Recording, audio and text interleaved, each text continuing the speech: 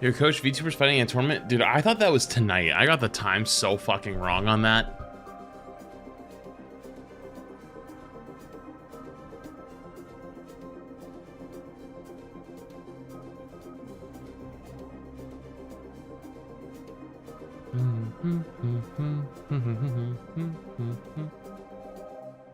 All right. I'm here though. Hello, hello. Welcome on in. Hope y'all have been good. Chat, I don't have a whole lot planned for today.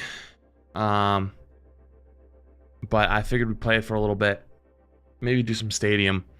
And then later on, I'm going to swap over to Rivals, do a little spectating. I don't know how late I'll go tonight. I don't think I'm going to go too late. But yeah.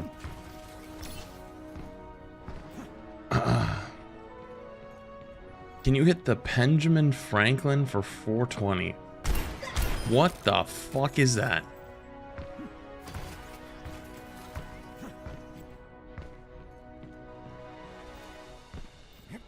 Is it too late to say Happy Egg Day? Where there's smoke, there's fire. Maybe. It might be. It might be.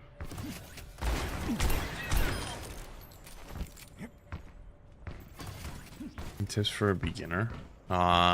Realistically, just getting started. Like, the hardest part is actually just starting. Like, just getting into a routine and actually just streaming very consistent for a bit. And then what you do with that is the important part. Because, like, if you just expect to stream on Twitch every day and people to show up, that will never happen. Twitch is a rich get richer platform, meaning that if you're at the bottom, you go nowhere. But if you're at the top, you'll go higher. If that makes sense. So the idea is to not start here. Happy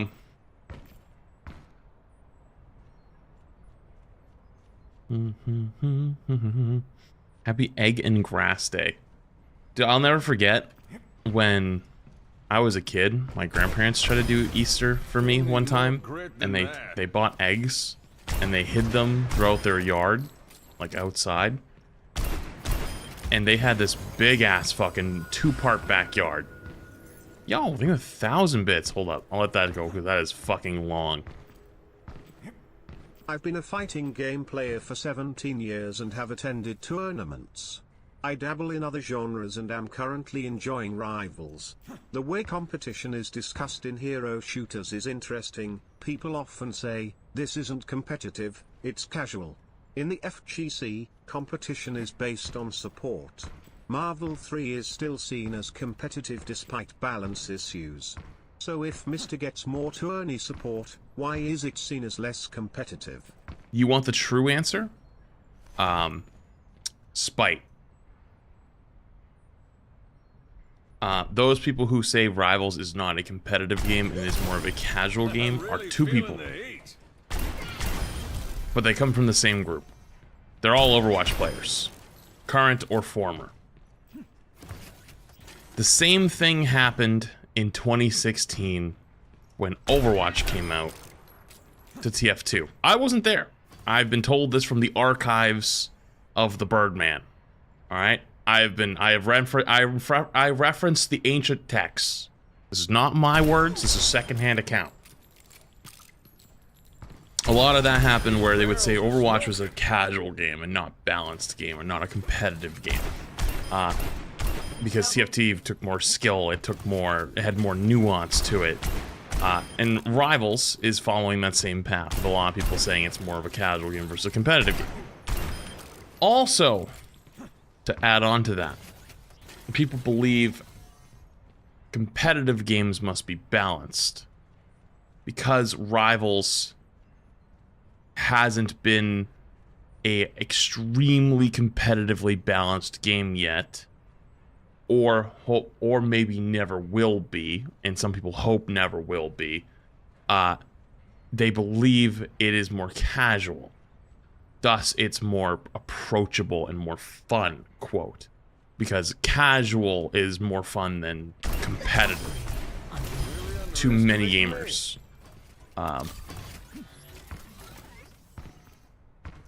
So, like, even if Rivals had another tournament tomorrow, which, by the way, Rivals had multiple tournaments, it has in-game tournaments that you can sign up for and play through. People will still refer to it as a casual game. Many of those people are Overwatch or disgruntled Overwatch players because they believe a true skill game like Overwatch, that it's a lot more nuanced and has a lot more depth, is more skillful, thus more competitive. I don't know if that made sense. Hopefully it did. Styles, thank you for 31 months, by the way. Appreciated. Oh. Hang on, that was from earlier. Never mind. So what I mean, for us, we had to deal with so many balance issues in the FGC that we just power through. We don't care all that much. Yeah, hero shooters I'm really feeling the heat. is one of the most unique places on the planet. Because, and if you truly don't believe me, you should do this. You should go to any content creator's tier list video, and you should read through the comments, and almost all the comments are going to disagree with them and tell them they're stupid. Period. But if you dig deeper, and you look past the just top liked, like, oh, this is dumb, where people go, why is blank ranked here? They should be ranked here. And it's the most absurd take. I'll give you a good example. Season 1, Mr. Fantastic. Arguably D tier, not very good, right? Some people are like, dude, he's A tier, S tier. You just don't know how to play him. Neither do you, because you're in gold. And you never climbed out. So neither do you. You know? But, like, that's what I mean, is, like, if you look through it, you'll always see, like, everyone disagrees, but then if they give their own input, it's just the most wild shit on the planet. But they'll all agree with each other, like, no, you're wrong. Okay, why am I wrong? And then they all fall apart. It's insane. So. Yeah, it is very unique to hero shooters, though. Very, very unique.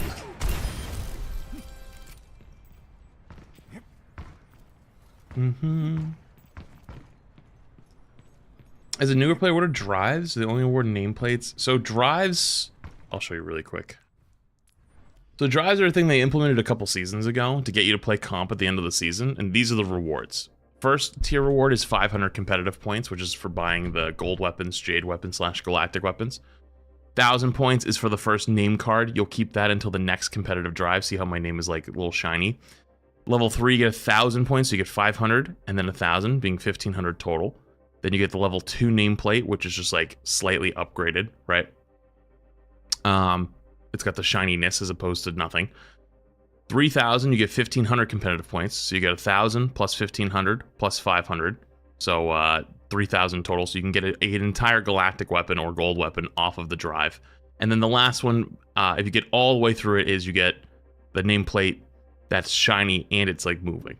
So it's definitely, it incentivizes people to grind towards the end of the season when, you know, people aren't playing the game as much. Cherry Donut, thank the prime.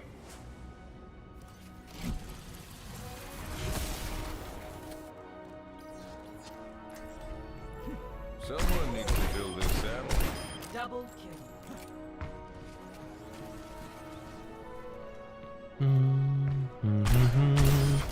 I'm really feeling the heat. Do you want to keep the nameplate if it maxes out? No.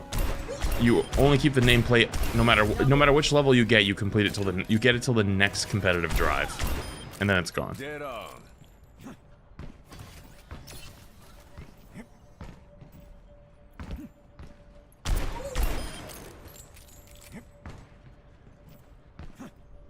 The galactic weapon is really cool. I hope the next variant is rose gold. That won't be for another year though, so maybe, who knows. I would assume something like, You really I don't know, underestimating me. maybe. We have green, we have gold, we have blue. I would assume maybe like a red, maybe a ruby, something like that. Hello, Grandma.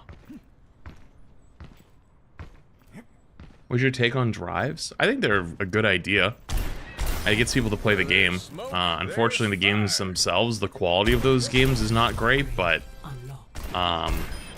Chew on that. that's not like drives' fault. It just incentivizes people to play that don't normally play that much, so it just makes the games much harder, very similar to beginning of season or end of season.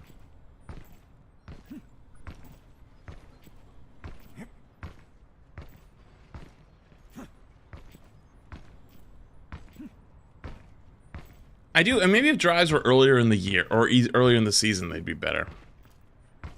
Hello, Easter Bunny. That is very on brand. What about a clear weapon skin? Nah. I mean, maybe, but I wouldn't be huge on it.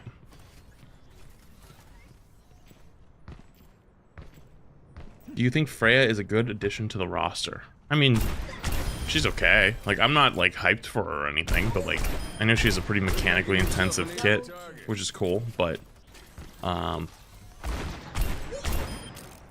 not, like, super hell yeah. I haven't been super hell yeah for an Overwatch hero since, like, well, actually, no, Juno. Hazard, I wasn't, like, insane on. Venture was cool, but, like, I don't play DPS. Mauga, let's not speak of that. Illari was okay. Like, Illari was cool. Lifeweaver was awful. Ramatra was sick. I'd say, like, the only two I've been super excited for, well, and Queen, I guess. Like, I wasn't really counting the launch Overwatch 2, but I should have probably. I think Juno, Ramatra, Queen, Gary were probably the four, like, super exciting heroes of Overwatch 2 so far. For me, personally.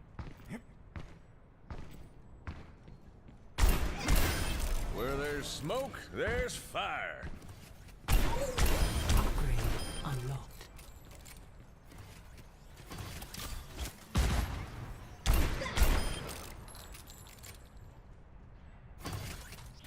Oh. Your Mercy one trick turned Juno main this season. It went from silver to platinum. Nice. Rats.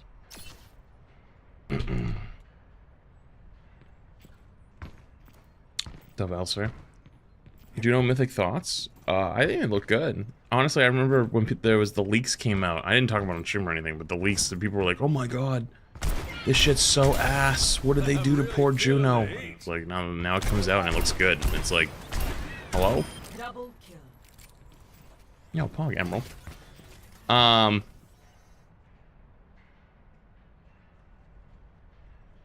You ever played Titanfall 2? No, I haven't. Who's gonna be your first ban? I guess it depends on what the patch notes look like. But to be honest with you, I don't see myself playing a whole ton of base game next season anyways. If I'm completely honest with you. I'll probably play a fuck ton of Stadium. I'll probably be playing Stadium like literally all day. Every day.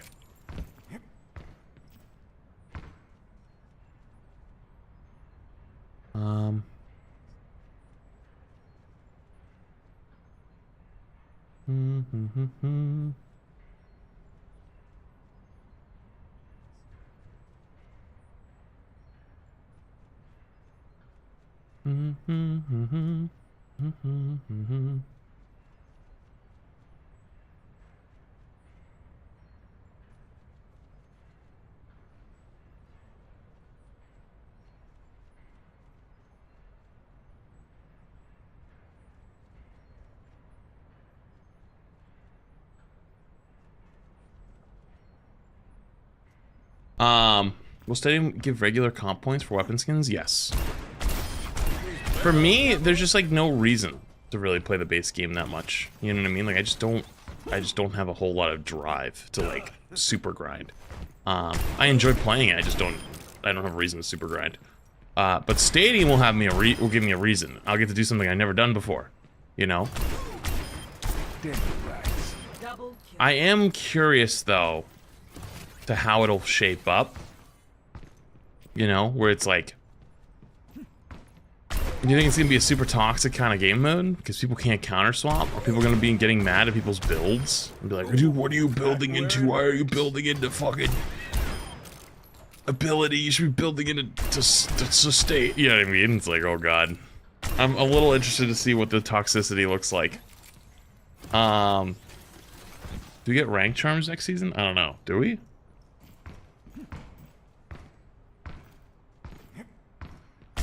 Imagine getting pissed at other people's builds. That will happen.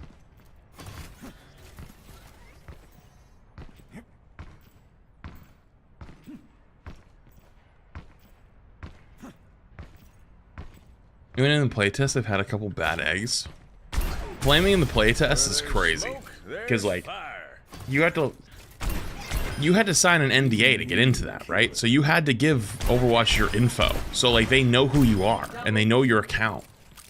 So, like, they let you into an exclusive thing and you fucked it up? Dude, that's like the easiest one-way train to get to Fucktown I could ever think of. You know what I mean? Be really cool if you made videos in the future about good builds to create or recommend. I've considered it. I think it might be kind of turbo nerdy, but I think it could be. I think it'd be cool.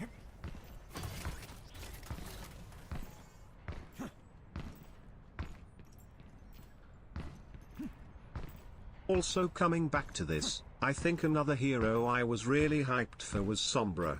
Oh, I was on Mainly Overwatch because too, of her but voice yeah. actor and the animated short. I know I should be shamed, but I welcome it with open arms. Well, they did. It was cool back then. It was actually pretty cool. Kind of wish it was something that got done more often. That's how you fan the hammer. You know, Double kill. I would watch it. You know, it sounds like work too, though. You know, sounds like a lot of work.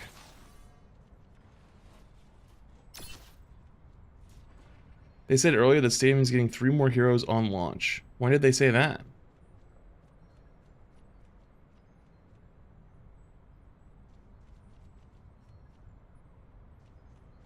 You want to message me?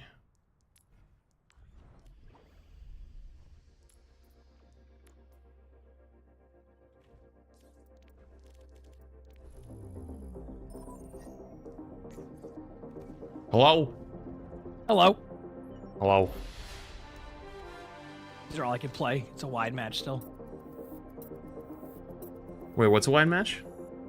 I can't play tank. Oh yeah, dude, when we played yesterday, I think we had like 10 or 15 games we played, I didn't get a single non-tank game. Yep. I can't get Okay. a tank game because I'm like. Prepare for battle. Alright, I'm unlocking it after this. Unless we win. We're gonna win. Don't worry.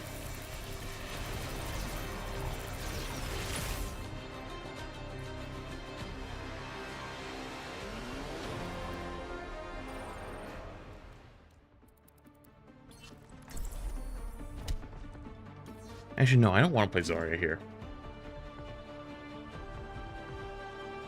I don't want to play Zarya here.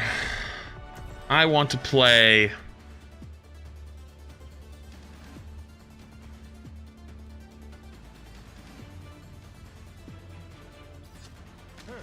I want to play Winton. Oh, but this is not the point for Winton. I'm gonna play Rye. I'll take that as a no. Momochi, maybe the tier 1. Shit, thank you. Round 1. Capture the objective. Playing Malga, I'd rather play with Death.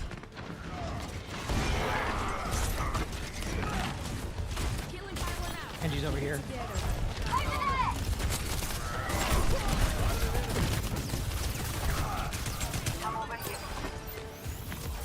Soldier.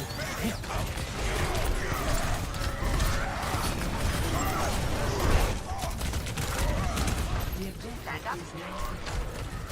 She was in front of me. Ryan's really low. Top one. There's a Sojourn. I bet.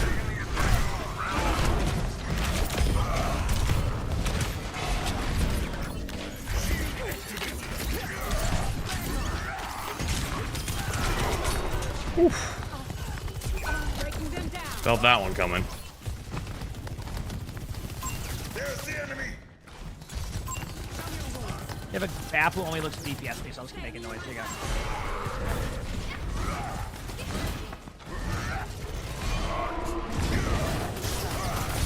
Genji was low. He's still low.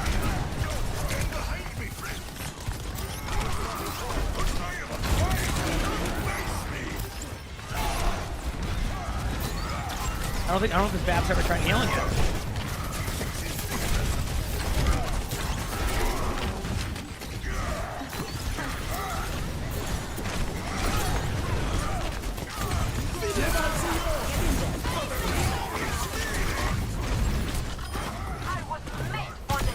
Ryan said. We're not kidding, by the way. He actually is DPS only. What's the map? I'm telling you, I kept peeking and they were just getting shoot. You can keep pressuring Ryan and I'll pressure him at the same time. They won't heal him. Couple in that right room. This soldier hits the shutter. You getting sick? No, I'm losing my voice. It's That's just as good. This ends now. No, I was gonna go for 1 too. Oh, my same time. I'm just here to get no kills. I got you. I was jumping to go around the corner. At least I didn't hit Q though. That would have been a disaster. What's next? Are you ready? I don't have a window or anything, so. Or they shouldn't yet.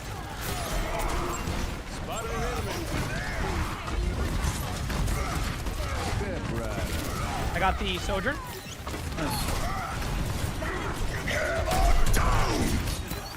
Ryan one.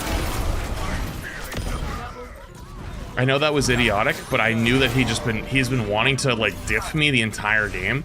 So the second that the high noon went off and I was next to him, he's gonna start swinging on me. I banked on his ego and I fucking won.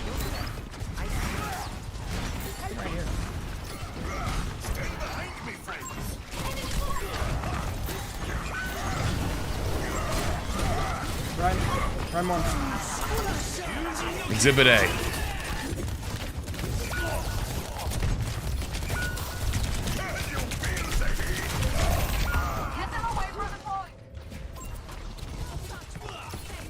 Kind of Blade though, not much to do about that one. There is no challenge. Blade, Sojourn, running it down, feels bad.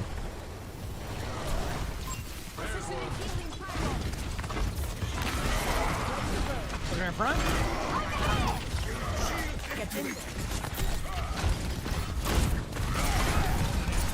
Crashing someone else's ego is scasm.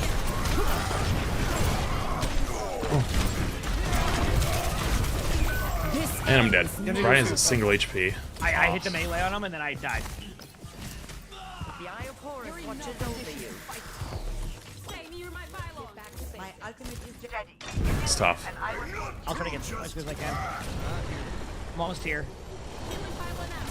You can nano Ryan. You're powered up. Get in there. You see one. He solo shattered me. There's a Sojourn on the side with me. Ryan's like half HP-ish. Got the Ryan. Genji, no default. Genji point. And he's dead.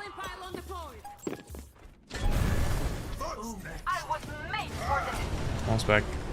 Got the Lucio. Oh, huge pulse. Nice. Step right up.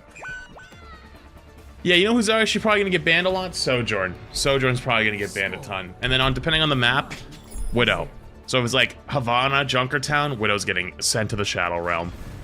Perma game, every game is probably Sojourn. It's probably... No unnecessary risk. I mean, I guess it depends on what tank is meta. You answered Winston's recall. Even after all you went through. No, Mauga's not that good right now. If I am called, then I do not answer. What is left, Anna? You are left. I'm pretty sure OWCS was playing on the previous patch, I think. And even they're not playing much. There's a little bit, I guess. Apparently. I haven't watched a whole lot, but just from what I've seen. I think it's mostly Winston. They have a Zen now based off of the Zen orb. Yeah. Definitely have a Zen considering my HP almost disappeared. It's Brig Zen. Oh, it's Hog now too, lovely.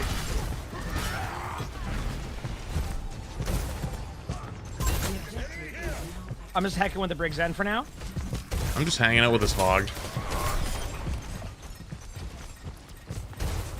Zen one. One on Hog right now on point. Hog's on me. Recall.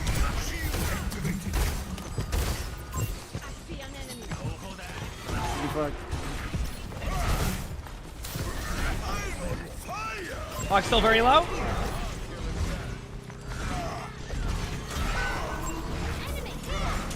What a lovely exchange we job. just had. I just looked at their Hog and just said, nope, I'm good actually.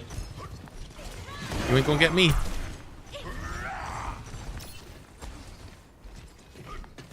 Here, both DPS going on high. My ultimate is charging. I had to go. I took the hook for you. Oh, thank you.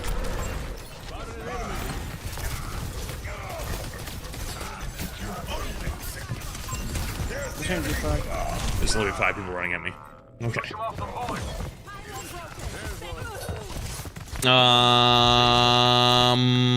Winston time. I'm dead though. A better world is possible today.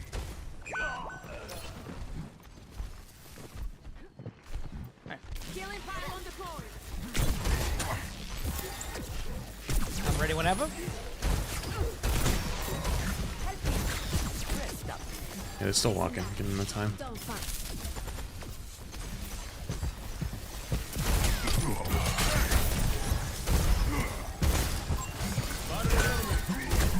I didn't hit recall, so.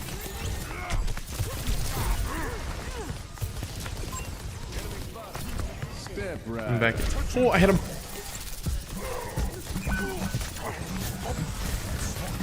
Almost here.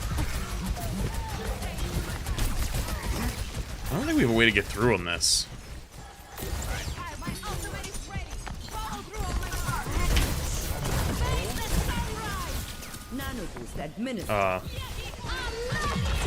Again, just close right when you go through. That's full support ults and Genji. Zen? Zen with you? We could get this kill. Got him. If we can live, that'd be Genji won. huge. That's better. Think twice. Two left side. They only have 3v3. bird kills. Where is the brig? Oh, I see her. I'm gonna go on that brig. Ready? 2, 1, here I come. I did, but like, Yeah, yeah. I'm on the Sojourn kind of. Yeah. With you. Play bubble? Nice. I'm out. I died there. The Kira don't let me through. Oh, I'm cooked.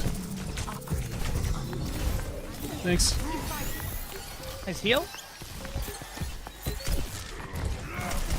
I'm on the Kiri in the back. No Suzu. No TP, no Suzu. I'm touching next. No TP. Maybe a Suzu again. There goes one. Genji was up. Nice.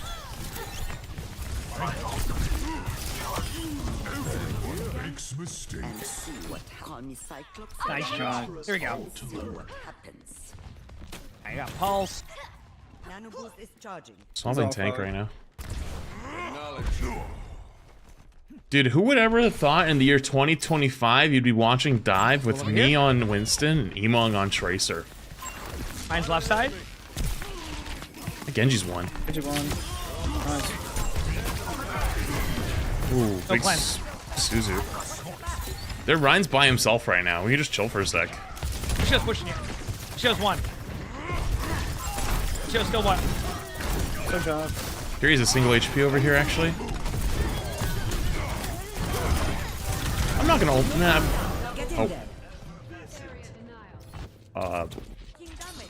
Okay, well, you know what? Screw it. I guess he got his nano. I think they have blade, right? I'm glad I didn't ult that, though. I didn't want to ult that at all. Almost here. I'd rather die, because I'll get back faster than them. Instead of a double disaster, it's a single disaster. This ends now. Marvel Rivals looking on him. different today anyways. Happy Easter. Ryan is on point. Ryan's low. Nice job. GG's.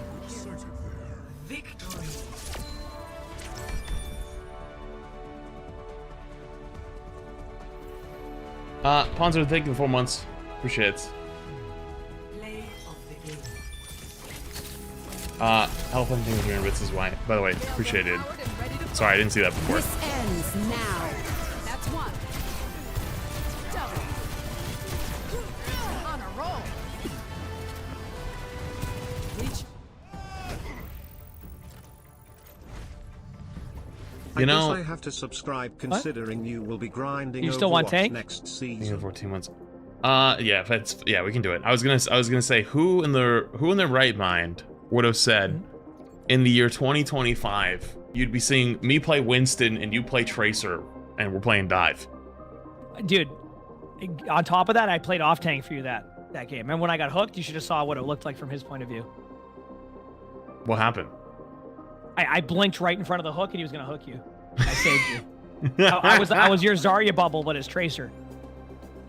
That's peak.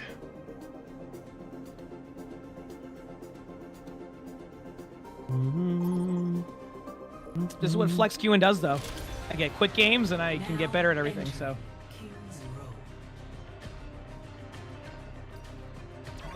Yeah, flex queuing must be nice. It is. Good luck getting another roll. Yeah, thank you.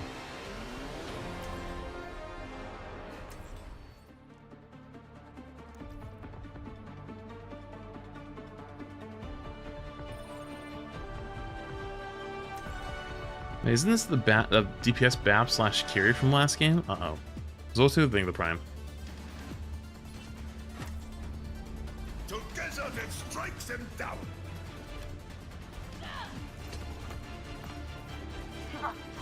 Just one more mission.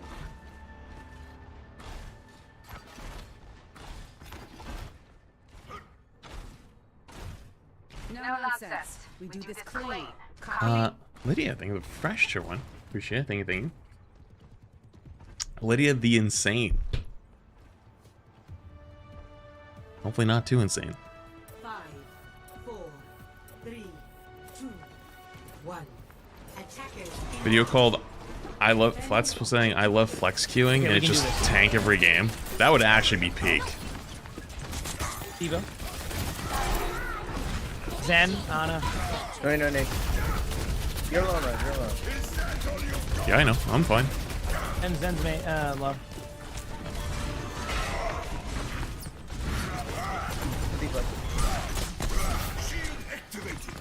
Nice. Eva's gonna be in front. Eva's already low.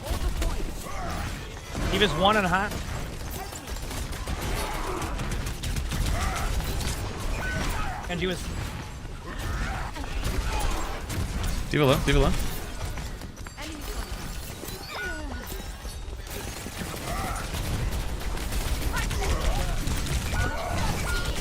Oh my god, we just collapsed.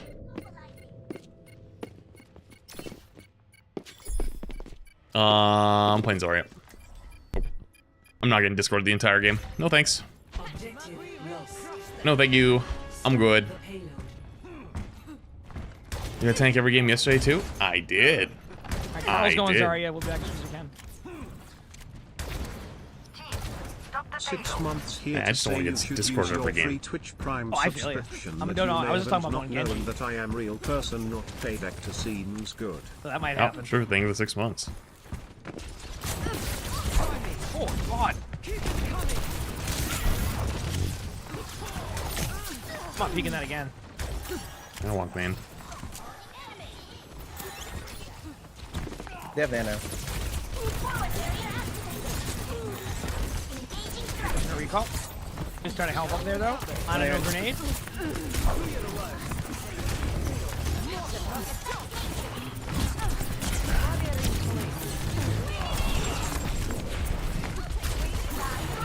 Ben's main still probably has it. Grenade. Huge kill.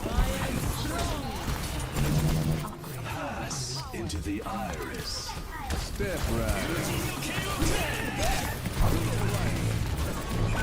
I couldn't. Got two. Got three. Nice. Nice. I'm on fire. Hit him blade, right? Yeah, they bladed. Oh, they did? Okay. Yeah.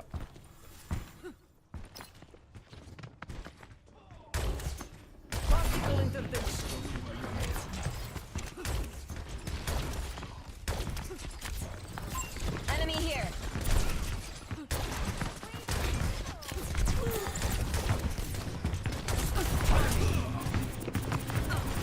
Chris is on left side.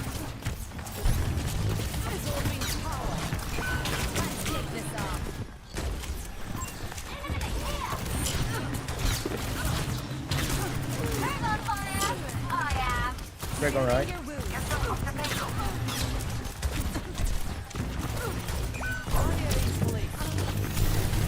Gracious.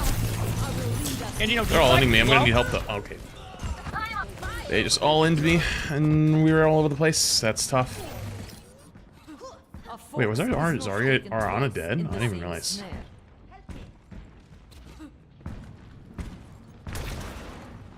Well, there's just no reason for me to have the extra don't. I don't know if I can touch first. I can bubble you in though. We can't touch. Should be able to. I got Zen. They got me, but you still win that. I have grab soon. Kill Zarya, kill Zarya, kill Zarya. How do we keep dying so easily?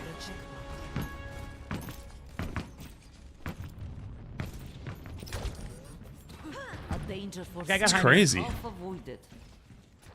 We lose someone before fights even start every time.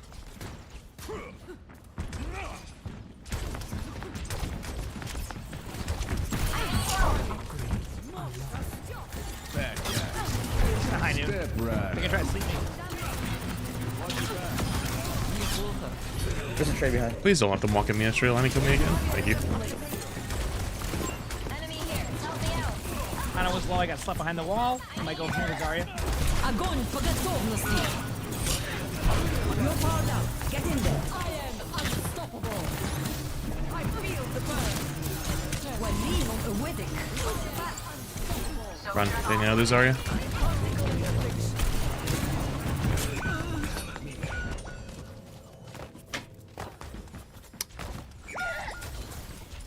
Holy crap! I got double grenaded. This is fun. There's someone right here in front. Zen's flanking right side too.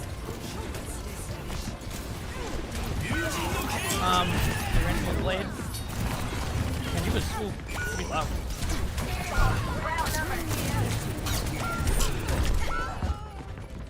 He lost with the bubble. Yeah, we just lose one before every fight starts. I don't know what to do. Score 0-3. If you want a soda too, I Flat can side I'll give you the just nine months. remembered I had a prime sub. The 9 months. Hey, congrats on remembering. I didn't think of the bits as well.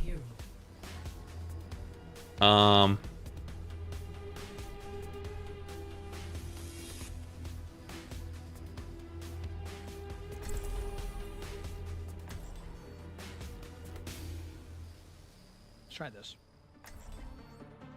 And you can... Yeah, because you'll be a bit better than I was. We will crush them. Gunslinger never made sense to me. I don't sling guns. I sling bullets. What about Winton? This is kind of a bad map for Winton. We're in for a smooth ride. Right? But, I mean, it wouldn't have been a bad idea either, to be honest with you, but we honestly, I don't know if it would have really mattered because we were just losing one at the beginning of every fight. Band is back together. For the moment, at least. Overwatch is here to stay. Like, the 2 times I died, like, at the end of, or the middle of second and the end of third walking away, I shouldn't have died on either of those. 3, 2, 1. Attack. Capture objective A. I'm ready for anything. Tracer up here.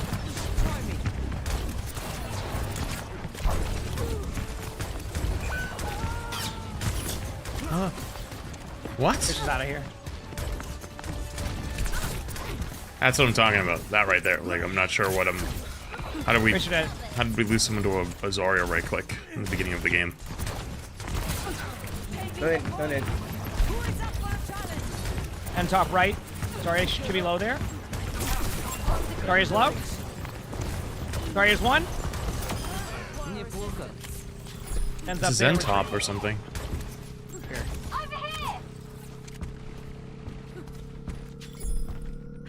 Good job. I definitely like the 66 more, but the queue times are pretty long.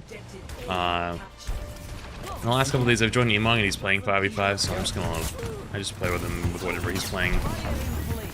We might come in here and tell him what to play, you know? 3 on the right side over there. Plus, there's a chance if I win all my games today, I could finish top 500 in 5v5 after not playing almost the entire season after a rank reset, which would be fucking hilarious.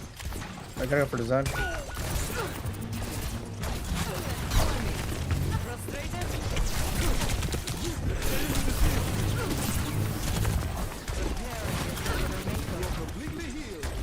I have window. I got no bubbles right now, I just need like 2 seconds. 30 top, no need. Okay, I'm good to walk. Ready? Tracer behind me. Zarya was low, but... Ow. I'll just wait for this and you try.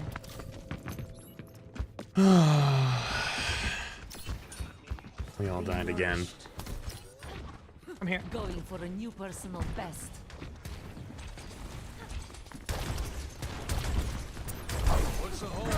And if you're wondering how I know we all died, you watch where the spawns come in from.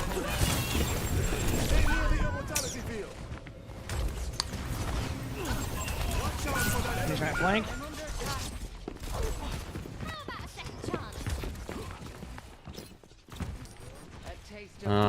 Keep me down. Do your worst. Alright, I'm just walk up here, and I'm gonna pop, grab, hopefully not get reflected, and we just win. But that's right. Oh, the Genji? Tracer and recall right behind him. Shoot the Zarya, shoot the Zarya. There we go. Oh, we gotta portray. Alright. Thank you. There's an Ana running from me over here. Tracer's right next to me here. Hello.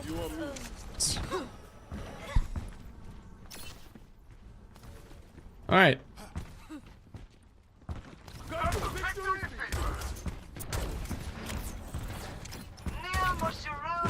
You have what? Nano blade? Oh no, these nano. The saber blade. Sorry, in front. I don't have to shoot the Zarya so much. I'm really not charging her. I don't know how she's getting so much. Sorry, he's on a bubble. Nice pick. She has no bowls right now, actually. If you just shoot the Zarya, she'll die. Zen 1, Zen 1. At the Zen. Nice. What are you on? There you go. Good job. I got my balls. That building would be prime for 40 months. 40 bomb. Hope you are having a good Easter, sir.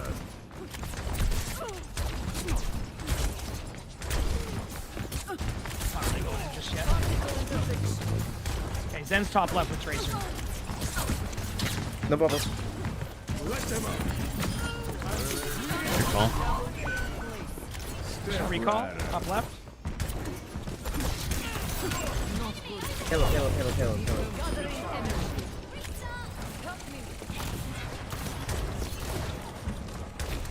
Fish in a recall. Fish is really low left side. Peek me for a bubble. Here. Yo, give us a throw.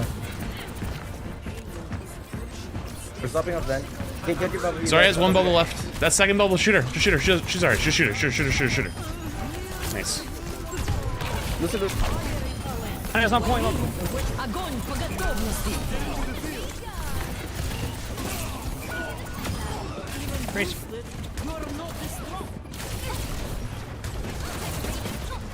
Fish.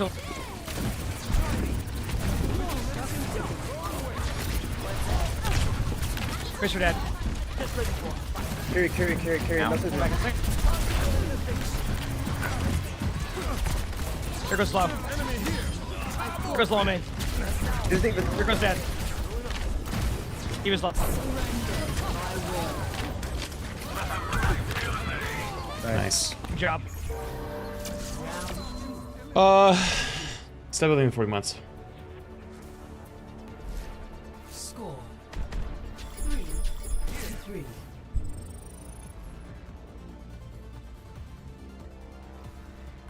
Yeah, I think someone on our team was hardcore charging the Zarya, thinking we're shooting her. So I once I said like stop charging her, like they did nothing.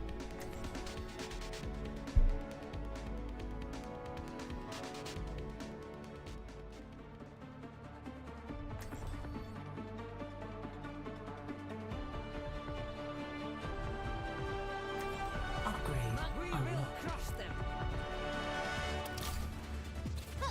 Not as quick job. as I used to be, but I'm still Yeah, nice. the fastest gun Horrible. in the New West.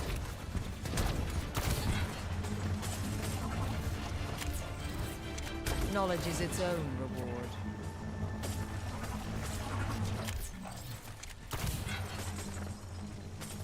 I've done things I'm not proud of. Time to start making up for it.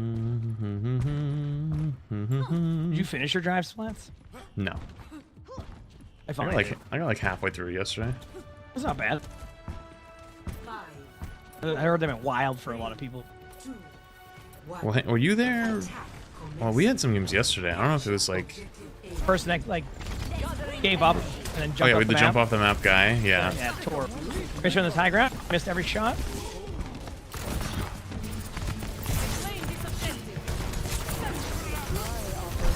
The bubble. No name. Shoot Winston. No bubble. He will literally explode. Like,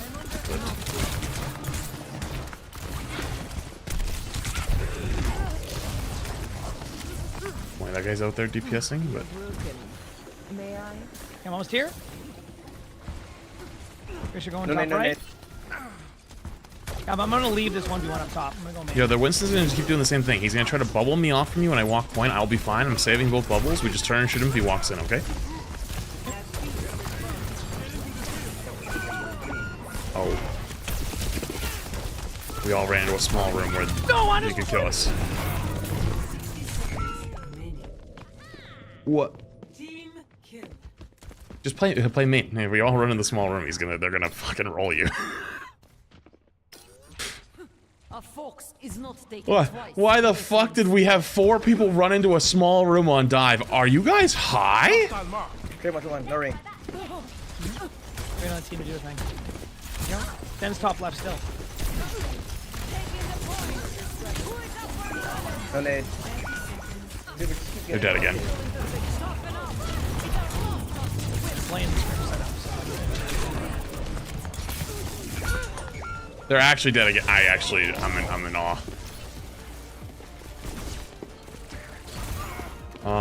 Do we touch? Or am I gonna swap? I can try. I'll swap, I guess. I still don't think I'm gonna make it though.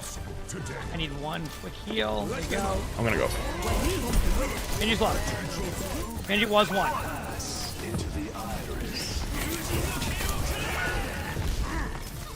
We actually got cooked by their dive every single I fucking got Winston attempt. out. Damn. That's crazy. Score 3-3. Switching sides. That's When crazy. Scrim set up, that was a blast.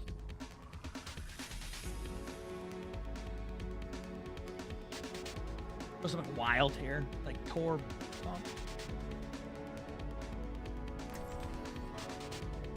It's their Genji literally 2v1'd our backline 3 fights in a row.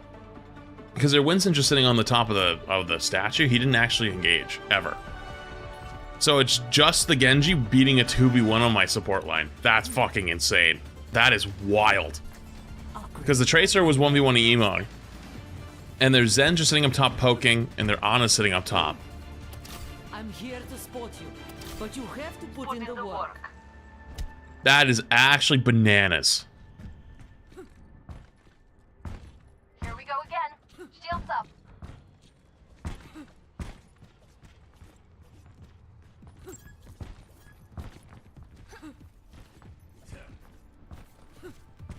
Let's group up. 5, 4, 3, 2, 1. Attackers incoming. Defend objective. They have a Winston yet?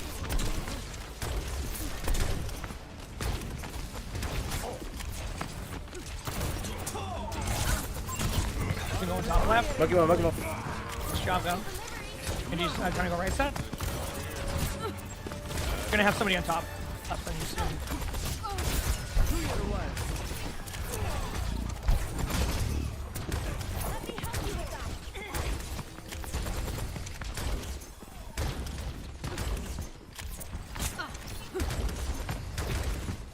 You're on Zarya too. Top. I don't know. Grenade. Gathering energy. They're sitting out top left. Killing my turret. Okay, Zarya used the bubble. Oh, why don't we go just kill the Zen on main? He's by himself. Soon. You guys could get him for free. He's just okay. He's flying through.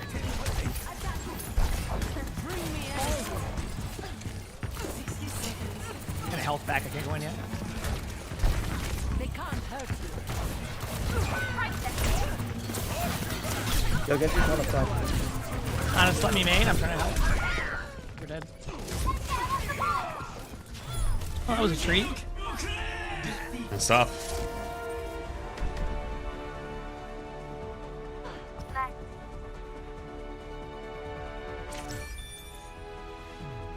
Play of the game. I don't think a single thing I asked / recommended got listened to the entire game. That's tough. Okay, that's where I tried high noon. And It's all good. Yo Flats, my boys Omri and Michael said watching your stream in my car on the way to an Easter Hey lunch. Flats. Yo, Much thank you for the love. super I chat. have a very Yo, serious hope you have a good question. nice Easter. Who Uh-oh. would win in a fight, a huge grizzly bear or a huge silverback gorilla? A grizzly bear. It's not even close. Even 41 months. It's literally not close.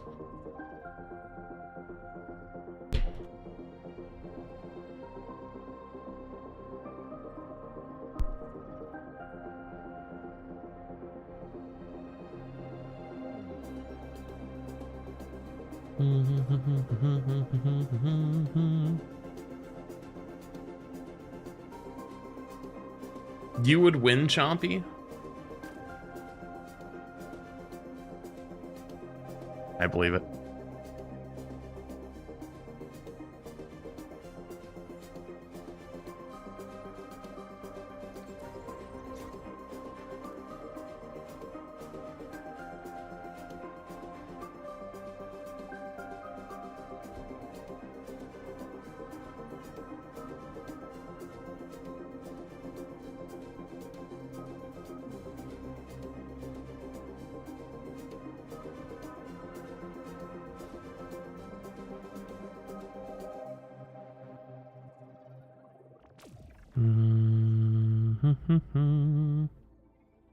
Start using the prime. Dude, I don't think anyone's underestimating a grizzly bear. If you say gorilla, you just genuinely had no idea what you're talking about. Gorillas are like 800 pounds. Grizzly bears are like 1,200 pounds. Gorillas don't have claws. Bears have giant fucking claws. I'm pretty sure the bite force of a grizzly bear is actually stronger than the bite force of a gorilla. They're not even, like, it's not even close.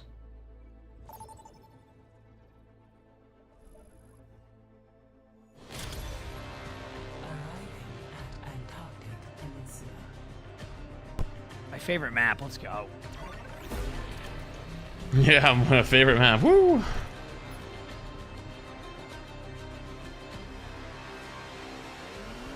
Replace polar bear with grizzly and it's no contest? Well, I mean, hang on. There was no contest at grizzly. We don't even need to go to the next one.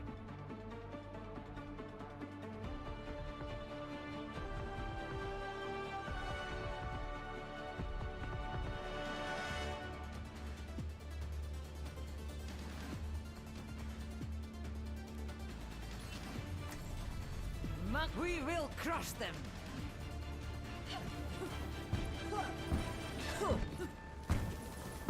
What about a grizzly bear versus a crocodile? Is there water involved? I guess you could technically maybe try to drown it. But I don't even know if it could. I actually don't know if it's strong enough to drag it in the water.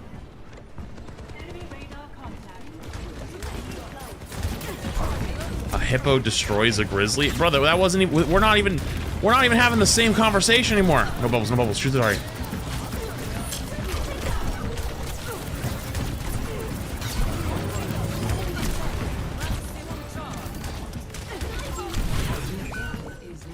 I just not. Okay. I'll go soldier and take that out. Cool.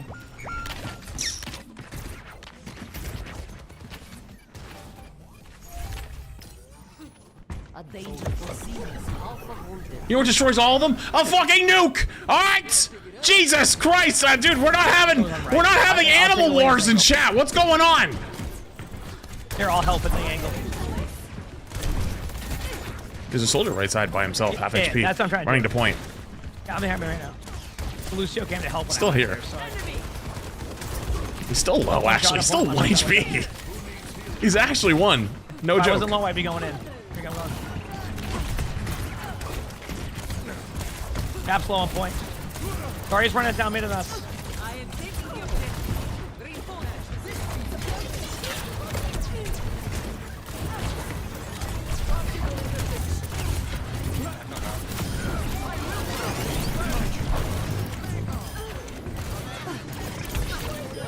Good job.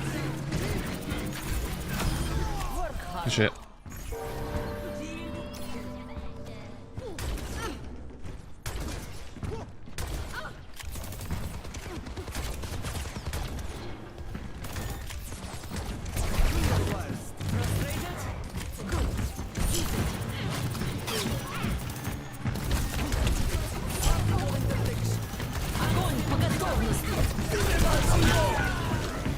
I wanted to join everybody.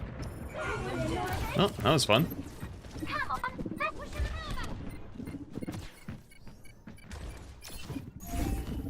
Window grav. Lock and reload. Gathering energy.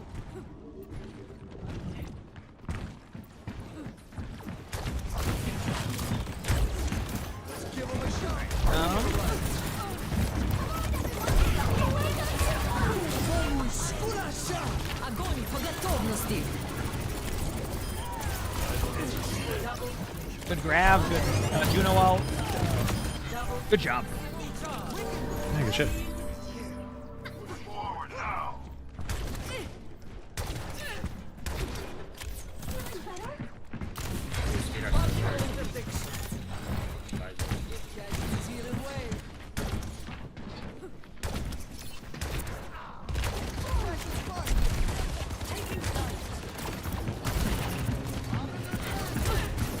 I'm gonna ult in a second just to kind of force things. Ready? 3, 2, go down. Adaptive circuits engaged. Soldier 76. Got the echo.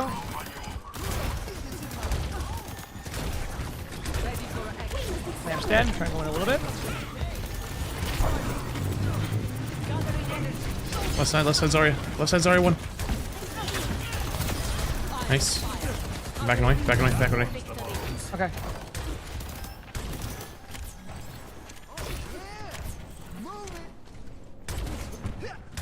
They could have another grav. I think he's ahead of me.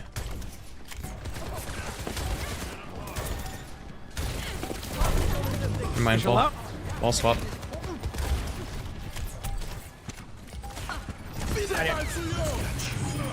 I'm the one on point, so I can't really help up there. We got him. Tracer on you. Tracer's low. Tracer's low. You're gonna be in that grab, I think. Yeah, there you go. Good job. Nice. Good shit.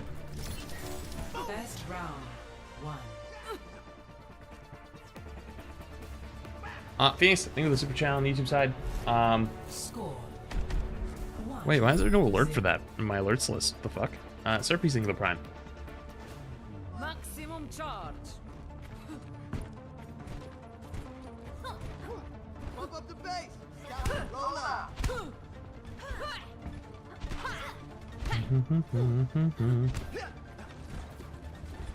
Keep moving out there. Don't want to give him any easy shots, do we? Okay.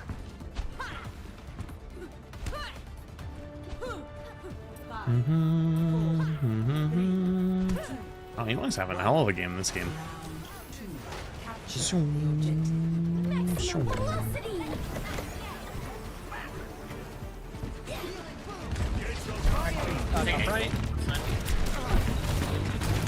You're gonna run at me? I used both bubbles already just to shoot the Zarya?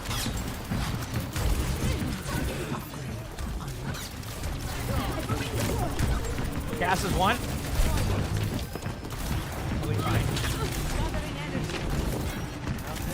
I'll walk Taking a point. wider angle. Shoot Zarya, shoot Zarya. I need help. Lucio's one. Thank you.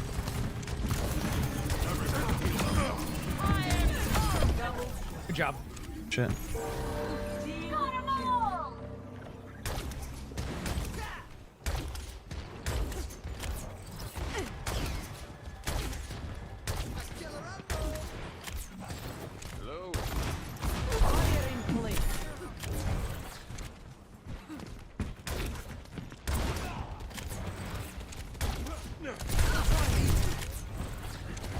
Yo, cast left side flank.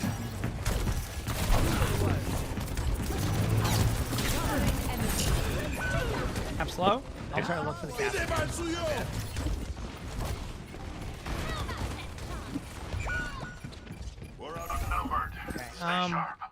Okay, Damn, in front of both my sports, I just got shot and died. It's crazy.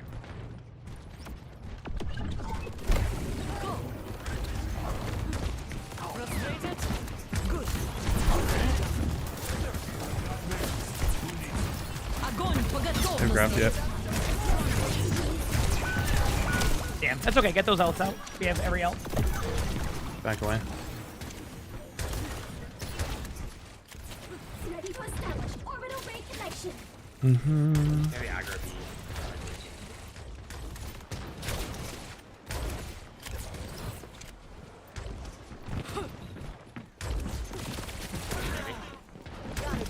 Fucking up, yeah.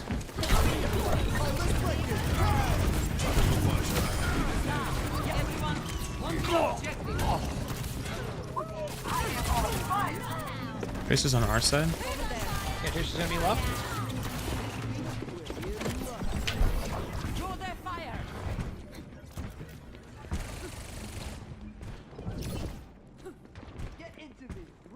Get my grav.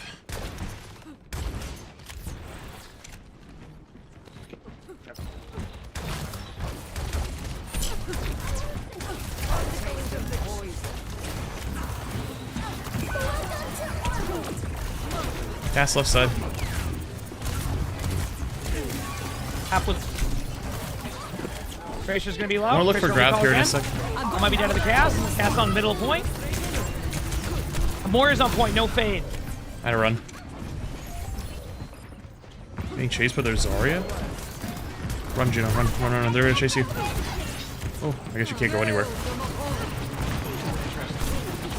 This is an interesting fight. just here to just.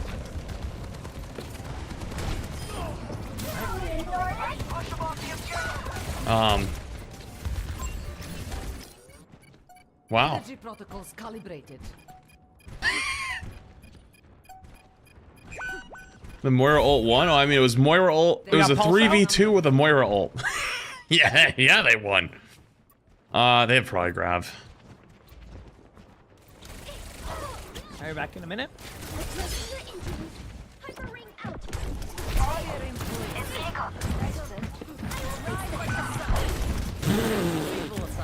Oh, that's not good. Alright, we're just gonna wait. They have grav too, so this is gonna be spooky.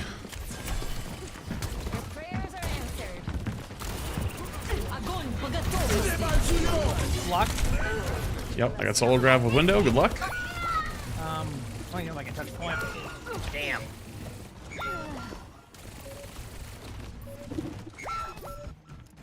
I think I go Kiri. Round 2. Loss.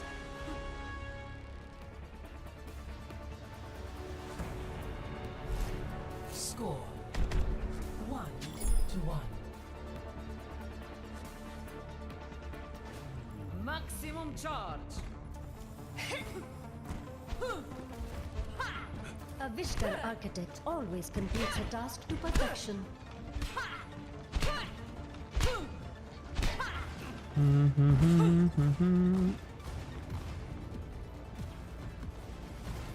Over here. 5, 4, 3, 2, 1. Round 3. Capture the objective.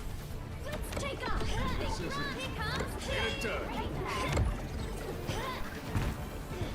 Let's kick this off.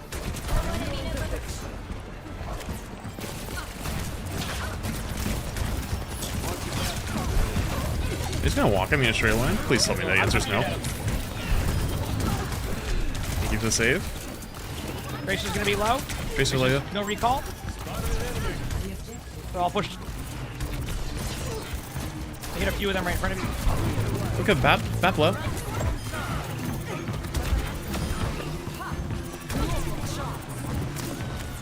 More one.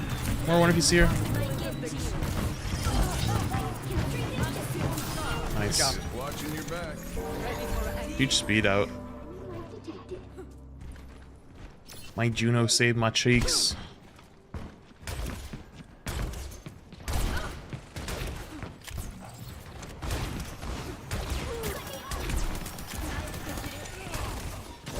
Headshot Tracer. Nice. Yep, totally missed do that. Headshot Moira. Right side. High noon in a second. I don't want to high noon. Do it. Go for it. Keep walking. Left side. Oh, what a. What a Henda. Okay, backing out. Nice.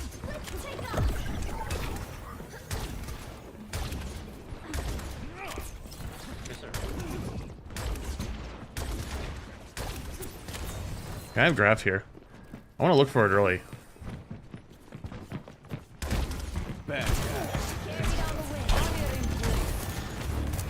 Огонь по готовности. Let the Kitsune guide you.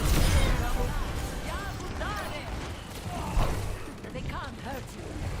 I am blasting off. Fisher should be low. Nice. Shit.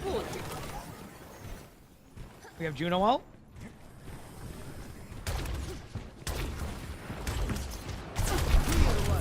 Gathering energy. Looks like right side, but no. Огонь по готовности. Oh, you. We win these. We W key.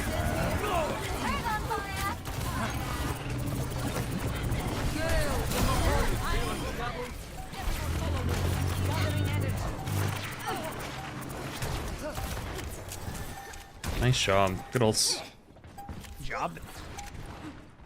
That was just us stacking ults and just... Victory.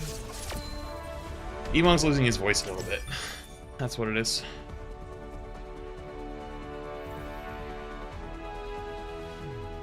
Play of the game. Yeah, not surprised. Yeah, you were having a hell of a game. Yeah, it's really tough to hit these, so. I didn't even know that guy was over there. Yep.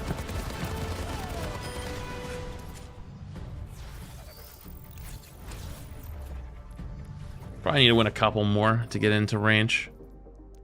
I think it's probably...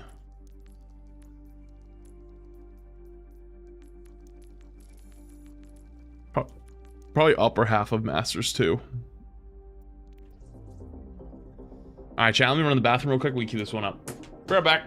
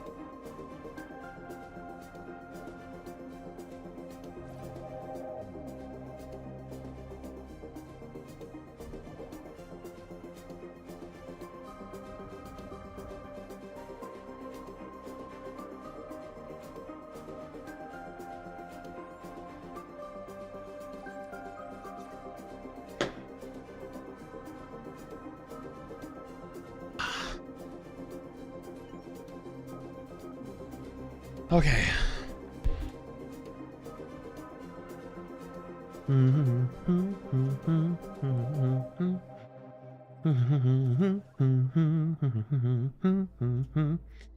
We really gotta do a Hot Topics day soon, chat. It's been too long.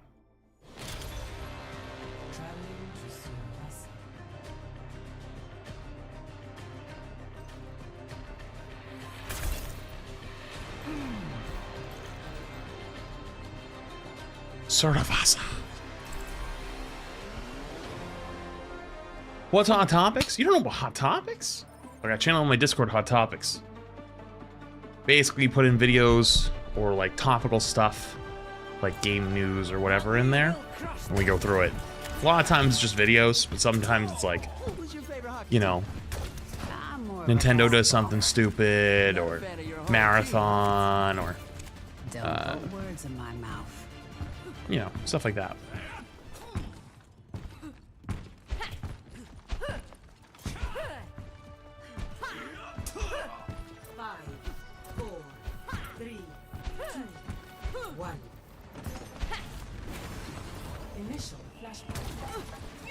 Here we go. I don't mind the price of the gamersupps merch, but I'm here getting just the cup because it's what I can afford ATM, and I died That's laughing okay. when the checkout offered payment plans. Like damn, I Did it thought actually? your boy is broke.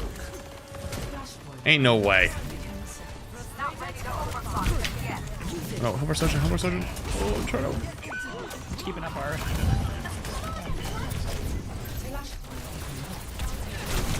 All's in front.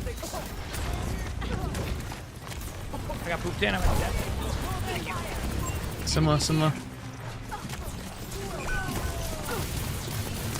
They want to be bad. Yeah. I don't think I can play that versus that. There's just too much shit happening. A better world is possible today. I'm gonna go break.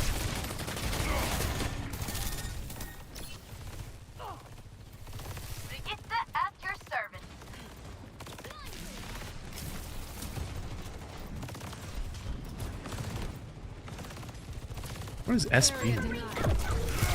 So bad. Probably. Soldier 1 if you see her.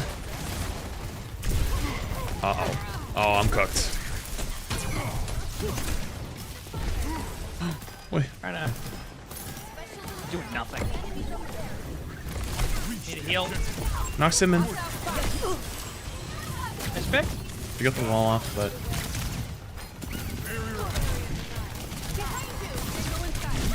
Oh my god. Break is on point.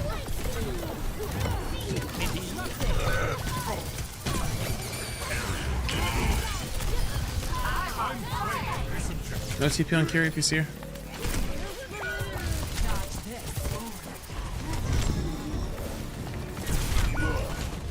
Dead. We'll be good the rest of the way. Upgrade unlocked. Come back. It's go time. Check one more time. But I am closer than I was before. Okay. Next Set. flashpoint, Palace. I'll play back with you a lot. We'll be good.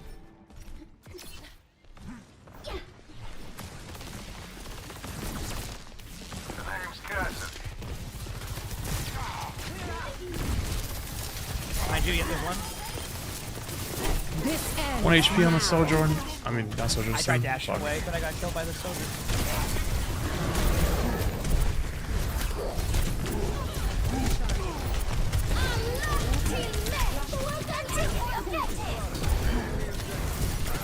One break.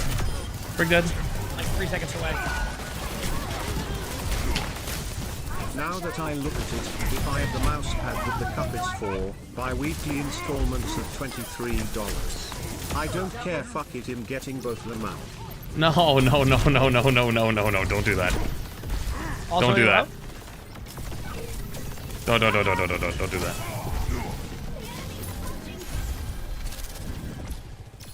Okay, I have my ult. Just because the payment plan is available does not mean you should use it. I didn't even know that was a thing. I appreciate... Just... Brig one, brig one. Briggs one. Come back this way, I got you. There you go.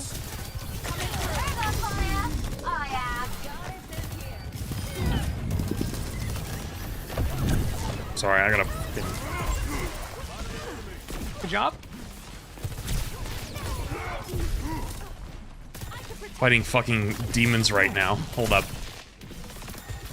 Yeah, no financing waifu cups, please. I'm begging. I'm actually begging you. Please don't.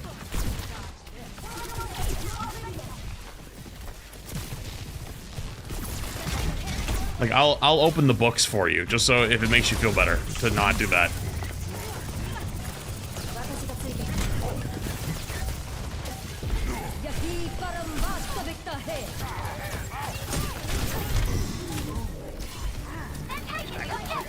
Hope you're having a great weekend.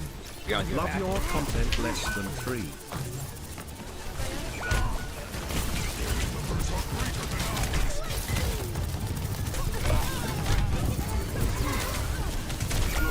Oh, my ult didn't go off. That's probably better it didn't. Yeah, I was gonna say, probably worked out.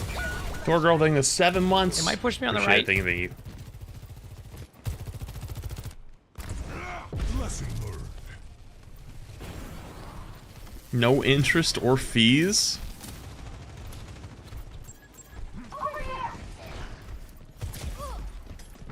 Gotcha. It's crazy. I'm break. Both supports are dead. I got pooped in. Sims low. Nice. Ball on point. Just on our ball, just Juno. ball. Literally just ball left.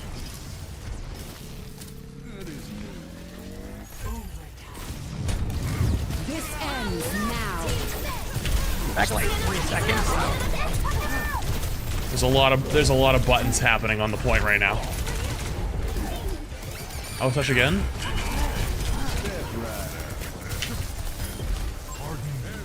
Almost through?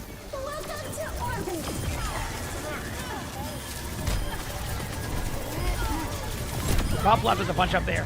Try not to use my ult. Good job. Hopefully. Enemy detected. Hello, Soj. Nice. Good job.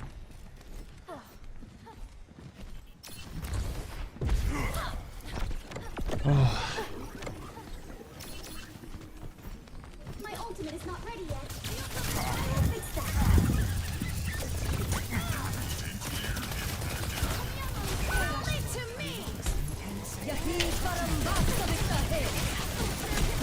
Brig one.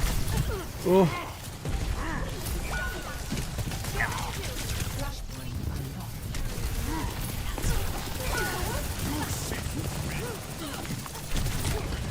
Yeah, run for your life. Just run. Leave me.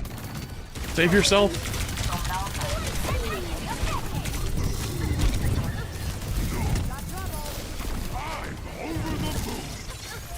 Thanks.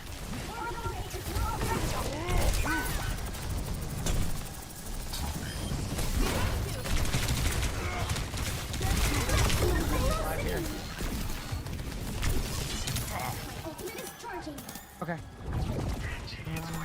We're here.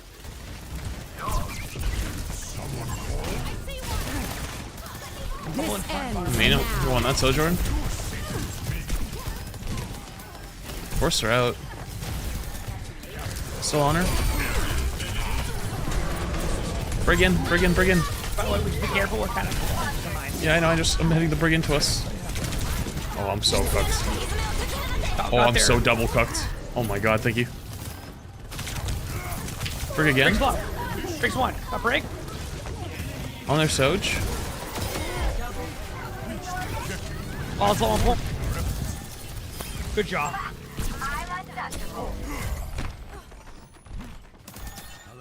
Good shit. My Wall. ult. Yeah, BMP coming up. We can EMP the wall once we get it. Shit, your voice is going, dude. Oh, I know. It's fine. I can't. On Soj. Carry now. Carry. Ready to go to point? Go now. Alright, we can win this long term. 100%. Not that. Nice. I think it's gonna give it. Nice. Good job. They're swapping. No more Sojourn. Yep. We have EMP. Jesus, poor Emog. His voice is cooked. He'll be back June 1st to celebrate paying the cup and mouse bed off. Not a Oh my cup, but fucking a god, you small- didn't.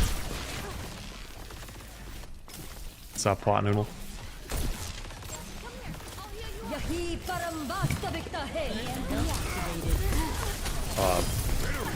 Well, that didn't go as planned. Did we miss?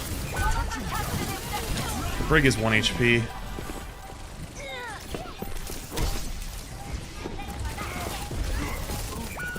Couple on point, but they could be loud.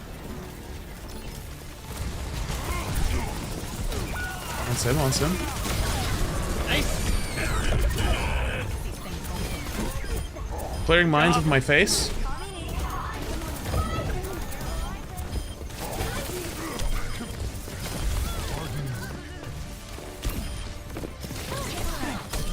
Break. Here.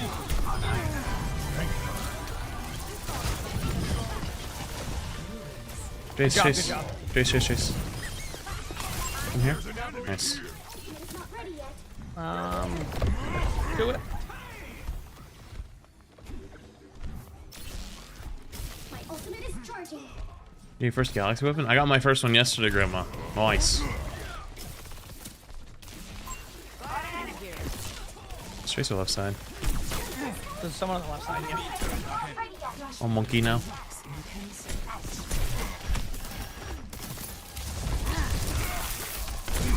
To our left is a tracer.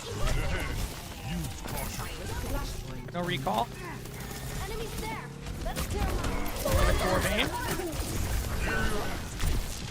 You're the one if you see her. Got her. Got two. Forbes on left side. Go main. And a Come left in. side, main. On me. There's a break. Try to bash me? Interesting play. As an adult, Tracer who and a if you do Forbes not have one. a copy in your bank Tracer's on the back account, side. do not be using the job Klarna/finance in there. 4 payments stuff. It's not the ease of paying it in 4 installments. It's the fact you don't build credit. If you miss the payment, you are hit with god-awful late payments and/or interest. Yeah, true. If you can't pay back, then these companies come for your credit. I must reiterate. Yeah. These financing plans can and will fuck up your money. Exercise caution. Yeah, that's why I don't want. I would never want anyone to ever use one of those or something like that. Like, yo, I'll tell you full disclosure. I get like $2 a cup, so it's like. It's different if you use the code. Like if you use code flats, like technically it's like a percentage thing, but like just a straight up cup, it's like $2. So like don't Heal. I know it's like exciting, you want to be on it, but like don't go too crazy. You know what I mean? GG's. GG's. That's my last one. So I will see you later. Good luck with the rest of your games. Thank you. I hope your voice feels better. Thank you. GG's. See you later, dude. Peace. See you later.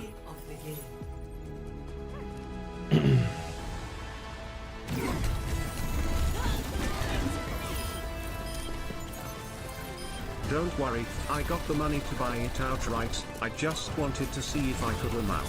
Oh, okay. I got 3. Appreciate it. Hey! Washed who? Washed who? Who?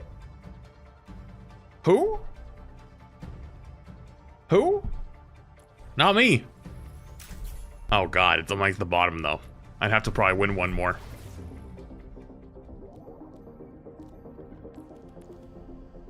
I could probably win one more, right? Surely. Surely, right? Surely I can win another one.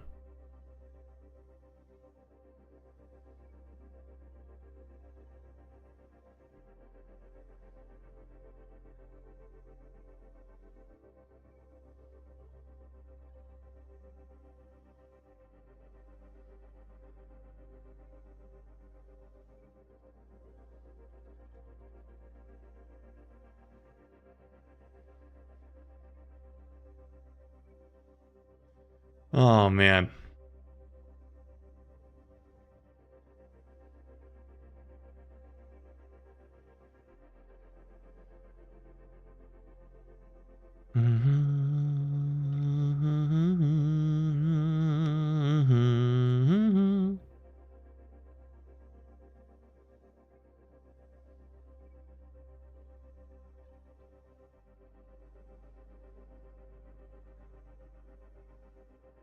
Stadium time? Yeah, let me see if Somnus is still streaming.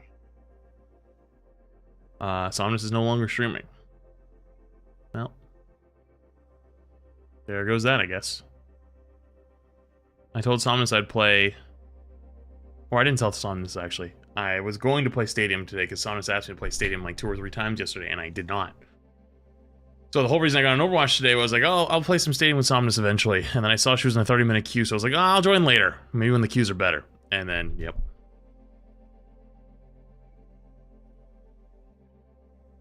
Like 10 minutes ago? Oh, that makes sense. Yeah, I saw them having queues of like 30 minutes, so I was like, I'll wait till it's more like peak hours. Go from there.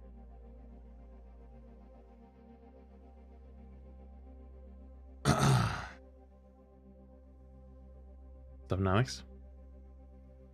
Going against you, Karku, and Spilo was a wild time. The ultimate stall comp. I was trying to let off the gas a little bit in that game because I felt so bad. So Karku wanted me to do a build, and he gave me that build, the one that I was running against you guys, and it just was, that was gross. So like the whole build was basically off bubbling your teammates, and it would go, like they'd go faster, you'd get more charge, and then the more teammates that got bubbled, the less the cooldown was, so I'd have like bubble every 3 seconds. Dynamic thing with 5 months. So I would literally just bubble, 3 seconds later bubble, 3 seconds later bubble, 3 seconds later bubble, 3 seconds later bubble, 3 seconds later bubble, and then I would run out.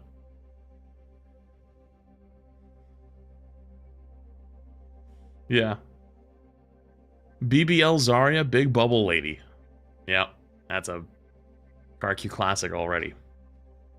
Dynamic, did I get you tier 1? If I didn't, I apologize.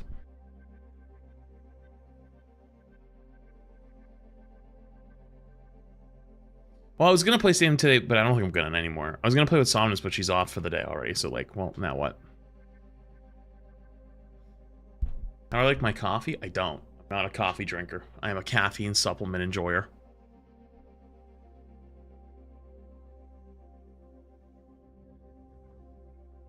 Yeah, I'm thinking maybe...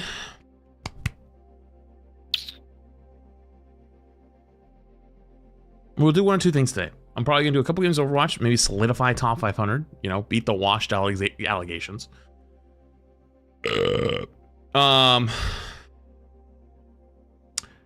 And then we can either go to Rivals, and I got some spectating to do, or I could save that spectating for tomorrow and just go straight into Rivals tomorrow, and then do Hot Topics today.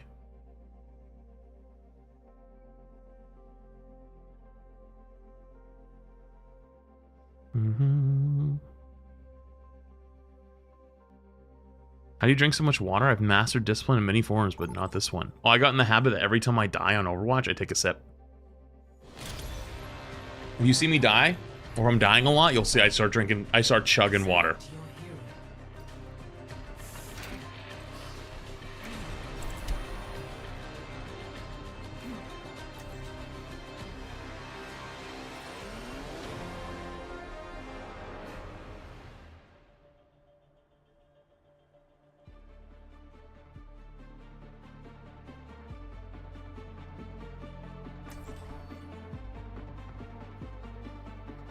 All right, surely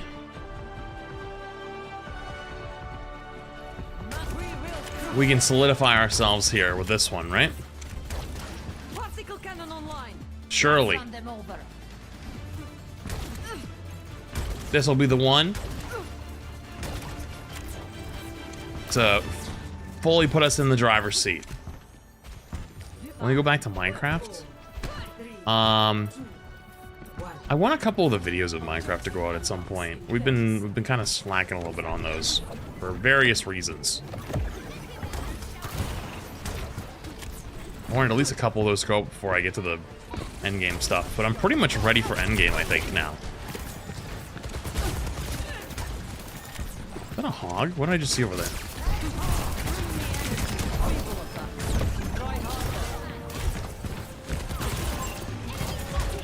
Just leave. We go on the back. Hazard one. Go on the back. I'm walking up now. Walking.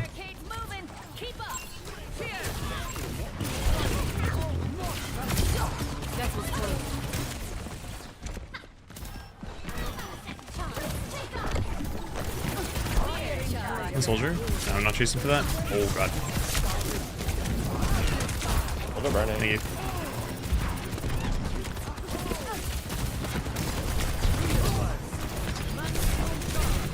I need help under right now.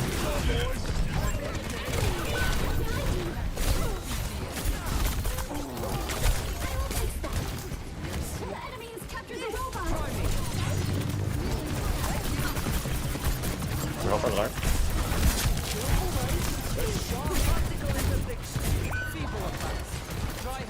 Still a little bit.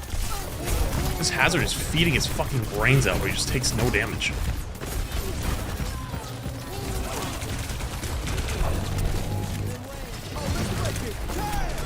Tracer one if he's here. Right here.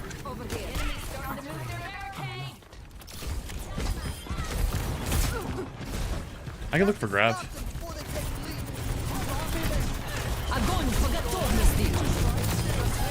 That's grab.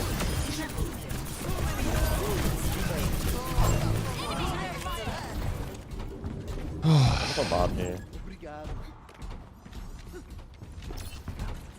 They have a swap coming in. One more soldier. Pushing the barricade. Stay sharp. Soj.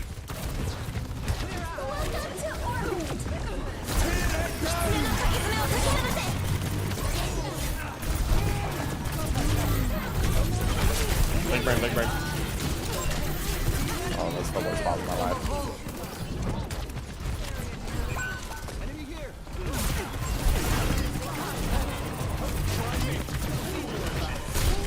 Soldiers have. Get out. Come on. Oh, we go main. I'm coming back right now. They're chasing hard. Might be able to flip on it. Shoot hazard. We can't sig. On carry? No TP? We're one up there. Hazard on me again? Hazard looking at. Am I playing fucking Dead by Daylight out here? Jesus Christ! Good.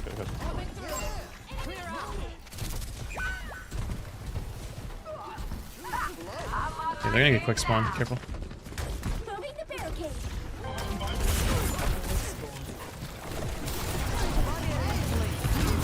Shoot hazard. Go main, go main, go main. Come, come, To come. make up ground. Or 90 on grab. It's right there.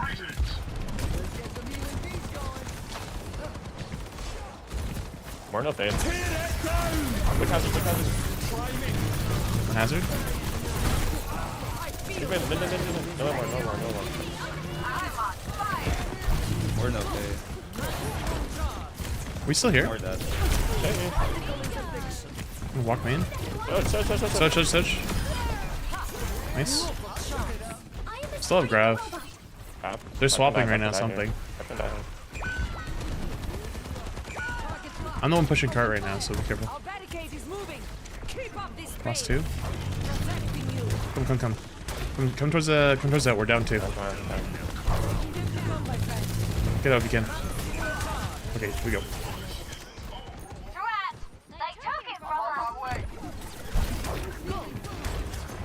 Or grab orb. Orbital. See if I got some. I got good fire, Can you walk? I'm back in 3. We're ult here? Big? Big grab. Oh, don't let me lose my charge. I'm dead. Secure That's so and ready to move. We got a couple bad spawns, so. Век живи, век учись. I have rail.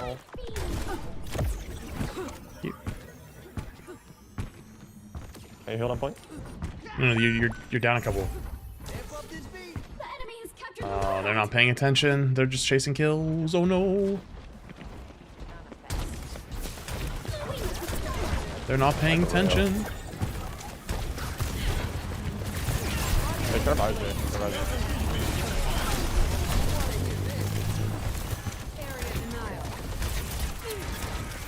I'm looking for rail right now. Good walk. I'm walking. I'm a rail. They're just gonna walk at me. I can't move. They're weak. I'm so dead.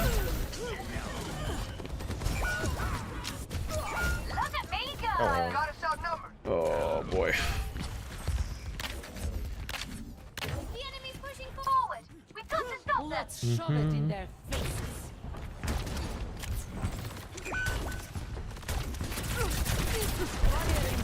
Let's take out. Speed on the soldier.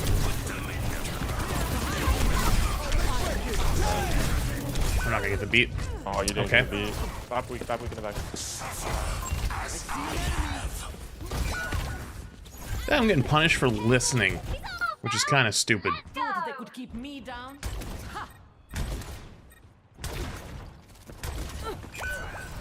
I'm stealing bot right now.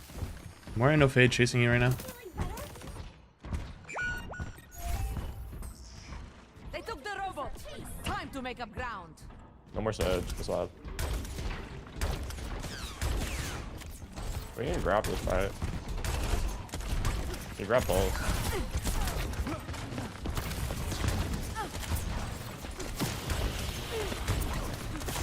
I'm on top. I'm close.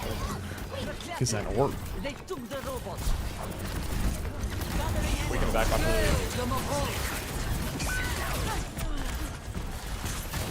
Shoot more. You gotta get off our team. Oh, we're dead.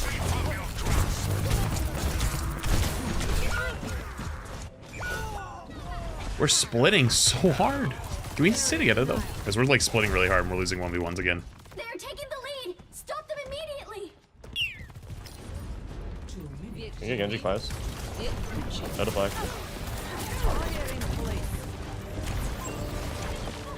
I have rail. More on the flank.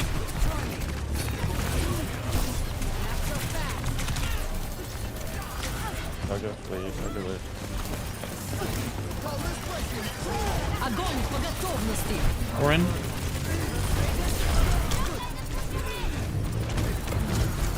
Ram.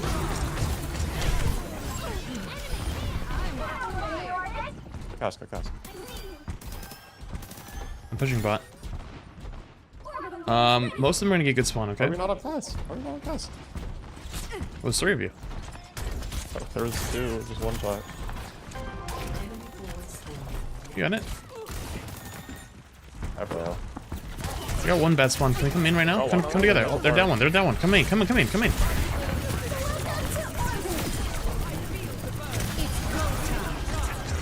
No more. We win this.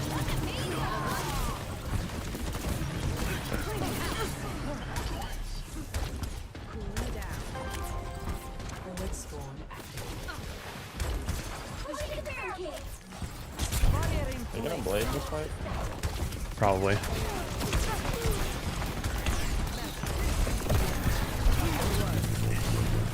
Mid blade, bring Genji. On ram. Oh, they're running at me. So dead. Just go again. I have pulse, or I'm sorry, I have the grab in 30. Maybe we just save grab pulse. Make it one. Maybe probably 2 fights. We gotta make sure we have our Juno though, because we don't have right now. They got good spawn. We can chill. Help them. Back way.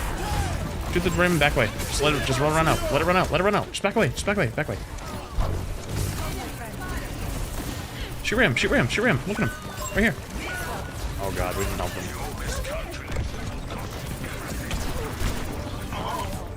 Okay, I have grab, but I want to make sure we're here. You can just grab it up.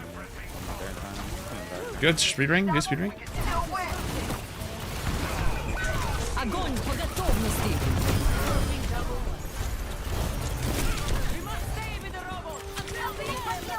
Don't see nine. I know, but I'm gonna die though. Play together, you win that. It's just fine. Tracer on point. Don't see nine here.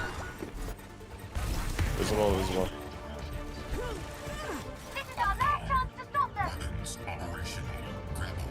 They don't have any heals. Nice job, GG's. Holy fuck! That was so hard! Oh.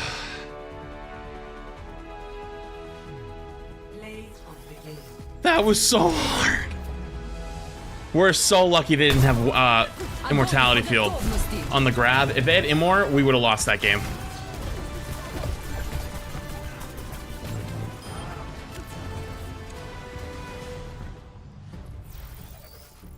Uphill battle victory. Plus 28.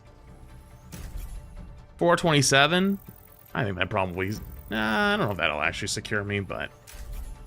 That's good enough for me, I think. Because I'm not going to push all the way through for the last competitive war, but I got enough pointies. I almost have enough for another Galaxy. Another Galaxy weapon, which is sick. Okay.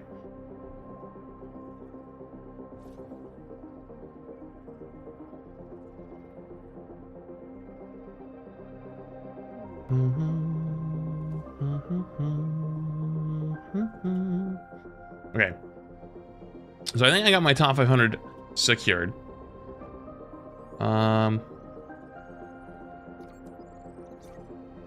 Maybe we go to hot topics, and I'll save the spectating rivals for tomorrow. Do we have anything juicy in here?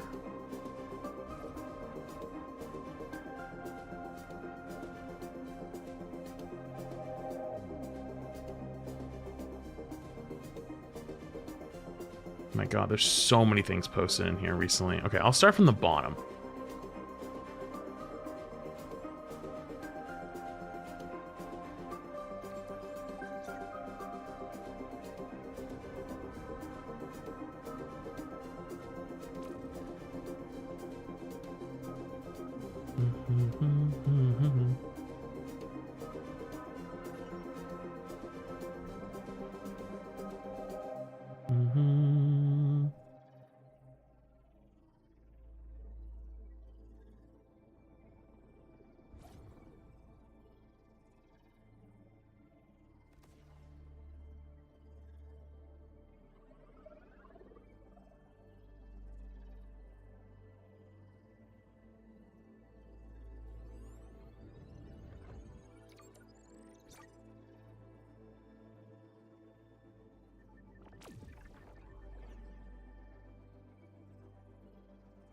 What is this video? Dude, there's a video in here multiple people have recommended from Rivals. It's 2 hours long. Jesus.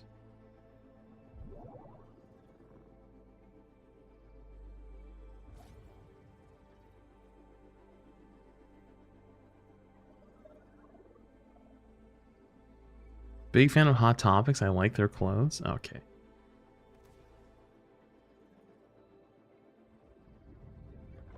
Oh, this could be a good one.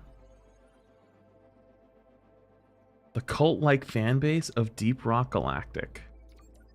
That's actually a good looking one. I'll grab that.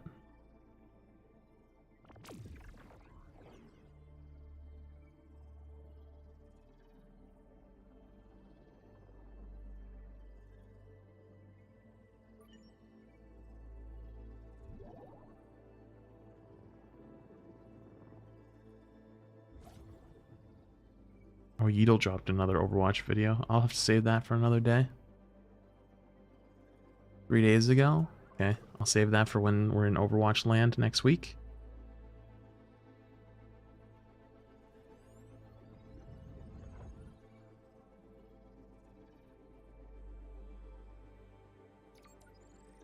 You summoned the Deep Rock community Keck.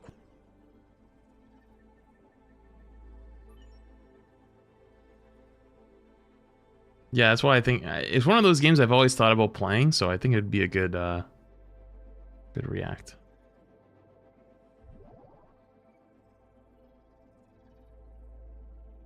You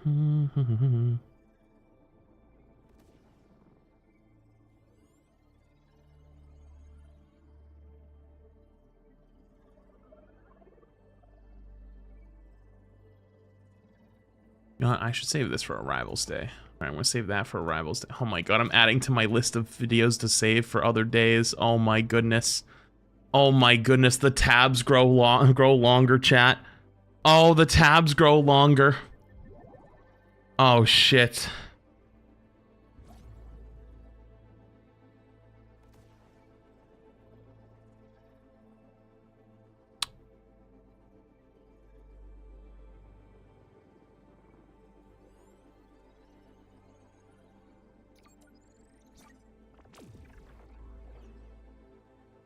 Why Overwatch 2 still has the best designs in gaming?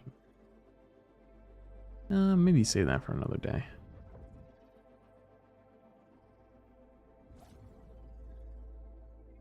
Dude, when was the last time I looked in here?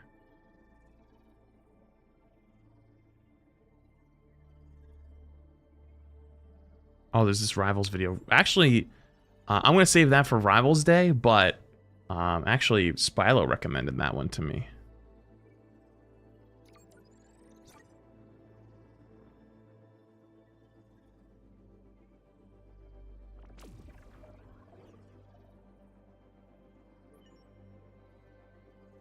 Someone put a picture of Hot Topics, like a Hot Topics store in Hot Topics. I respect it.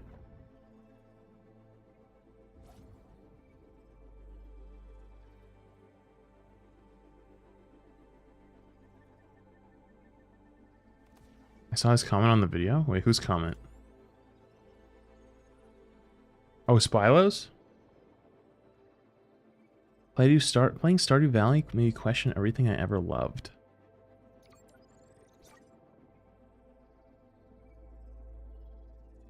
Oh, this is like a React type video.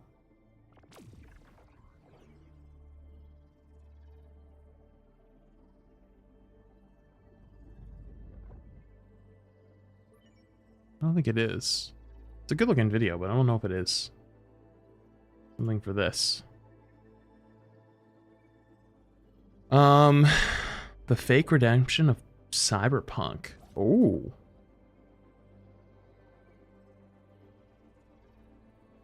Oh, this is 2 years old, actually. I don't know if this actually aged well.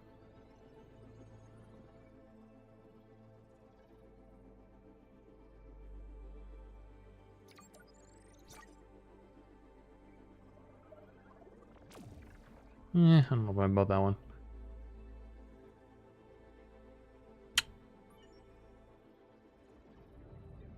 I got over my fear of solo queue and Marvel.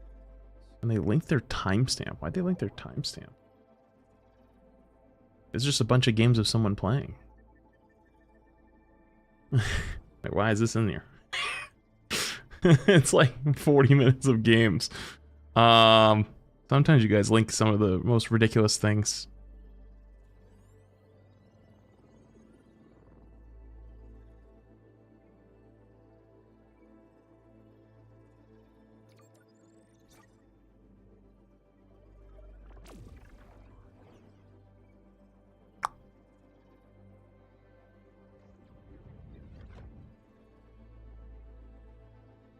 When did casters become the main event?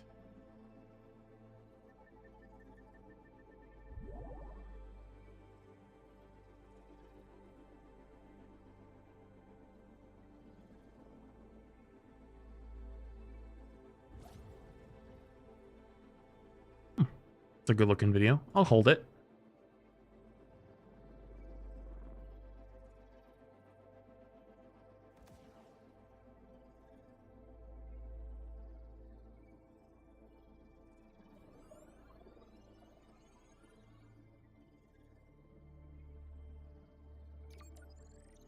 Okay.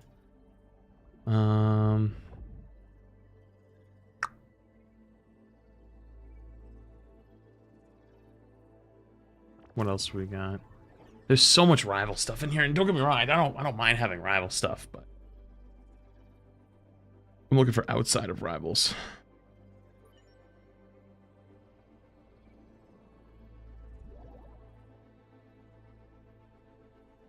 And Overwatch. Like a video about how going a month without your smartphone and how it affects our daily lives. Oh, 46 minutes long.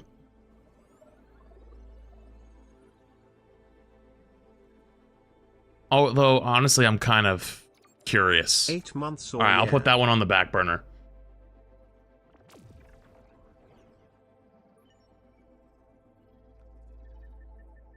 Game companies are not your friends.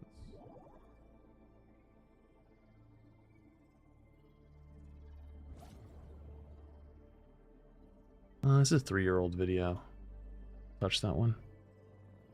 Someone linked my complete tank guide from Overwatch, the launch of Overwatch 2. All right, some of you guys are doing some top tier trolling in this channel. The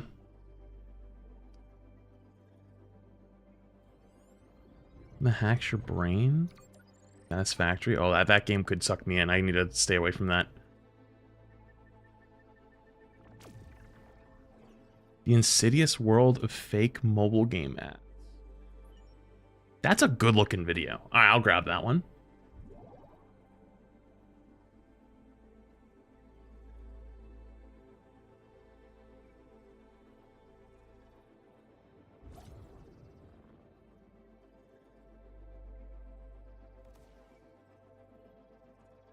Love the new gamersupps cup. Thanks.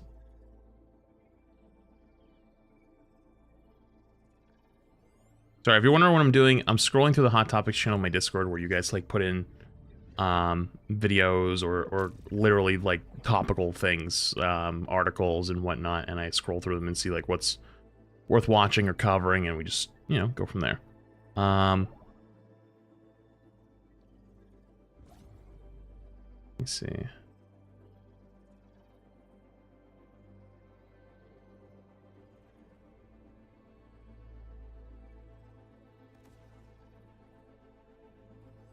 Okay, there's one guy that just keeps linking all my videos in here. Okay, that guy might need to go. All right, the first couple times it was funny. Then now we're on like the 6th one.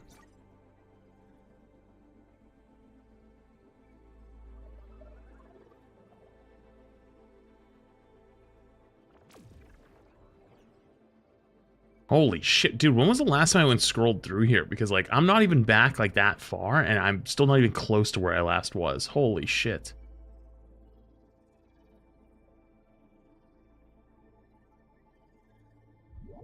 Former BioWare lead game developer Mark Dara on transparency in gaming. Why transparency doesn't build trust, the hard truth.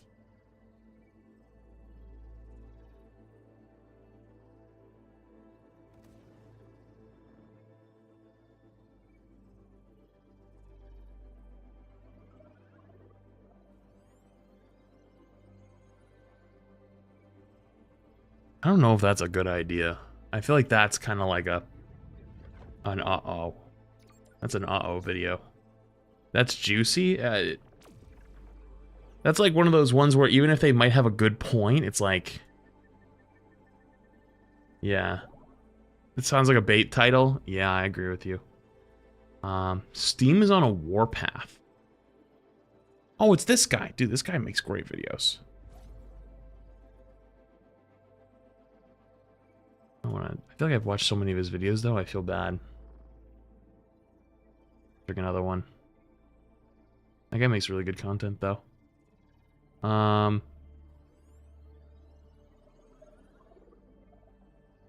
people have linked Spylo's video a bajillion times in here. Okay, and that's where I'm getting to. Brief review of Deadlock so far. Oh yeah, I do have a couple extra videos in here from my own backlog. Okay, I'm gonna scroll for a couple more seconds, and then I'm just gonna go from what I got.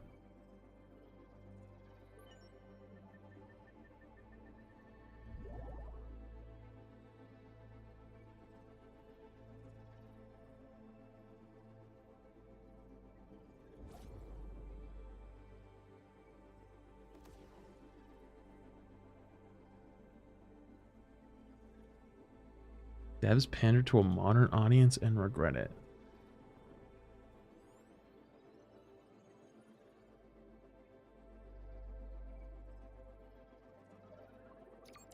That seems like a downhill. A very quick downhill slide, considering what I just scrolled through it. Okay. 10, 9, 8, 7, 6, 5, 4, 3, 2, 1, and 0. Okay. Alright. I scrolled through as much as I could. There's so much there. Oh, jump to present? Oh shit, there's 3. There's a couple in here just in the last couple of minutes. Apex Legends is dead. I don't know about that one. I think I'm gonna leave that one right where it is because I actually don't agree. Okay, cool. All right, chat. Here where we're at. Here's where we're at. Here's where we're at. I got my top 500. New season for Overwatch starts in a couple days. Tomorrow I'm gonna play some rivals, and I'll also do some spectating. But for today. Today,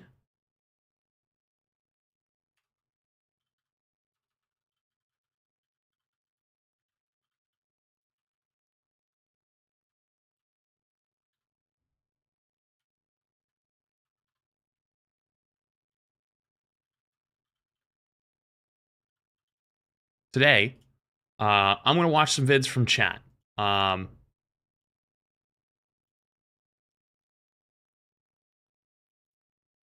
Where? Let's see. I actually didn't put a game for today for the YouTube stream. Okay, so I don't have to worry about that.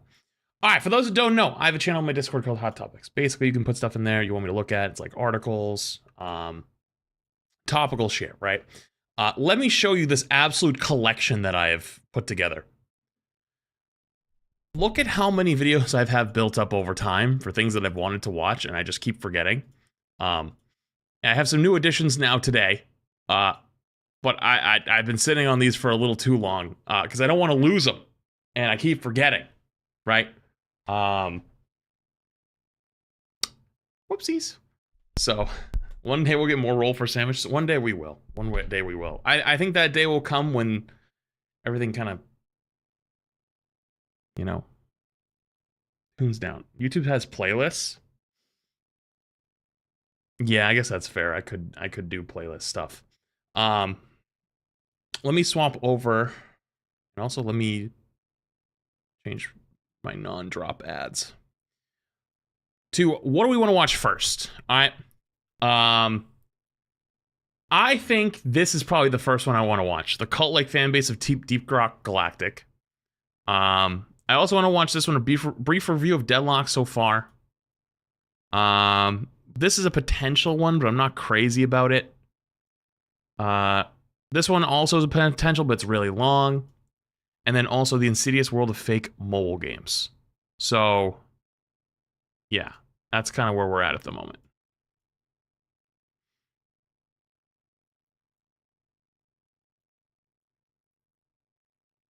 You want to hear, you want Rock and Stone? Okay. All right. So chat, as always, during these, I pull videos from my Hot Topics channel on my Discord, where you guys link some stuff, and I always go through and watch it. I prefer to do non-Overwatch or rival stuff, you know, expand our horizons. And this is one of those games that I've had on my list to play for a long time. I just never gotten around to it. Deep Rock Galactic. And the fact that I even mentioned this as a possibility is something to watch, and you guys all start spamming Rock and Stone to the bone. Wait, is that the new version? I figured we could watch this one first. Why not? The cult-like fan base of Deep Rock Galactic. I can't tell you, every time I've ever even mentioned the thought of playing this game, people come out of the woodwork and start spamming for weeks. When are you going to play? When are you going to play? When are you going to play? When are you going to play? I don't even know much about it. So let's watch. So I've been driving consistently for about 4 years, and it was only up until a couple of months ago where I actually looked around me for the first time while getting out of my car to head inside my house. I stood outside and looked down to see grass for the first time without just looking at it through my peripherals. Damn, that's crazy. As I pondered just a little bit more, I realized that I don't even remember the last time that I've even touched grass. Yeah, I know. I know this sounds absurd to you, and I'm doing the meme about the whole touch grass thing, but this is legitimately a thing that happened to me. I'm not making this up. To be honest, I'm just constantly busy. I just don't have time anymore. But you know what I... This might be a little too real for a second, but I don't like touching grass. I don't mean actually legitimately touching it. I mean, I don't like stopping what I'm doing. I'm not talking literal. I'm talking theoretical. Theoretical grass. I despise not having something to do. Every time I try to take time off, every time I try to go do something else, get away from things, enjoy, quote unquote, relaxing time, I can't do it more than a day. More than a day, I start to go crazy. Actual America pilled. No, you're not wrong. I'm not gonna... Okay, listen. Listen. You know how everyone always memes? Like, there's that meme for a long time, like, oh, people think streaming's a hard job, and like people would ask streamers, like, what do you think's harder, a 9 to 5 or streaming? Don't get me wrong, streaming is not difficult. There is something that is difficult, though. Being a content creator is difficult if you are not good at self-regulation and self-accountability. So what that means is, some people need to have a time they're supposed to show up at work. They have to be at work at 9.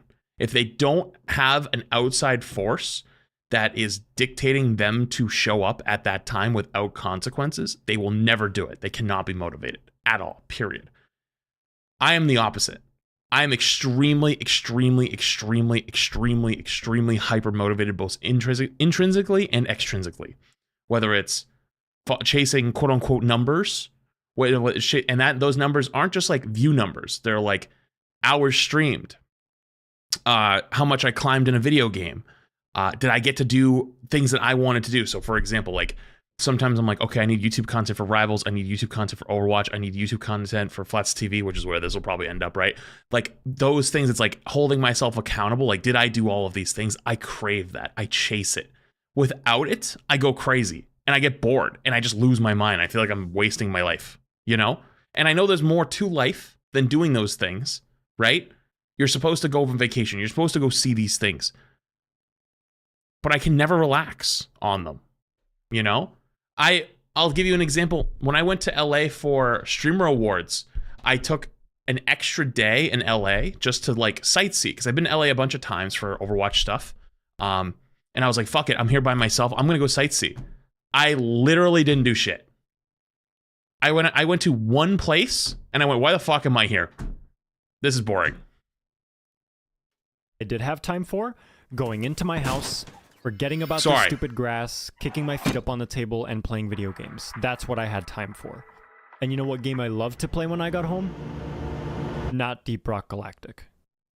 A game about mining and collecting different colorful minerals in different procedurally generated caves on a hostile planet. Defending yourself from the variety of bugs and enemies that infest it. Oh my. Oh, nice. And afterwards having a nice beer with your buddies back at your spaceship. And maybe with the resources you collect on your adventures, you can upgrade your gear and your weapons. And I didn't like any of it. I wrote off this game back in 2021. And up until very recently, I had only around 10 hours on the game. Until it was recommended to me by you guys. And this is a classic. Which game should we play next? Put this on there. It's going to get the most votes. I decided to give it another try.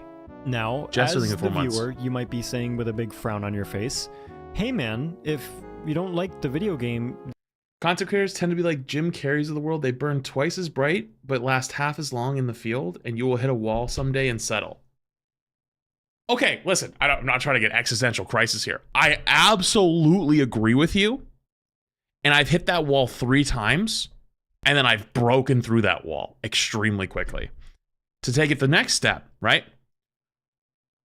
As I've gotten older, I can feel myself not having as much energy as like when I was 20, right? Like I just don't. Like I'm just not as eccentric. I'm not as like ready to go. But then I also stream 25 hours, 24 hours. I streamed 24 plus hours doing Overwatch drops, right? Never did that when I was younger. Smokey thing with 1,000 bits. Appreciate it, dude. And then I'll take it one step further.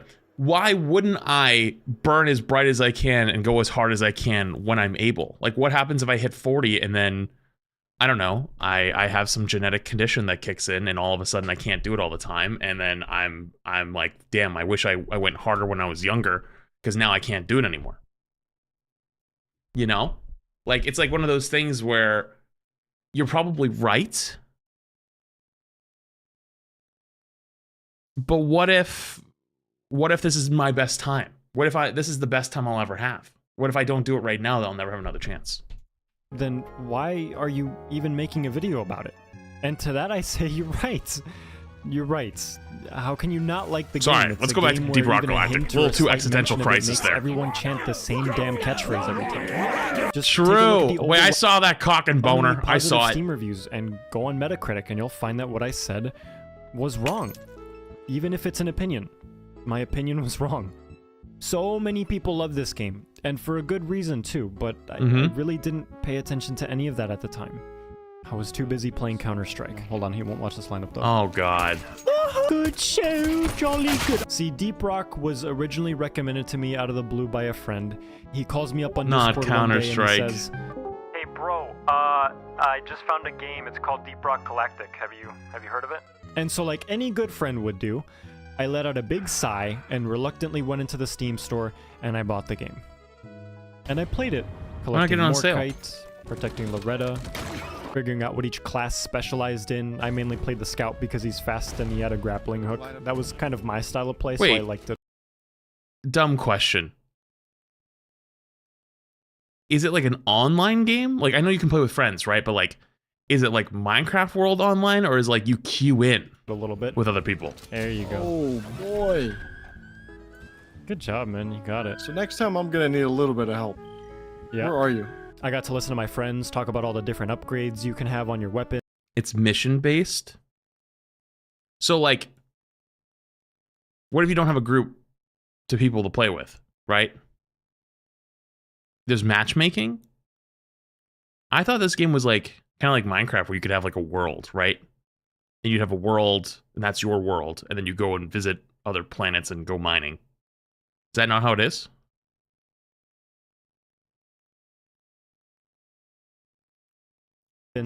Not that I listened, because I didn't really care. I put a snowman hat on myself. Quite immersion breaking, but I thought it was pretty funny.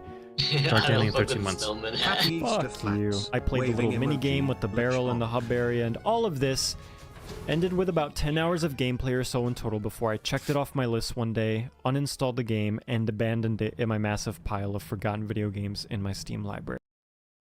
Space Engineers. What's this? Is this Speedrunners? No. I don't know why I thought that was Speedrunners. Among Us. And my verdict? The game was okay. Multiverse. I don't really get the hype around it. Now, I'm not saying that I outright hated the game. I guess you can say the character looked like a speedrunner's guy. definitely would You know, not have played it if I didn't have anyone else to play it with me. It was one of those games that I enjoyed only because I was talking with my friends. You motherfucker, I literally have a drill. And the game was just sort of there in the background. I didn't really like the game as much as everyone else. Why? Well, for a rational person that's listening to me, they can say, well, I guess the game just isn't for you. And that's fine. Some people just can't get into certain games. But that doesn't make sense to me. How can I not like the game if it's a shooter with cool guns and with a beautiful art style? My channel was originally based off of Overwatch. Oh, that's your problem. Your channel was based off of Overwatch. That's tough. Like the game if it's a shooter with cool guns and with a beautiful art style. My channel was originally based off of Overwatch. I used to love that game for that reason alone. Oh, so your taste is just cooked. Okay, got it. Among other reasons. I have friends to play it with, that isn't the issue. I love first-person shooters. I have over 3,000 hours on Counter-Strike, which I regret every waking day of my life, but that isn't the point. All the aspects of this game point to me liking it, and as I'm sitting down at my desk right now, I can't for the life of me figure out why I didn't. So what's the problem here? Why do my friends like this game more than me? Why does everyone seem to like this game more than me? Maybe something was wrong with me mentally. Maybe I was depressed, I don't know. I felt casted out. I mean, it's okay to not like games everyone else likes. There's nothing wrong with that. So I tried it again. And it wasn't my idea either. The small community that flooded in on my last video told me to. And so like any good video creator should, I looked at my community votes, I let out a big sigh, and reluctantly dug out Deep Rock from the pile of my forgotten games. Dusted it off, and installed it once more, and I told myself, if I'm going to play this game again, I can't play like how I played it last time. Something needs to change. So I played it alone. The first time ever playing this game alone, and it seems weird to play it in this way. You see the trailer for it on Steam and you think that it's supposed to be a co-op game, but it doesn't have to be. If you do play it alone, you get this really cute companion that replaces your friends. His name is Bosco. Look how cute he is. Aww. Bosco fetches minerals for you, slowly worrying his way up to any mineral you ping and letting the bits drop beneath you as you pick it up. He shoots bugs occasionally as well. Not that effective, but, you know, it helps. Kind of. And if it wasn't for all of you, I wouldn't have known that he existed. See, because I didn't come in with a mindset to play with friends and have a good time with them. I abandoned them and actually looked around me, you know, actually paying attention to what I'm playing. And it was amplified when I don't have friends to distract me and ruin my immersion. How would you feel if your dick was just like that carrot you have on your mask? So, have I learned anything? Did I take anything in this time that I didn't last time? I honestly don't even know where to start, to be honest. There's just a lot of things. So, let's... yeah, I'm confused. Weapons. Yeah, let's just do weapons. I got more weapons. Okay, maybe it's a bit of a hot take, but depending on who you play with can make or break a game. I'll tell you my own experience. I probably would have quit Overwatch years ago, many years ago, if I didn't have Emong to play with, right? Because, like, there was a point before even Overwatch 2 even launched. I mean, how many people even know this lore? Probably a very small handful of people, because I was a small creator at the time. I was going to leave Overwatch for Apex, because Apex was booming at the time. And I was playing Apex, and I was pretty decent at it. I only played like 2 weeks, and I was like knocking on the door of Masters, and I was like, damn, like, I could do this. I really could.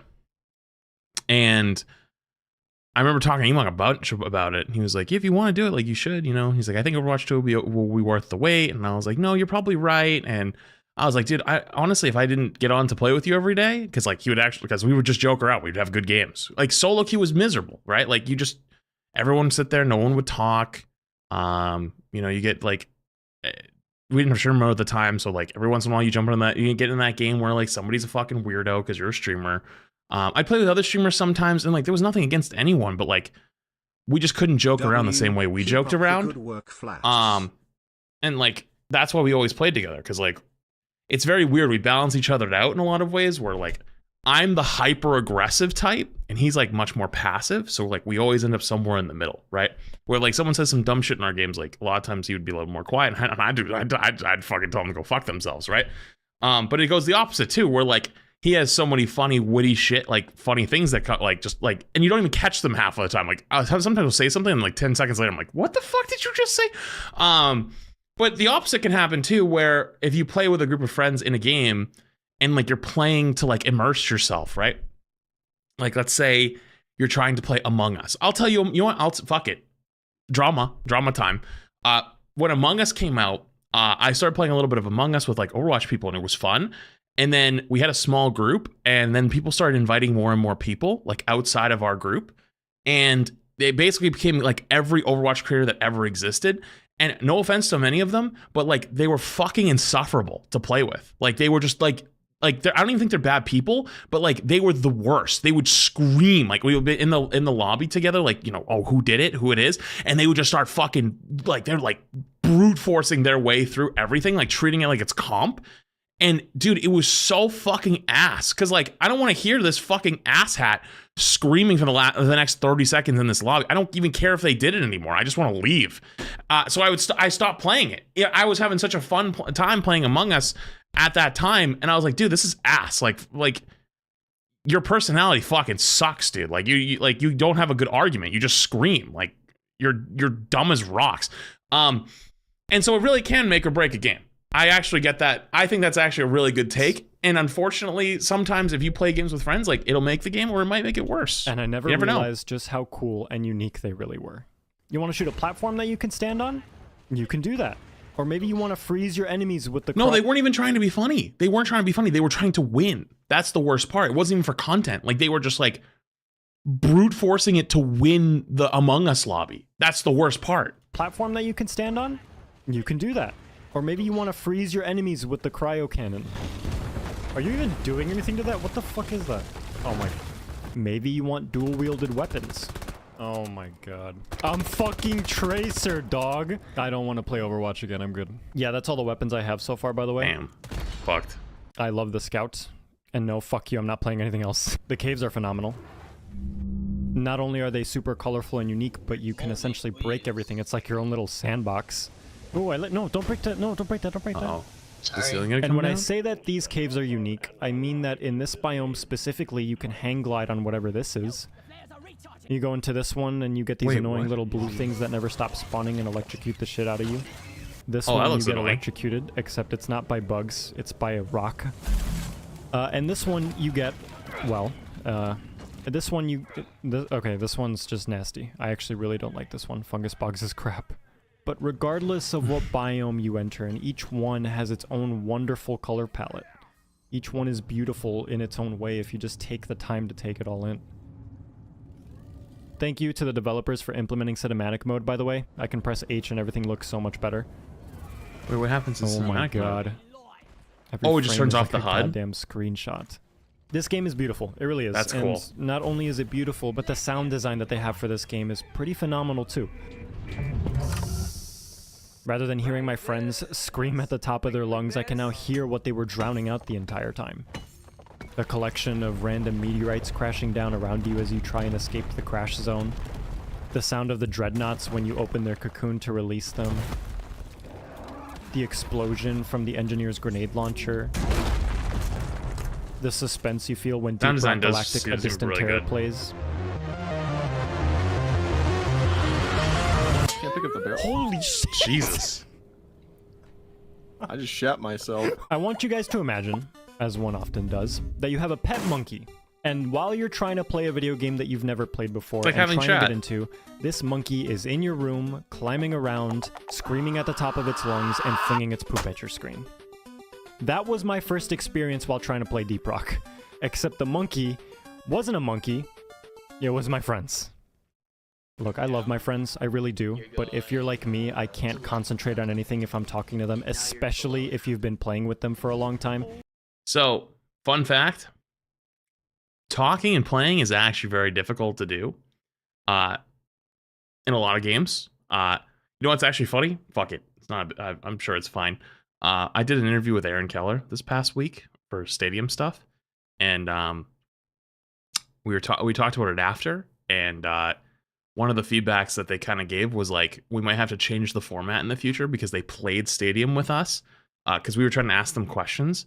And because they were playing the game, and also because of our MMR, so like it was like me, CarQ, and Spylo, and then Aaron, and then Dylan, who are 2 Overwatch devs, one being Aaron, the game director.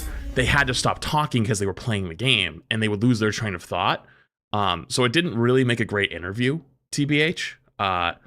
Unfortunately, like, still loved playing with them. It was great, but like in the future, we might have to do like a version where like we Discord screen share, and like I play, and then they watch, and then talk, and we ask questions and go back and forth. Because like they had a hard time playing and talking and answering complex questions as we played. So I can see that with your friends, like paying attention to what's going on around you, and everyone's yapping, especially if like, you know, you're talking about things that are not in the game. I can see where that ends up being a big issue. Yo, vodka needed with the fresh membership on the YouTube side and the 5 gifted. Yo, the heck? Yo, thank you for the big 5 gifted subs on the YouTube side. Appreciate you. Much love, dude. What game is this? Deep Rock Galactic.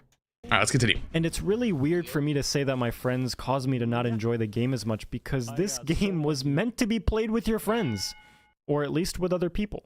Like when I'm playing with them, I clearly see the caves and I see how nice everything looked, but I failed to put the pieces together and say, wow, this is actually a wonderfully styled game. My brain was clouded. It was clouded and rotten. My thousands of hours on shooters and the distraction from my friends made me play the game the first time with tunnel vision. You see a bug, you shoot it. You see another bug, you shoot that one. You see the objective. Oh, okay. Collect more kite, do this, yeah. Okay, alright. Talk to your friend while doing it. Yeah, you're honestly talking stupid right now. Repeat the process. Finish the mission. Talk to your friend again. End the call. End the game. Yeah, I can see that. So my solution? Abandon the monkey and continue to play the game without them. No poop to wipe off my screen. No poop. I didn't get very far in the perk tree when I first played, but the second time around I collected enough star points by completing achievements, and the perks you pick are actually pretty cool. If you want some jet boots, you can pick them up and potentially save yourself from fall damage. Where do you see your hover boots? Okay, I don't see 'em. so do you see it? You have the hover boots on, right? Like, did you have to... I like how you look down at your feet. You can't even see anything. Shut the fuck up, please! Heightened senses prevents you from getting kidnapped and taken to a sex dungeon. You have a ballsack bug on you, man. That's where you went wrong. Press G, press G. That's your... I've been kidnapped. I'm gonna need some help. He's taking me to a sex dungeon. Iron Will is definitely a good one. Pretty useless if you're playing alone, but the way I see people use it nowadays is they use it to revive themselves, run away from where they originally die, and then die in a different spot. I'm actually not sure why you would pick that perk now that I'm thinking about it. I think maybe that like gives you a better score or something, but it's there. But Beastmaster...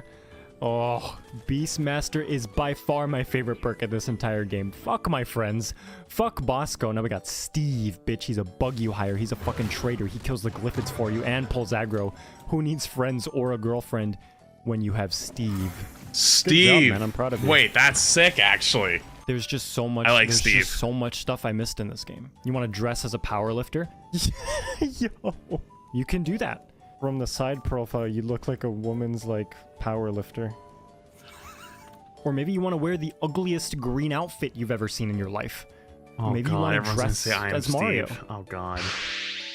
And then maybe Minecraft have like a movie little has tattoo done on the side of your arm. unrepairable Dude, damage. That tattoo is sick. Hold on. You gotta pay for that though, but gladly. I'd pay for cosmetics gladly. This game is phenomenal now. I can tell. Now I can tell. And I can thank you guys for bringing this game back to life. Playing this game alone seems like it would be an absolutely terrible idea.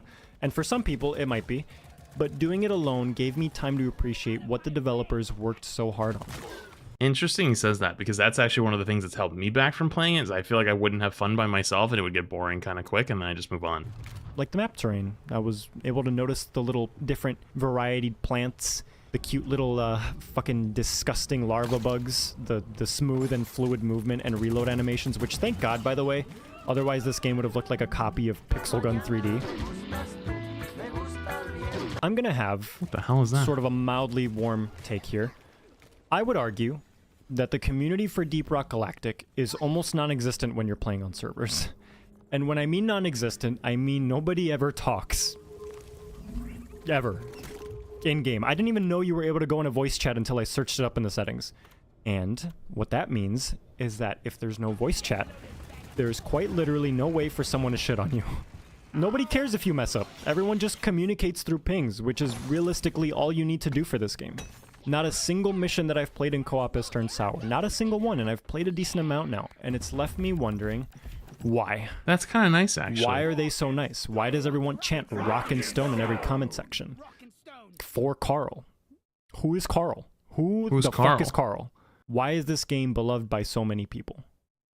Well, you might say that it's everything that I just said. But in my estimation, I think it's this.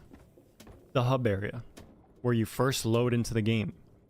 The place where you can spend a surprising amount of time in and not feel like it's just an area for you to pick a mission and head on your way to the actual content. It's the motivational terminal that asks if you've done your part. It's the weapon rack as the rock pox slowly engulfs everything it touches. It's the fact that you can tap on the glass on the incubation tubes on whatever the hell these things are. No touching the sample containers. Oh, dude, this guy doesn't let us have any fun. I know, right? Jesus I'm gonna Christ. turn in my 2 weeks. This looks like my dog. Like my 20-year-old dog. It's the fact that the glitchy terminal shop recognizes everybody as a valued customer. It's the colorful and comfy abyss bar that waits for you as you go on your It does look cool. You know what's... This might sound weird, but this bar reminds me of Stray. I can't explain it to you, but it reminds me of Stray. It's the fucking Chinese takeout and messy table that nobody has bothered to clean. It's the fact that you're in a spaceship that looks and sounds like a full working machine. It's the ambience of it all. It's this animated LED light strip. It's this clever Discord implementation. It's this... Oh my god, what the fuck? What? No fucking way, this Flappy Bird. Yes! Yes! And they call it Jetty Boot. Oh, you There's no way. It's also this anti-gravity button. Recalibration commencing. Expect turbulence. Whoa. Oh my god. What the fuck? That was crazy, man. That was crazy. Mach 5 across the map. It's the fact that you can play soccer with your buddies in the hub if you want to. It's the fucking posters. The Together we can do that it. give you advertisements for weapons. Almost as if you received it in the mail and posted it up on your bunk for motivation that maybe one day you'll get that beloved breach cutter. What really put the icing on the cake for me to really get into this game was finding the Memorial Hall. A special semi-hidden section on the space rig. A section that captures what I think is the coolest part about this entire game. Realizing I feel like the I just dark, got this part twisted spoiled, but it's story of it okay. all, walking in Kinda and my discovering fault. the statues to salute and commemorate the dwarves that worked here 2 before months you. already. Walking in Smiley and seeing the emoji, Hoxie face side view through the exhaling window emoji. panel near the promotion section. Knowing that every day you're working to drive back the glyphids that infest it. And to collect as many Kinda like resources as possible. Helldivers before all the shit. All while listening to this grandiose track that plays when you enter the room. Like you're like Helldivers, me, if it didn't you'll get caught into the have fantasy of it a all. lot of shit happen. Fully immersed. Everything kind of makes sense now. You're a dwarf, recruited by Deep Rock Galactic, on this ship, headed to work every day on a dangerous planet, fighting and pushing back every day. While Oh, it's also one giving planet. You the sense Okay. of hopelessness, knowing that no matter how many Just glyphids different you biomes. eradicate, no matter how much infection you think you can stave off, there will always be more on that planet, upgrading your gear to work harder and faster, not just for you, but for your other What is different friends. planets? Oh, okay. You leave no dwarf behind. Leave no dwarf behind. Damn it! I can't get that in my head now. It really is like Helldivers, but without the stuff. Oh my god, Angel, it's not any of this. It's simply the fact that they had a great concept and the caves look nice and there's a lot of variety and fuck you. It's all of that too, but this is what takes the cake for me. This is what got me back into playing. This is why I love this game. They're geniuses. The devs are geniuses. I like know that it might seem dumb, there's always like something small like that that insignificant, but always I've sticks never with seen people. a game that immerses you into the role of who you're supposed to be more than Deep Rock Galactic. It's why I like the game so much. And now that I see it in a different perspective, I can finally play with my friends again. I let the monkeys back in. Okay. I let my friends back in again. Hey, Angel. Hey, Angel. What's hey, up? Angel. Hey, Angel. This robot is just like my wife. It's very helpful, and I can. It follows me around, and I can dump my load in it. This is gonna be in the video. Jesus Coming back to my fucking friends and Christ. playing this game now was a lot different than when I first played. I This now game can be understand fun why when I was played alone, having but such I a hard mainly used it time as a tool to get myself to enjoy it, to immerse trying to myself figure out first. all the stuff But with around you. friends, it's a whole different story. It's one of the most chaotic, adrenaline-pumping games that I have ever played, and everything about this game makes it so. Like this? What the The epic music. The really good voice acting. Yeah, I feel like the music would probably be the thing that gets me the most. Close quarters combat. The horrifying sounds that each unique glyphid makes. All while they're surrounding you and your friends as you try and complete the objective. It's all pure and utter mayhem. Who decided to pick this mission? And I love it. Love your content, And Frats. yet, Hope you even continue though to I've have a essentially prosperous quadrupled streaming my career. playtime, I also I still have witnessed a couple of cheaters in Rivals, so I put them in the Discord. so much stuff to appreciated. unlock. So many weapons that I've missed that I'm still aiming to get. There's still overclocks, which I haven't even gotten into yet, but they sound awesome. Deep dives are something that I just unlocked. And I didn't even know that there was a battle pass in this game. And it's free? Very nice. Oh, it's a free And battle what's pass. that? Wait, A that's sick. cosmetics tree? So if you want something in specific, you don't have to waste your time going through other stuff you don't want and go into the route that you want? What fucking planet did I just get transported to? A battle pass that isn't awful. Wow.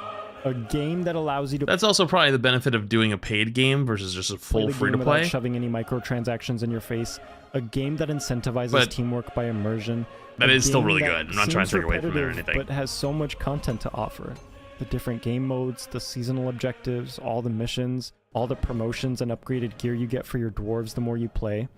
It's almost like, stay with me, having a job, which is exactly how it's supposed to make you feel. Except it's not a 9 to 5 where you're sitting at a desk all day. It's a 9 to 5 where you're sitting at a desk pretending to be a dwarf who works for a badass mining company in Deep Rock also lets you swap to a previous battle pass? That's space, cool. and you kill cool spiders. Pretty well done, I'd say. Sure, this game isn't realistic at all, and that for some people can break their immersion when playing. Yeah, it's not a Red Dead Redemption, but it's heavily made up for when you take into account all the other details they added into the game.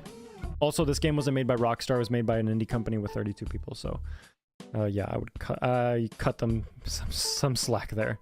Getting into the role that the game asks you. I feel like indie games are having a bit of a renaissance anyways. Like, a lot of people are really pissed off with a lot of the big AAA companies for a lot of their shit and a lot of their games recently. To play is very special. I wouldn't be because surprised it to see makes more you like play that the soon. game with a different mindset. Not just to play, but to experience the game how it was meant to be experienced. And Deep Rock did a phenomenal job doing that by implementing the simplest of things. And I feel like that's exactly why so many people love games like these. And Deep Rock, in my opinion, is the one that shines the most.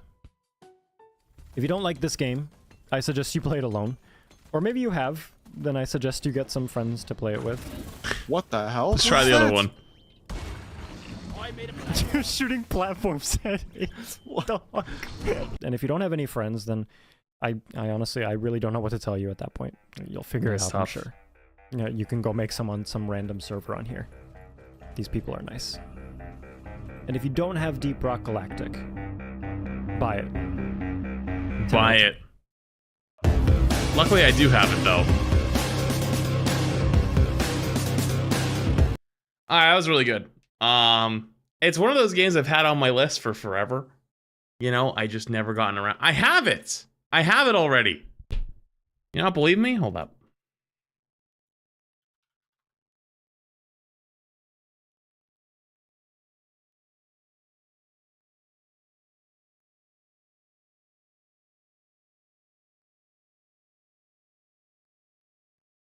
I have it.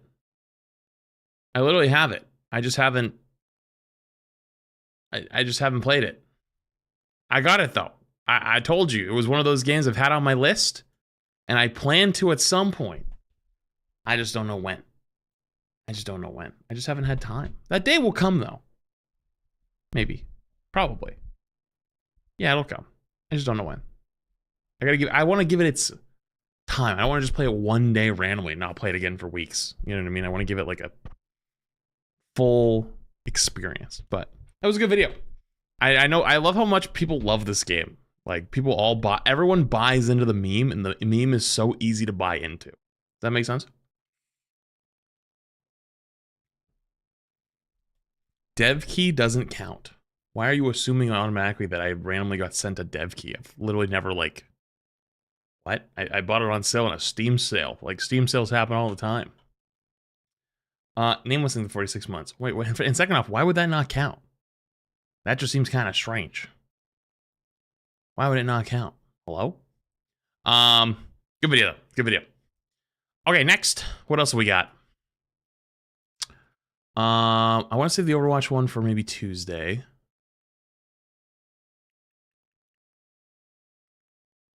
See, some of these are real long. This one's not too bad. Oh. Oh, this one. Oh man, this is a good one. All right, so as always, all these videos are pulled from Hot Topics in my Discord. So if you have a good video, you throw them in there. It's not always just videos though. Sometimes it's like topics or like stuff that comes up, gaming news, stuff like that. But yeah, this one was recommended today. And it's an interesting one. The insidious world of fake mobile game ads. Dude, everyone knows about these, right? Do you not? If you don't know what I'm talking about, you see these mobile games where it's like, you see how they're supposed to be like, oh, you shoot the barrel, do 101 damage, you get this gun, and then you do the next one, right? And it's like, you level up as you go. And a lot of times it's, you'll see these on TikTok a lot under like Reddit stories. It'll be like the Minecraft parkour type of thing. They'll use mobile game ads or mobile game things to like get people or keep people's attention. But if you've never actually attempted to download the mobile game from those ads, a lot of time it's a completely different game. Completely different game. YouTube too, but like, you know what I meant though. Like, yeah, it's on different platforms. Like you could say Instagram too, but like I was using it as like a style of content. And if you actually try to download the mobile game, you're like, oh, I want to try that. That looks kind of fun. Or the other option where it's like, wow, how the fuck did they keep failing at this mobile game? There's no way it's that hard, right? And it like baits them into buying it or downloading it. It ends up being some wildly different shit game. And it's like, what the fuck? That's not what I downloaded. So let's see it. Let's go. This is a YouTube advertisement for a mobile game called Ebony the King's Return. You've probably seen this ad, or ads just like it, a million, billion, jillion times before, right? But if you go to the App Store on your phone and you download this game, you will quickly realize that the game you see in this ad does not exist. Ebony is a game about city building. You build an empire and level up your town hall and all that good stuff. But despite the fact that this ad is a lie, this marketing strategy is clearly very effective. Because it gets people in the door. It's like, okay, it also depends if they're doing paid ad or an unpaid ad. If they're doing unpaid ads, like just organic content, like a lot of the times like short form content is judged based on how long people watch it. And because like something like this is, sorry, not something like that, like something like this is way more easier to digest and people will watch it for longer. It gets longer watch time, which means more people will see it, which means more people will download it. It's fucking crazy. But despite the fact that this ad is a lie, this marketing strategy is clearly very effective. This game has over 100 million downloads on the Google Play Store. So you might be thinking to yourself, why would a company even do this? What do they stand to gain by tricking over? Oh my god, these fucking this is rage bait, by the way. If you don't know, these are rage bait games. They like intentionally will do things in the wrong order. That way they get you to be like, what the fuck? It doesn't look that hard. And then you download the game to do it. And then you're like, that wasn't hard, but you downloaded the game, so you lost. You know what I mean? 100 million people into downloading a game that doesn't even exist. Well, I can answer your question. Or the math ones. You ever seen the ones where they do math where like they do like this, where they're trying to like level something up, right? People like into this. Downloading.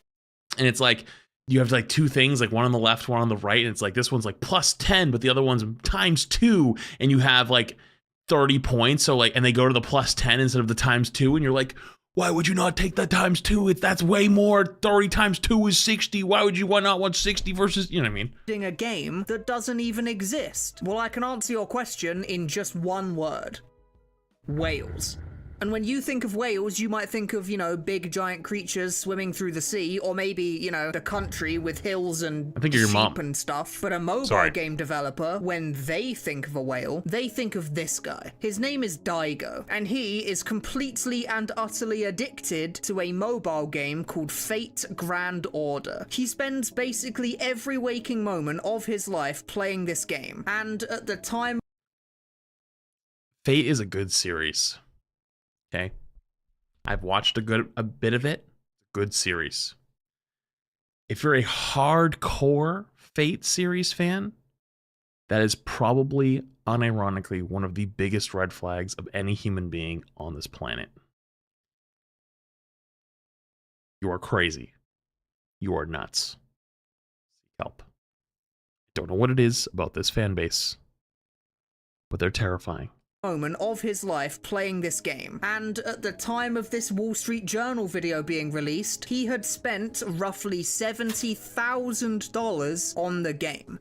What do you do for work? So much money that he couldn't actually state an exact figure. And perhaps the most shocking part of it all is that he doesn't regret spending a single penny. This right here is the lifeblood of your average free-to-play mobile game. Maybe your game gets 100 million downloads. Chat, I'm retiring from streaming and becoming a mobile game developer. I'm gonna make a mobile game. But the overwhelming majority of those players won't spend a single penny on your game. Many of them will quit after just a couple of hours. A small percentage of players will spend small amounts of money here or there just to make the game more fun for them. But then Yeah, that was me with Pokemon Go. I used to sometimes spend a little bit on Pokemon Go just to like not have to deal with bullshit like you run out of Pokeballs and you're not near Pokestop and you're like, I don't want to go out, but there's something cool next to my house. Okay, fuck it. Yeah, I'll just grab a couple, then I'll gotta work. You know what I mean? Like, that's how they get you, though. That's how they get then you. a very small number of people will spend astronomical amounts of money on the game. So much money that it makes up for all of the other people who never spent a penny combined. And the more downloads your game gets, the more whales you get. According to some sources, only about 2% of all mobile game players turn out to be whales, yet they are responsible for spending the overwhelming majority of the money that the mobile gaming industry makes each year. And 2% of 100 million downloads is a whole lot more whales than 2% of 10,000 downloads. So an advertisement like this, which just flagrantly shows you a game that isn't real, is doing its job exactly right. All this ad needs to do is convince you to download the game. That's it. Because yeah, sure, 90% of people are going to uninstall it basically immediately, and 98% of people won't spend a penny. But those 2% make so much money that from the gaming company's perspective... For those who don't know, the way our world works today is an attention-based economy in a lot of ways. Getting people's attention, holding their attention is some of the most powerful things you could do. And so in a lot of these fake ads and stuff like that, like,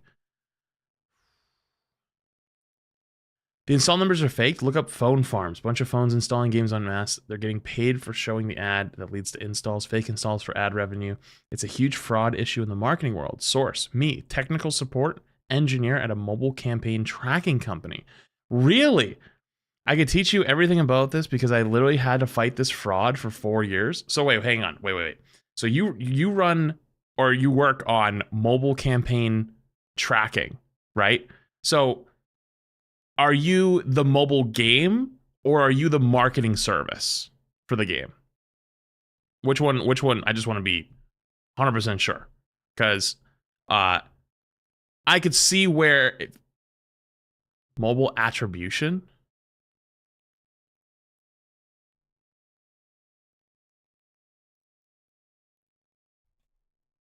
I'm trying to think. No, we're a third party. Okay. Used to validate if you should pay them. Used to validate if you should pay them. Oh, okay. So like basically, they do marketing. And then, oh God, I forgot that's how that works. So like when you do like Facebook marketing and stuff like that, the more you click on those ads, the more they get charged in a lot of ways. Depending on how focused their ads are, like getting those clicks is worth money for them. So I'm guessing it kind of works the same way, where if they get a bunch of downloads, they're kind of like farming. If it's pay for view or pay for install. So instead of trusting Facebook's numbers for how they say your campaign did, you do a check with a non-biased vendor. That's so interesting. You know what? I didn't know that industry existed, but it makes sense that that industry exists, because I always wondered, because I didn't work in marketing. I worked with marketing, but I didn't work in marketing in my short corporate time. And I always wonder, I'm like, how would you stop somebody from saying just like hardcore click farming the fuck out of you? And like, it's like, oh, our event got 100,000 clicks, but only 100 people bought tickets. Well, you paid for 100,000 people to click on it, and you didn't get like any return. And it's like, what if somebody just bought it all of that, you know? That's so interesting. All Yo, of thank you this for lying the and subs to cheating sunscreen. I is worth appreciate it it. in the end, and it makes the biggest mobile game developers billions of dollars every year. That's But you're so all probably interesting. thinking to That's yourself that's the a cool exact same field. thing right now. This is just false advertising. Isn't false advertising meant to be illegal? Don't these companies get sued into the ground for advertising a game that's completely fake? Tell me if I'm wrong on this one, now that we have an expert in chat. I'm guessing a lot of these farms are probably overseas. Good luck suing them in fucking China if you're in the US, considering China is like extremely protective of its own companies and own peoples from outside companies. You are just never gonna get you're just pretty much fucked, right? You're not gonna win. They're often called Chinese phone farms. And so if you try to sue them, how does that go? What I'm sure if you had to deal with fraud, I'm sure you try to do something legally, right? No, you can win. Really? That's actually surprising. From what I've always known, trying to sue a Chinese company is an outside, because vendors like mine learn to block them. Oh, they have fraud features. Interesting. That's good to know. Well, in theory, yes, false advertising is illegal and it can get you into some serious trouble. But in practice, these companies aren't actually breaking the law. You see, when I said this game didn't exist, I was almost telling the truth. Because this game you see in the advert does exist inside of Evany the King's Return. See, it's a mini game that you can play inside of Evany. You can play it for free for about half an hour before the levels run dry and you have to start engaging with the base building mechanics that most of the game is centered around. So to any government agency looking in, you didn't technically falsely advertise your product. This game is inside the mobile app that it's advertising. It's not false advertising, it's just disingenuous advertising. And disingenuous isn't illegal, so they get away with it. Now, there are some games that do a much, much worse job of pretending to be the game from the ad. Like, whilst I was researching this video, I played a... So another way around that is a new payment option. They only pay if the user reaches a certain part of the app or the user's journey.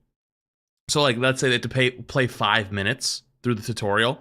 That's a lot harder to do than mass download, mass delete.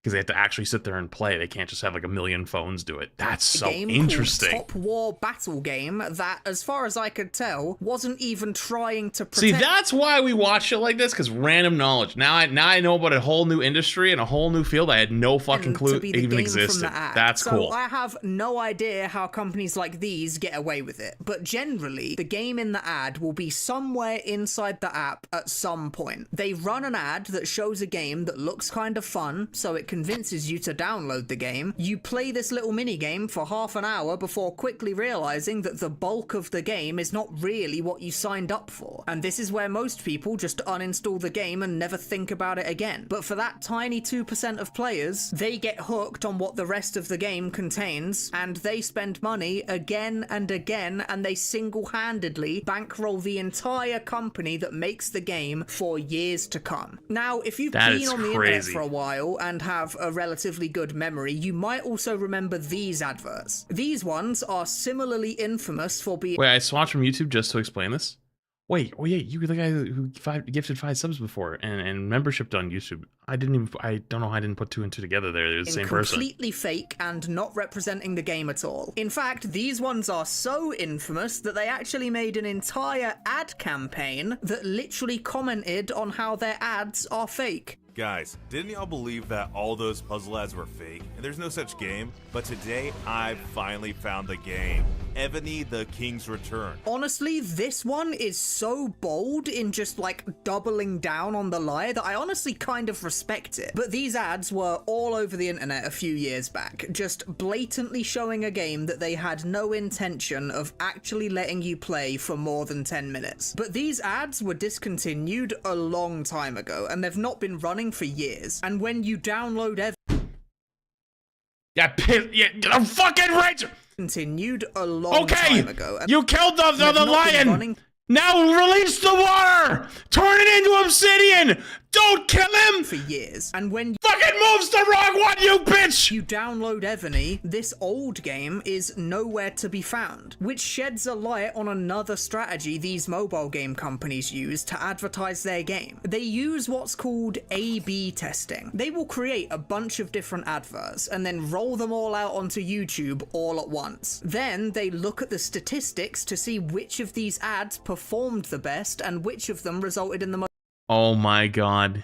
Which one gets the highest click-through rate? For the game. Whichever of these ads that they created that does the longest best watch time, longest click-through rate, or highest click-through rate. They take the successful ad and they make some iterations of it, changing, you know, details here and there inside the ad. Then they roll out those ads again and measure their success. And they do this over and over again until they have the perfect ad to get as many downloads as possible for their game. And the most important part of all is that whatever minigame they decide to show in the advert is literally completely made up from scratch. And if one of the fake minigames in the ad starts to do well as an ad campaign, they then start making the minigame for their app to match the ad. Funnily enough, most products usually start, you know, making the product that is fucking first, and then crazy. They make the ad to reflect the product. But they make the ad first? Oh my god. Start with the ad. And the moment this ad stops working as well as it used to, the moment people start to catch on that the game they're being advertised is completely fake, the company then changes their entire ad campaign. Make a brand new ad with a brand new fake game and spread it far and wide, starting the cycle all over again. Now, whilst I was researching this video, there was one thing that I just couldn't get my head around for the longest time. If you're a mobile game company and you have an ad that looks like this, that is insanely popular, why not just make your entire game look like this? Like, it's clearly super popular. People like it. I think it probably runs out of stuff, and they also can't really monetize that,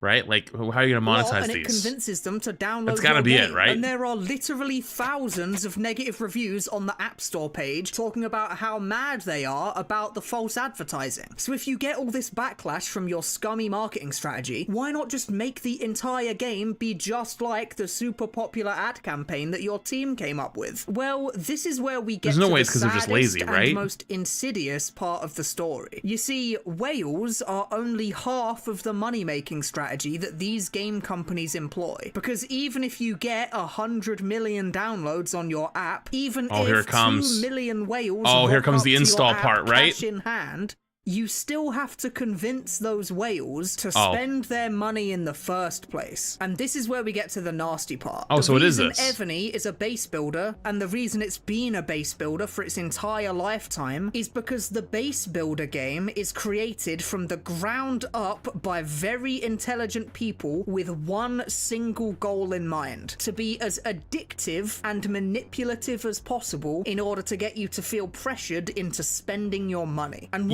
and I bet it would be hard to monetize a game where you just run down a fucking once you've started spending your money, single it's road designed shooting to button. Keep you spending it Like, over and they put over so again. much effort Whales into aren't making just these whales. ADs that look so much better than the actual game.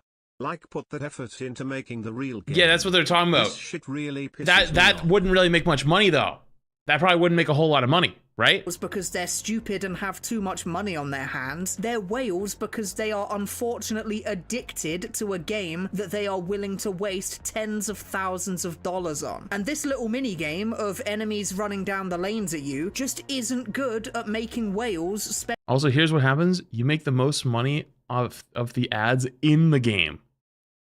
Oh my god, and they run ads in the game too. You're right. It's very good at convincing people to download a game. It's fantastic marketing, but the downside of this minigame is that it's hard to monetize, whereas a base builder or an anime RPG is incredibly easy to monetize. And they use all of the nastiest little tricks in the book that you can possibly think of to manipulate people into spending their money. Shards, new lives, more maps. To a crawl, and then offer you the ability to buy your progression back. They intentionally don't make their games too skill-based so that you'll be more willing to just buy chances to win. They offer you limited time deals to make you feel pressured into spending money literally right now, or else the deal goes away. They make desirable characters, skins, or items impossible to directly buy and make it so that the only way to access them is through loot box mechanics that are completely random. In fact, there's this really scary, disgusting video on the internet called Let's Go Whaling, where this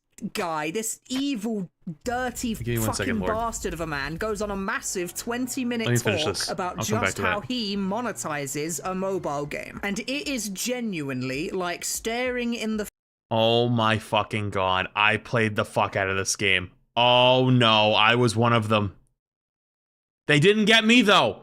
I was too young. I was a teenager. I didn't have money to spend. Can't get me, asshole. But I put a lot of fucking hours in that game. Holy shit. You were a victim, Flats? No. I played this every single night before I went to bed, but I was a teenager, so I didn't have money to spend, so they couldn't get me. But I played it every day. I had so many upgrades. I had so many cars. Oh my god. Face of Satan himself. I won't go over the entire video here. Did you beat it? I don't think you could beat it. I don't think I could. I think I got to a point where, like, I literally couldn't progress any further. Just link it in the description for you to watch the whole thing, and I really do recommend you watch it, because he goes over every dirty little trick in the business that mobile game companies use to pathologize spending money. And after you've finished watching that video, and after this guy has made you really angry, just think that there are dozens of people just like this guy that work at the biggest and most profitable gaming companies in the world. And they spend every moment of their working lives trying to weasel their way into your mind and into your wallet. Well, yeah, because a lot of places, especially publicly traded places, like their goal is to make as much money as possible. So they sacrifice long-term longevity for short-term gains. And like, that's why, in a lot of ways, I like to use the example of Overwatch. Overwatch got absolutely fucking wrecked. Because it had so many different people pulling it in from different directions. And just in the last, like, 2 years, has it really started to kind of, like, or sorry, maybe a year and a half, has it really started to, like, be able to recover, and it doesn't have, like, everyone in every direction pulling on it to either make more money, or to, like, make it an esport, or to make it, like, the next thing, like, PvE, or whatever it might be. And a lot of games do that. They just try to figure out how can we monetize this as much as we can, as fast as we can. And maybe a bit of a hot take, I feel like that's why Rivals it went to the new format's going to go in after season 3, where it has a new hero every month. Because I think it's lost more than half of its player base since launch. There was probably somebody on the higher up side of that company that went, yeah, we've already lost half our player base. Let's burn hot, burn bright, figure out the problems with balance and too many heroes and all this other stuff later.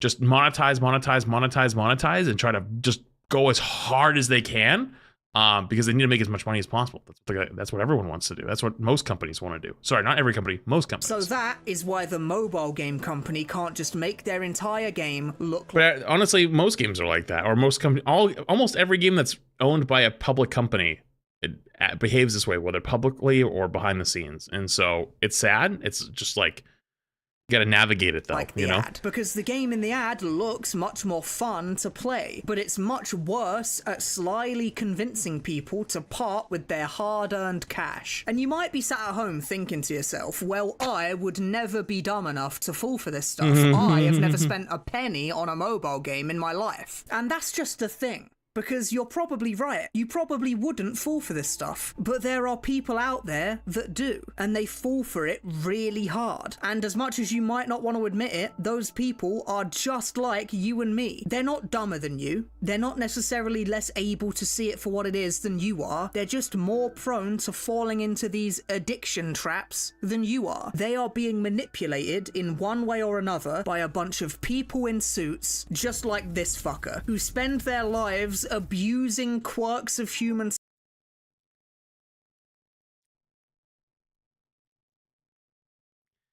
No, they're no different than us, but some people have an addictive personality. You have to recognize if you have an addictive personality, right? I have one. At least I believe I do. Because I have people in my family that have been addicted to stuff my entire life.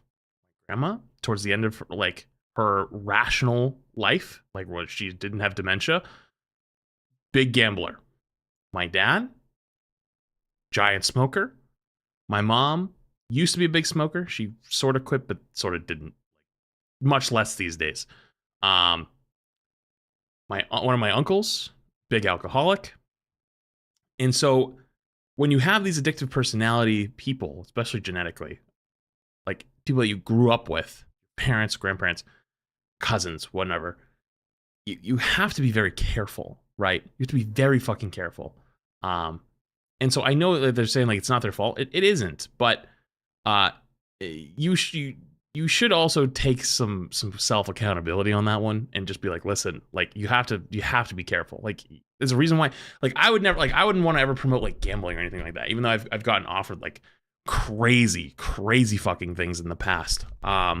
Even for something small like FanDuel or like, you know what I mean, like sports gambling. Like all my IRL friends like that I went to high school with, they all sports gamble. Like we have like a group chat like where a lot of us just like keep up. Like I don't really say a whole lot these days, but almost all the texts these days are like, oh, I'm putting like $10 on fucking the Dodgers this weekend or whatever. And then they'll be like, oh, I got this parlay going. You guys should hop in. It's actually pretty good, right? And it's like, they're not like bad people. They're not like dumb, but like, it's not even like ruining their lives in any way. Like they're not off the deep end with it, to my knowledge.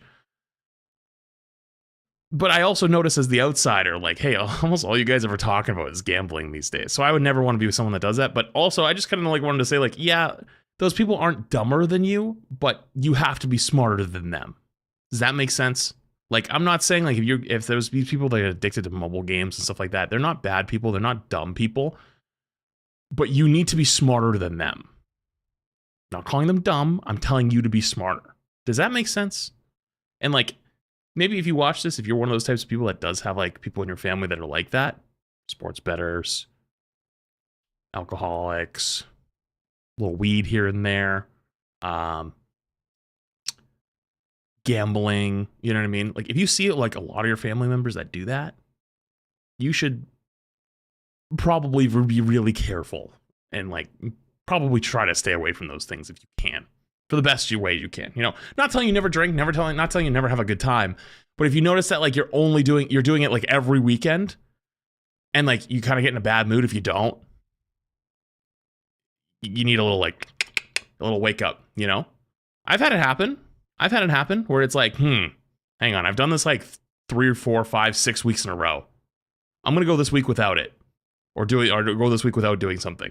Oh, I was a little more irritable this week. Yeah, I'm gonna cut back for like a month and see what happens. And then after a month later, I'm like, oh, I feel so much better. Okay, let's not do that no more. You know what I mean? Psychology to make themselves insanely rich at the expense of everyday people just like you. So if you're ever watching YouTube and you see a mobile game ad that looks appealing to you, please, for the love of... To be fair, we look at these mobile game people the same way people look at us for buying skins in games like Rivals or Overwatch. Not wrong. And I really don't buy that many skins. even as a content creator, you know, like I'm like a, you know, what's funny, if you want to talk about like Overwatch really quick, I feel like I'm so different than like the Overwatch community of today, because like like whenever I see Twitter or Reddit or anything, like nobody really talks about balance stuff anymore, which I get. I understand why currently. But even before Rivals, people all talked about was skins. That's all I wanted to talk about. It's all everyone ever talks about. They don't talk about the new upcoming like content or perks or anything like more than like 2 weeks. Like they want to know, when is Juno getting another skin? Why isn't so and so getting a skin? Why isn't the next battle pass this theme? You know, and it's like all revolves around that. But for me, it was the gameplay. God, you know, don't click on it, because clicking on it is exactly what they want you to do. Thanks for watching. That was a really good video. That was actually an exceptional video. I'm glad I watched that. And we learned about some extra stuff from chat, so that was cool. Brooke Thing the Prime, Exception Thing the Prime. Also, Lord, to answer your question on the YouTube side, I don't think it's too late to get an Overwatch. It's never too late to get into a game, but you must realize you are 8 years behind, and so you are probably going to get shit stomped, and you're probably going to have a really hard time, and you're not going to understand stuff. So play it until you stop having fun. Play it till you stop having fun. Then once you stop having fun, then you'll know. I would also wait until a new season starts. So like season 16 is around the corner in a couple of days. That would be a good time for you to start. Just because that's like when content's fresh and like a lot of people are in there, and you have more of the casuals in there too. So like you can kind of blend in with them. If that makes sense. So, all right, chat, I need to run the bathroom real quick, and then we'll keep going. Sounds good? You're supposed to stop when you're not having fun? No. If you've been in too deep, no. You're fucked. The new people.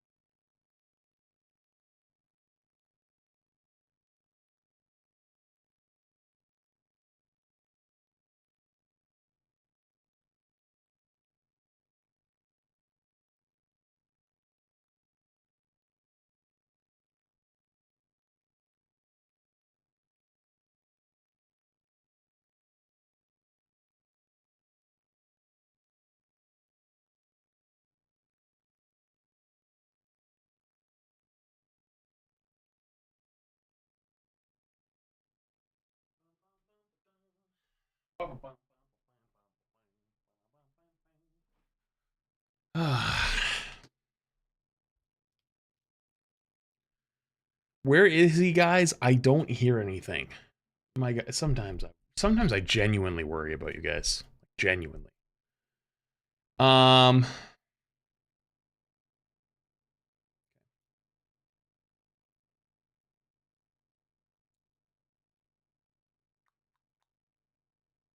I have something for hot talks, but I gotta wait for the video to age some. 2 days old. I mean, you can give it to me if you want. So I'll take a look at it. Might not do it today, but see if I want to Happy at some point. Easter. Hello, Scrubbles, thank you for the 54 months. Appreciate it, dude. Thank you.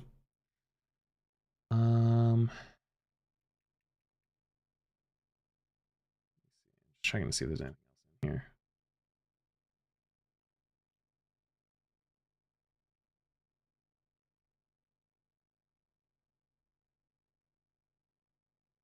You will own nothing.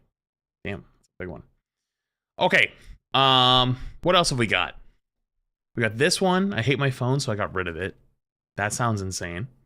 In a good way. Gases became the main event. Brief review of Deadlock so far. I'll save that for Rivals Day. Reduce Salt. Overwatch video, I'll save for an Overwatch Day. Death of a Game Paladin.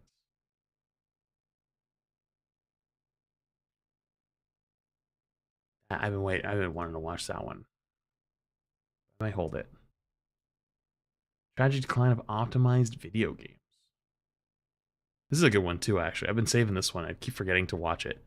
Chat, give me a 1 for the decline of optimized video games. Give me a 2 for review of Deadlock.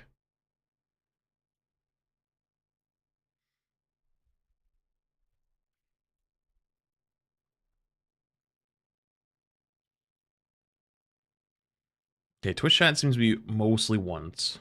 Use chat is always a couple seconds behind. But it seems more tied.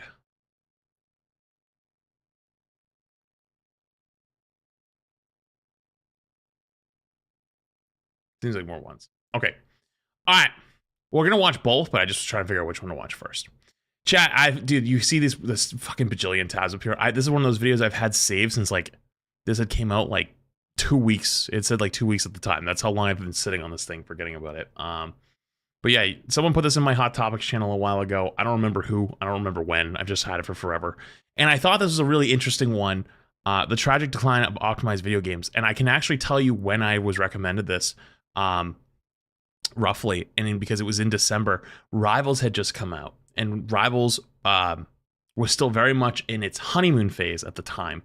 And one of the big criticisms of the game was that it was very poorly optimized. It still kind of is. It's much better now, but it's still pretty poorly optimized to the point where if you had like a lower end PC, you legitimately couldn't play the game. And so people were using configs to like make the game look like shit, but you could play it. And then the devs didn't like it, so they were like literally telling people don't use it, or like we could ban you. So that was a whole thing, and a lot of people were saying because it was running off Unreal Engine 5, and it made me really think. It's like optimization is really important in games, but as long as the game is good, people will fight through it. But I also was like, you know, there's so many games out there that look gorgeous, but they just play like shit. And so I thought this was a really interesting time that this video came out. And also there's like the new, oh my God, if you haven't heard from NVIDIA, NVIDIA is doing this thing with like its new 50 series where like AI will predict what the next frame looks like. And so it has like an insane prediction frame generation thing. It's wild. I should not be the one to explain it to you because I am not technical enough or not as well knowledged as I should be to explain it, but you should look into it if you're interested. All right. Or not interesting, if you're interested. Let's watch though. It's tragic decline of optimized video games. Let's go. 25, you either make a down payment on a house or you buy a mid-range PC. Over the Chat, this is the exact PC I got sponsored to promote. Remember when we had the Alienware sponsor? I think it's legitimately the exact one. But that was not the price. I promise you that was not the price. It was not 100K, I promise you. But I just thought it was funny. you buy a mid-range PC. Over the years, video game graphics have evolved far beyond what we ever could imagine to be possible. Pores in the skin, motion capture technology, photorealistic shadows and reflections that adjust themselves Almost properly expensive as the in gamersupps real cup. time, Alright, relax. and that was 2018. Now we have pores in the skin, motion capture technology, photorealistic shadows and reflections that adjust themselves in real time at sub 60 frames per second with the most powerful gaming GPU on the market, accompanied with ghosting, poppin', input lag, flickering, motion blur without motion blur. What the f happened? I'm a simple gamer, and I like to think that I play a variety of different genres. The Last of Us, Chad, it's not actually 100K.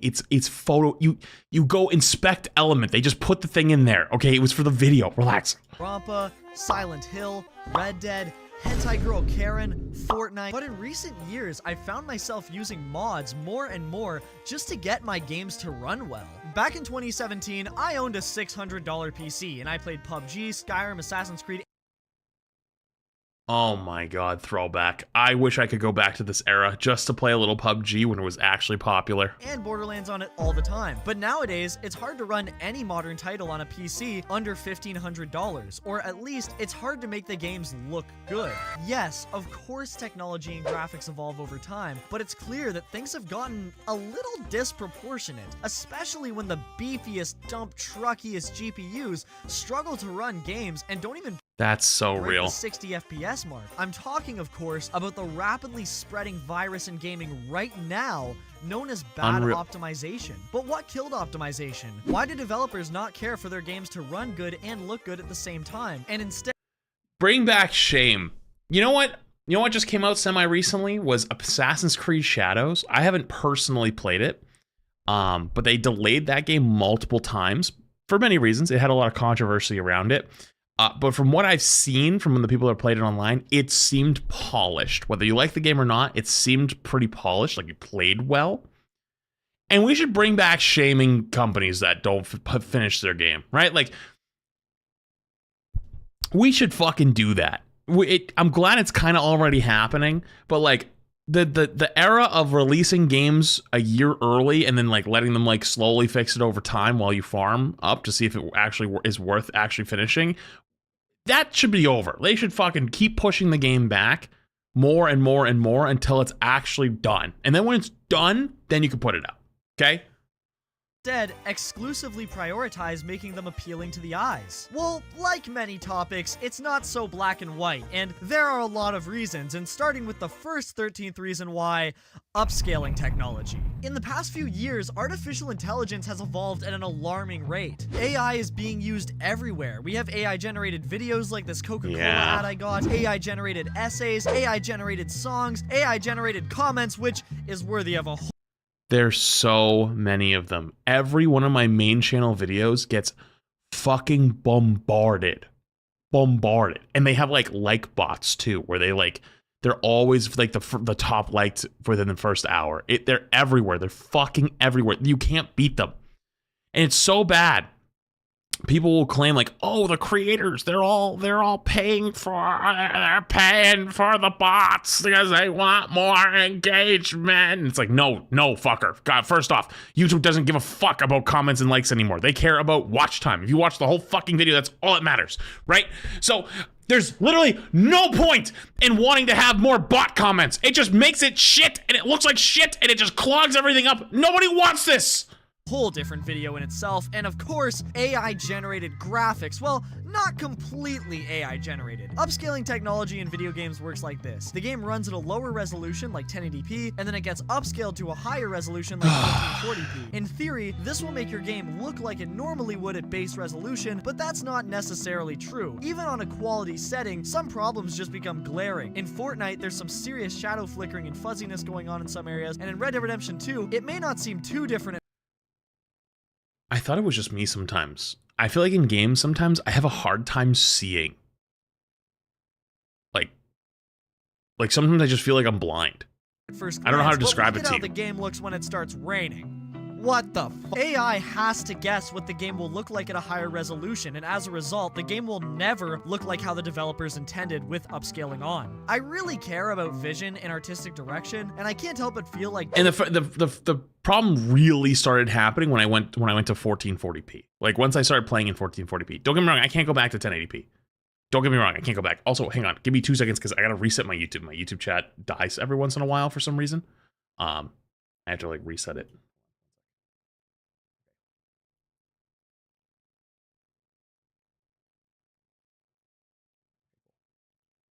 Which one was it? Yeah, but I don't know how to describe it to you, but sometimes I just can't, like, it's why sometimes I like actually playing at a lower FOV, because I feel more focused than the higher FOVs, because I can't see. DLSS and FSR are quick and easy solutions to improve frame rate, but molest the original concept. DLSS, or Deep Learning Super Sampling, NVIDIA's upscaling technology, has settings you can choose from, such as quality, balanced, performance, and ultra performance. What this does is lower the base resolution of the game, so instead of upscaling 1080p to 1440p, it'll upscale 720p or 480p to 1440p. The lower the base resolution, the more inaccurate the upscale. And for real, who the hell even plays on performance modes? DLSS is only enabled on RTX cards anyway, and I'm pretty sure all of those cards are capable enough for gamers to not have to submit to the worst case scenario to enjoy a video game. Oh shit. Another AI-generated solution modern NVIDIA GPUs are utilizing is the brand spanking new frame generation method. What this does is it takes 2 frames from your game and will use AI to interpret what a middle frame would look like. So basically, your frame rate will go from 30 to 60. This will inevitably cause input lag, but for laid-back gamers who use wireless controllers, that won't be much of an issue, since wireless controllers obviously have input lag already, so it really depends on what game you're playing. What the fuck is this game? Is this Silent Hill? I already know a lot of you guys are probably thinking, just one end, upscaling, frame generation, this is the future of gaming. Now I can play GTA 6 on my RTX 20 Ti. And my response to that is short-term solutions cause long-term problems, and it's already happening. Yes, upscaling technology allows gamers to not spend $1 bajillion on a new GPU, but what it also does is encourage developers to not optimize their games, since they know, hey, gamers will just turn DLSS on anyway to make the game run good. I just beat the Silent Hill 2 remake. It came out this October, and it was nothing short of mind-blowing. It was also PC-blowing because my computer sounded like a Russian bomber jet trying to run the damn thing. Still loved it to death though, and was rooting for it at the Game Awards. Come on, Luke Roberts. The winner is... Come on, Luke Roberts. Did Flats stop playing Overwatch?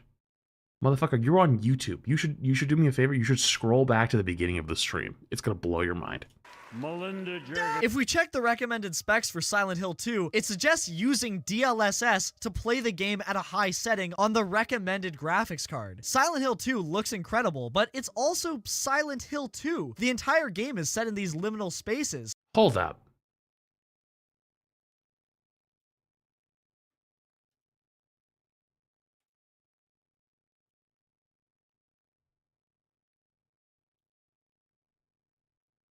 You clicked on a stream that literally has an Overwatch thumbnail.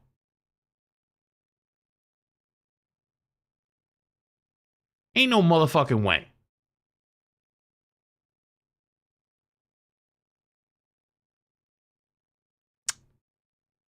Sorry, I need to just let that one loose.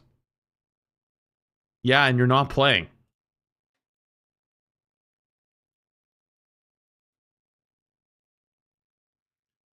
If I'd stop playing Overwatch. Overwatch.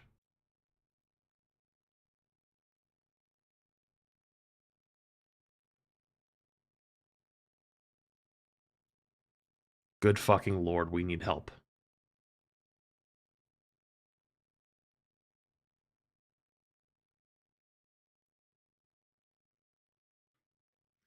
Alright, sorry. I just needed to get that one out of my system. Let's continue. Incredible, but it's also Silent Hill 2. The entire game is set in these liminal spaces, so it shouldn't be too difficult to run, even if it looks realistic. Well, if we install the Sunny Hills mod, which turns the town of Silent Hill into a normal small town on a beautiful day, we can see the actual draw distance for the game. Enemies pop in pretty close to James, but the areas that are loaded in are actually surprisingly far away. What's strange about this is that in the unmodded game, the fog is thick and so close to James, you never even see the the buildings that are actually loaded in. Rendering most of the map like this at once is not only pointless, because it takes a significant chunk of performance straight out of your game for no reason at all, but it's also ironic because the fog existed in the first few Silent Hill games for this exact reason. Yeah, wouldn't the fog make it harder to, have the like, more spooky because you can't see those enemies in front of you? Areas. And to hide the hardware shortcomings, Team Silent slapped a bunch of fog onto the game, which fortunately gave it a more ominous tone, but conveniently improved performance as well. The fog in the Silent Hill 2 remake is still present to provide a bleak tone for the game's visuals, but the developers aren't utilizing it to its full potential. Some games make distant buildings look horrendous to save performance instead of just outright making them disappear, and the Silent Hill 2 remake doesn't even do that. Fine details still appear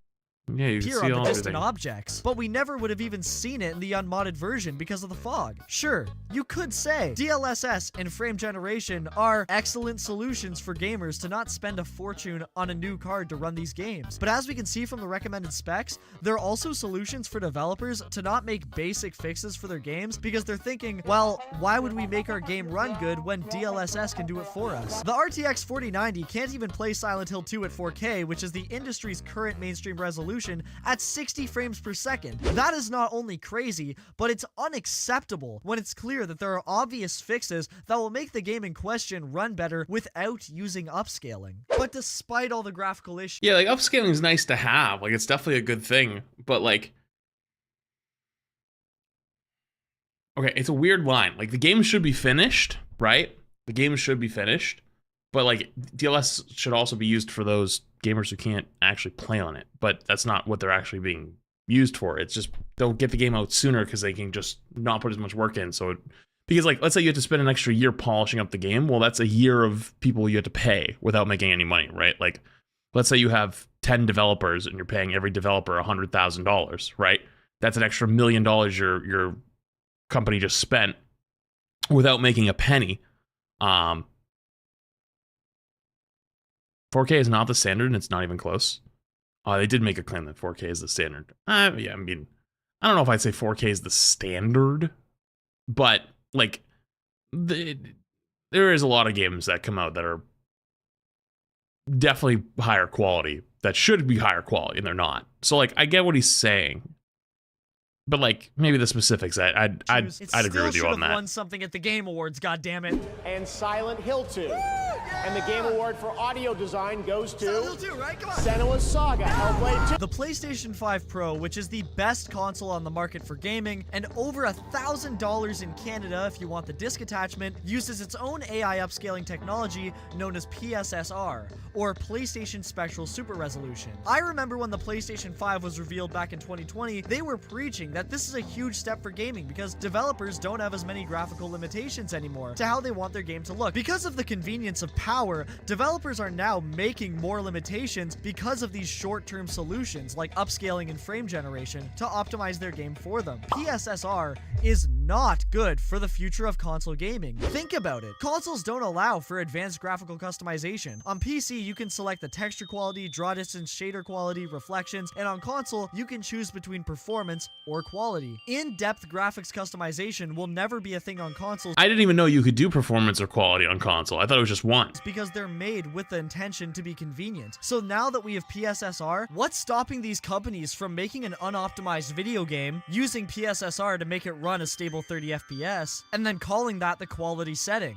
This, right now, when some games can't even... Well, what's stopping that is people not buying the game or refunding the game, right? Like, one of PlayStation's biggest strengths is its exclusives, right? So if a game is making games for all platforms and all consoles, then they're not making it with PSS in mind, right? Like, or sorry, they're not like, okay, like we don't have to worry about optimizing it on PlayStation because PSS will do it, right?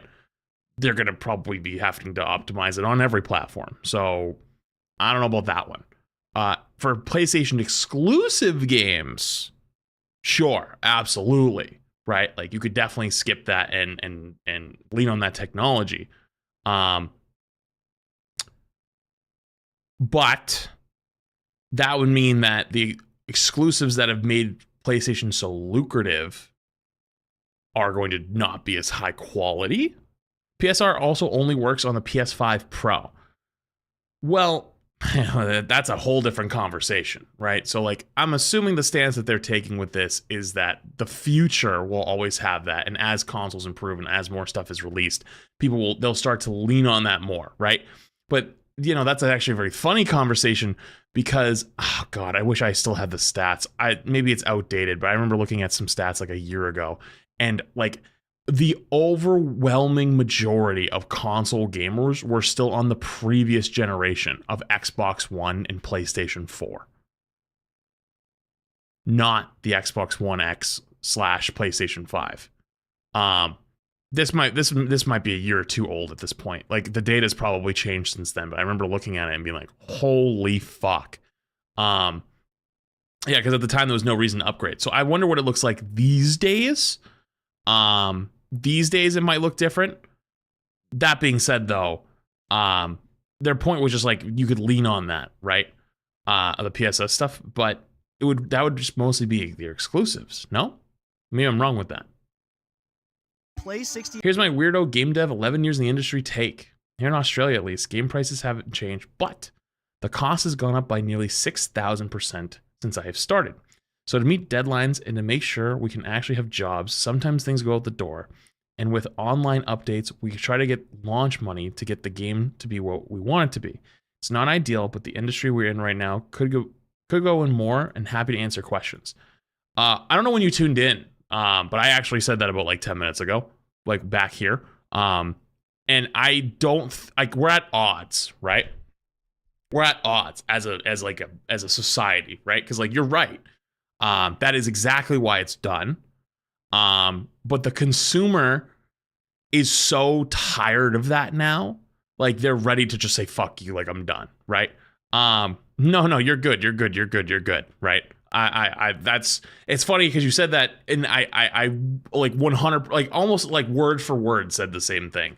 And I think we've hit a point where like people aren't ready to accept any more Cyberpunks or Witchers or stuff like that, where it's like a really good game, hyped game gets left, like it just doesn't do well in the beginning because people are so excited and it runs like shit, and then they make a comeback later on and everyone's like, oh, that's what it should have always been. And they're right. And I used the example of Assassin's Creed Shadows. It got delayed multiple times. I haven't personally played it, but apparently it runs really well. It performs well. Granted, they delayed multiple times for other reasons because they had a lot of scrutiny on them. They needed to release a finished, well-polished game.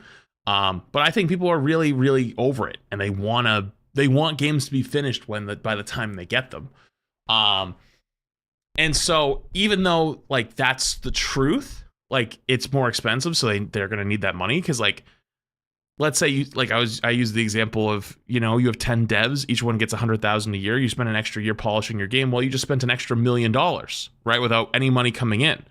And especially if you have a publicly traded company where you're not making any money and you need to answer to investors and stockholders, you're stuck between a rock and a hard place. Yeah. And the issue we're now finding now is that publishers, investors always say this: can we just No Man's Sky it? And we have to argue, no, we are making art and we want to make a good video game from the get-go. Yeah, that's fucking spooky. That's actually really spooky. The FPS at 4K on the fattest GPU on the market is not good and will only give future And you know what? Maybe it's a bit of a hot take. No Man's Sky is a bit of a unicorn. But imagine if No Man's Sky was actually finished on launch. Would it have performed even better? Like, did it, even though people have now been like, hell yeah, that game came around, like, is there a lot of people that just acknowledge that it does really well, but just never went back? Developers an incentive to use shortcuts while making the game's visuals. Ray tracing. 2 words that's been crammed into every gaming tech presentation ever since 2018. So here's a quick explanation of what ray tracing actually is. Ray tracing is a graphics technique that simulates how light behaves in the real world to create photorealistic frames. Prior to ray tracing's explosive entrance into the industry in 2018, developers would have to make their own lighting techniques in the game to simulate as accurately as possible how the light and reflections would behave. The thing about ray tracing is that in most modern games, you won't even notice a difference. Most of the awe you'll get from a game that's ray traced is the placebo effect whispering in your ear that the game looks way better. This is Cyberpunk with ray tracing on max, and this is Cyberpunk with ray tracing off. As you can see, there is a graphical upgrade with ray tracing, but more importantly, there's a huge dent in performance. Ray tracing has actually existed for a very long time, though. The initial idea for it does look better, sorta, kinda. Can't really tell the difference, but yeah, it looks better. Beginning its reign in A Bug's Life from 1999. Granted, they only used it for like 2 shots, but regardless. Does it? Well, that was the joke I was trying to make. Was like, yeah, no, it looks better. Kinda, sorta. I can't really tell the difference, but it's definitely better. Did use ray tracing. That's why 3D animated movies from the early 2000s still look better than modern day stylized games. Now that we have the technology to implement ray tracing in video games though, it's a pro and a con. In some games that don't have detailed casting effects like Minecraft, ray tracing is an enormous upgrade. But in games like Cyberpunk, it looks great in some scenes, but most of the time you probably won't even notice it. It's true that ray tracing is an option. You don't have to watch that guy walk through the bench. The support of this new expensive technology means the downfall of an old but gold method of creating reflection. I'm going to use Half-Life 2 for this example. In Half-Life 2, Valve used planar reflections to create convincing looking water. While this can be expensive to performance if used on a large face of water like an ocean for example, it's great for something small like a puddle. Now you guys may be saying, Justin, don't be a dingus, you dingus! Technology needs to evolve over time. Otherwise we'll be stuck in the same place forever. And I 100% don't be a dingus, you you dingus. not wrong. I just think that a lot of modern developers are putting all of their chips into ray tracing, even though most modern GPUs still struggle to run games with ray tracing on. In Star Wars Outlaws, for example, there's no option to turn ray tracing off. You can only lower and enhance the quality. All I'm saying is that while I would like to get to the point where every game automatically has ray tracing on, I just feel like most gamers aren't there yet, since a lot of people still use Was it? Big piece of the info I go through with other people in the industry as well as 1080p screens and 60 hertz monitors are still standard from Steam surveys and stuff like that. So we have to account for the majority, which means that the specialist high-end players suffer and technology kind of sits in limbo, if that makes sense. See, I think you came in right as after I finished talking about, like, I saw some data from like 2 years ago that was like, the majority of console gamers were still on the old gen Xbox One and PlayStation 4. GTX 1080s, RTX 2080s. I went into a whole thing about it, so I don't want to go too deep into it, but I'm not surprised by that. So why limit your audience? There should absolutely That's probably changed now, but I think no, you're good. It's funny how it's very similar. A lot of effort into optimizing their games for when ray tracing is off, so it still looks good and not muggy everywhere. Most people don't have the money to sink into a brand spanking new 4090 that can actually utilize ray tracing well. So the rest of the gamers, including you know what's funny? Oh. What does this mean by this? If they want to play a game that looks good, they're forced into using the quality settings that enable ray tracing. Oh yeah. I was gonna say, dude, I remember being fed the narrative 3 years ago that when the 2090 series or the 20 series had came out, it was like, dude, the quality is getting so much better on these graphics cards. All these old gen cards are gonna be so much cheaper now. Like they're all gonna get a lot cheaper. It's gonna be great. Like we're not spend that much money anymore. And then that never, ever happened. Ever.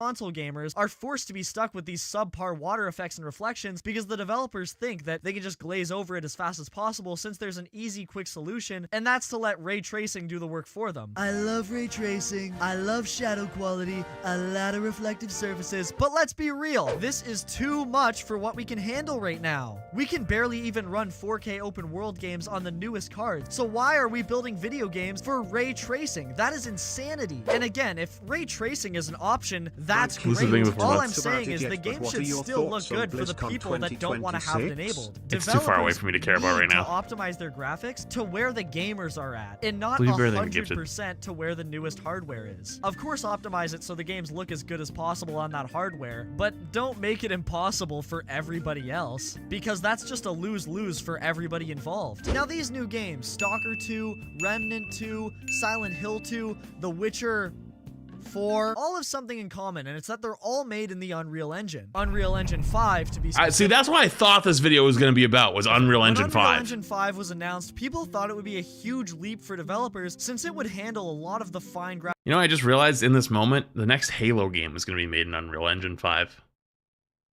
Uh-oh. graphical details, taking the work off of the programmers. The flaw with UE5 is that the graphics are incredible, but they're also expensive and unoptimized. Most of these Unreal Engine 5 games suffer the same issues, and that's not only bad performance, but very blatant ghosting. Ghosting is when a frame lingers for a bit, even after it moves on. There's also some pretty clear flickering problems, and the hardcore push for temporal anti-aliasing. Anti-aliasing is a graphics technology that's been around for a while, to be fair, which removes the jagged edges on objects. With it off, the game is completely raw. Each pixel is exactly where it needs to be, at the cost of everything looking sharp. What anti-aliasing does is it slightly blurs the image by softening the edges on objects and makes it appear less like a video game and more like a picture. TAA is used pretty much everywhere now in modern gaming, and if you stand still, it looks pretty good, but if you move, it looks blurry and horrendous.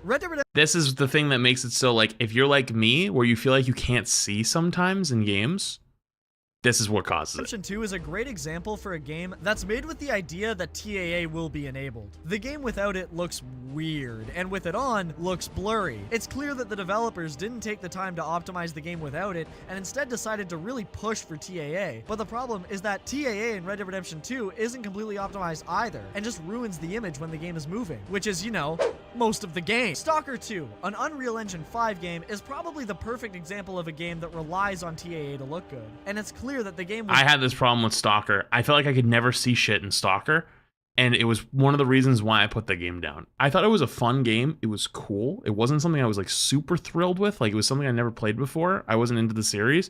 I liked it, but I couldn't get over this feeling of all the time, like, I felt like I couldn't see shit. Is made with TAA in mind, because the trees are dithered without it on. So basically, if you want to play a modern video game, you either get sharp, unrealistic, and untouched graphics, or turn anti-aliasing on and get a main dish of blurry game with a side of ghosting. Anti-aliasing was not always this much of an issue, though. Let's look at Skyrim. With anti-aliasing off, the game looks sharp, sure, but it still looks great. While Red Dead Redemption 2 with anti-aliasing off looks sharp and weird, and like the developers never even wanted it to be an option. It's another strange time for gaming. In 2008, we had the notorious piss filter trend, where every game had a brown and yellow color scheme. In 2018, every game had to have a battle royale mode, and in 2024, every game is made in Unreal Engine 5, and nothing runs as well as it should. To prevent this from happening, developers need to slow down and take the time to remove the unnecessary clutter that claps performance. They need to think, well, that's why I really think we're gonna have, or we're starting to have, an indie revolution. I think a lot of people are sick of games not being fully made and not fully finished by the time they come out, even if there's good reasons for them not to, or have to put them out the way they do. Just like the consumer is so drained at this point. And also just like, this might be a bit out there. As someone who's only been a content creator for about 5 years, I wish I had been one for 10 or more. I feel like comments and stuff like that, I don't say I value them less, but I've grown to not be as like confused by them as much. And I feel like depending on what time frame we are and like how like the state of people are, will depend on whether how aggressive or nice they are. Right? Like, you'll see the most extreme, like, fucked up comments now because people were really anxious and really mad about a lot of things, right? Much more so than say a year ago, or 2 years ago, I get a Juno or 3 years ago. Rock Galactic gun skin? Whatever one you play more. Thank you for the Prime. I appreciate it. Maybe Juno. Say more. Thing if it's tier 1. And so. And I don't mean just in gaming, I mean in everything. And so, I don't know. That's a weird topic to go down. Yo, Torment thing with 5 gifted. I appreciate it. Thank you, buddy. I'm just gonna let it keep going. How can we make this reflection look good without ray tracing? And they need to consider the broad audience of gamers instead of what the loaded game journalists who can actually run the game at max settings will say about it. What the hell? But most importantly, what do you guys think about all this? How can developers fix this modern issue in gaming? Make sure to let me know what you think in the comments below, and I'll check them out as soon as I possibly can. As always, thank you so much for taking time out of your day to watch this video, and make sure to have a good one. But there's still so much I left, wrote though. a song about this. Am I gonna get DMCA'd by the background music, though? I don't want to take that risk. I'm not gonna take that risk, but I'm sure it's great. Let me skip to the end. What? Come on, don't say that.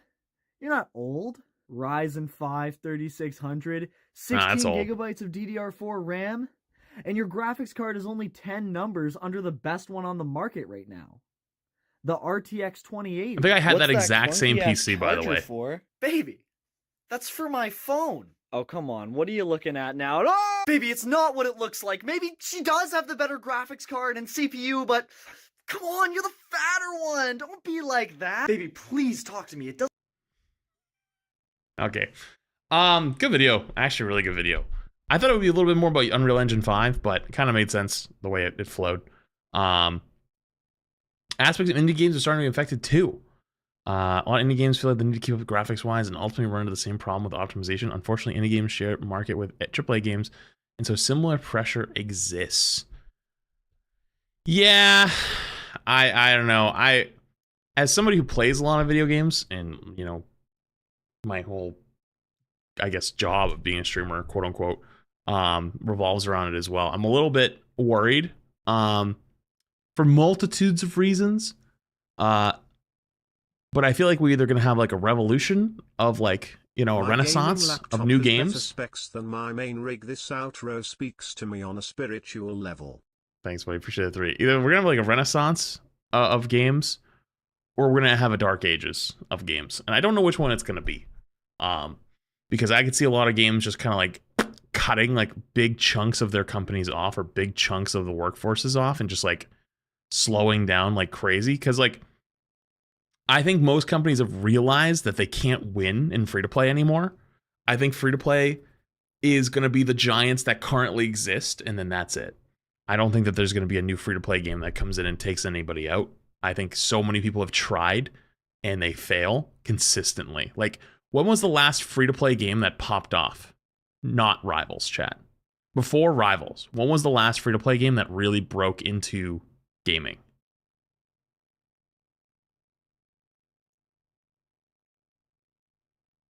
Palworld? Palworld was a paid game, or paid game. Genshin Impact?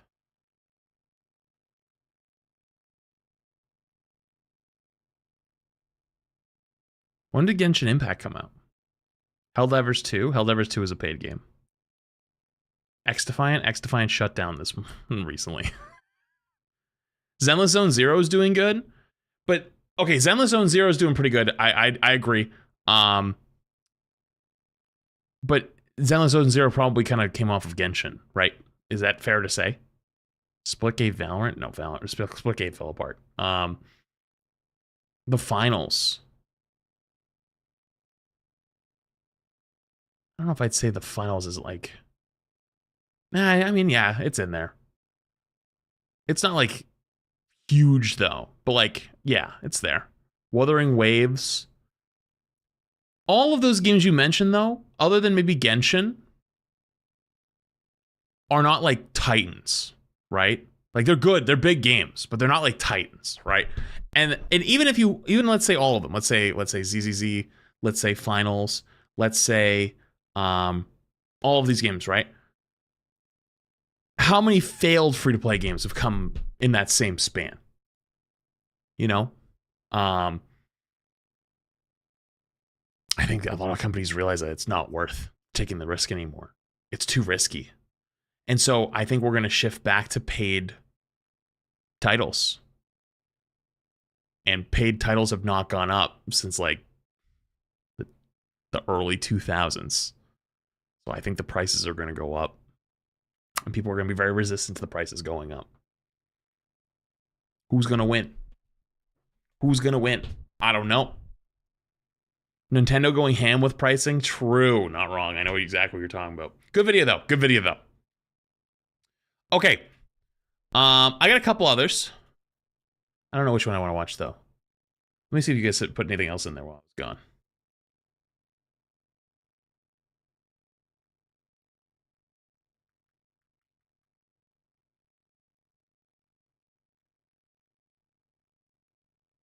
Schedule 1 is a problem. What is this? Have you guys noticed? Oh, his legendary drops again. I feel that I've watched so many of his videos over time. I want to keep taking them. Looks like a good video though. Okay.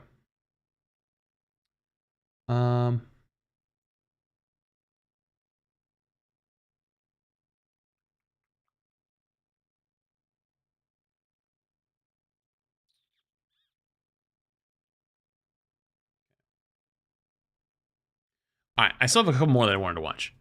Oh, this one. I said I was going to watch this one before. I don't want to forget. A brief review of Deadlock so far.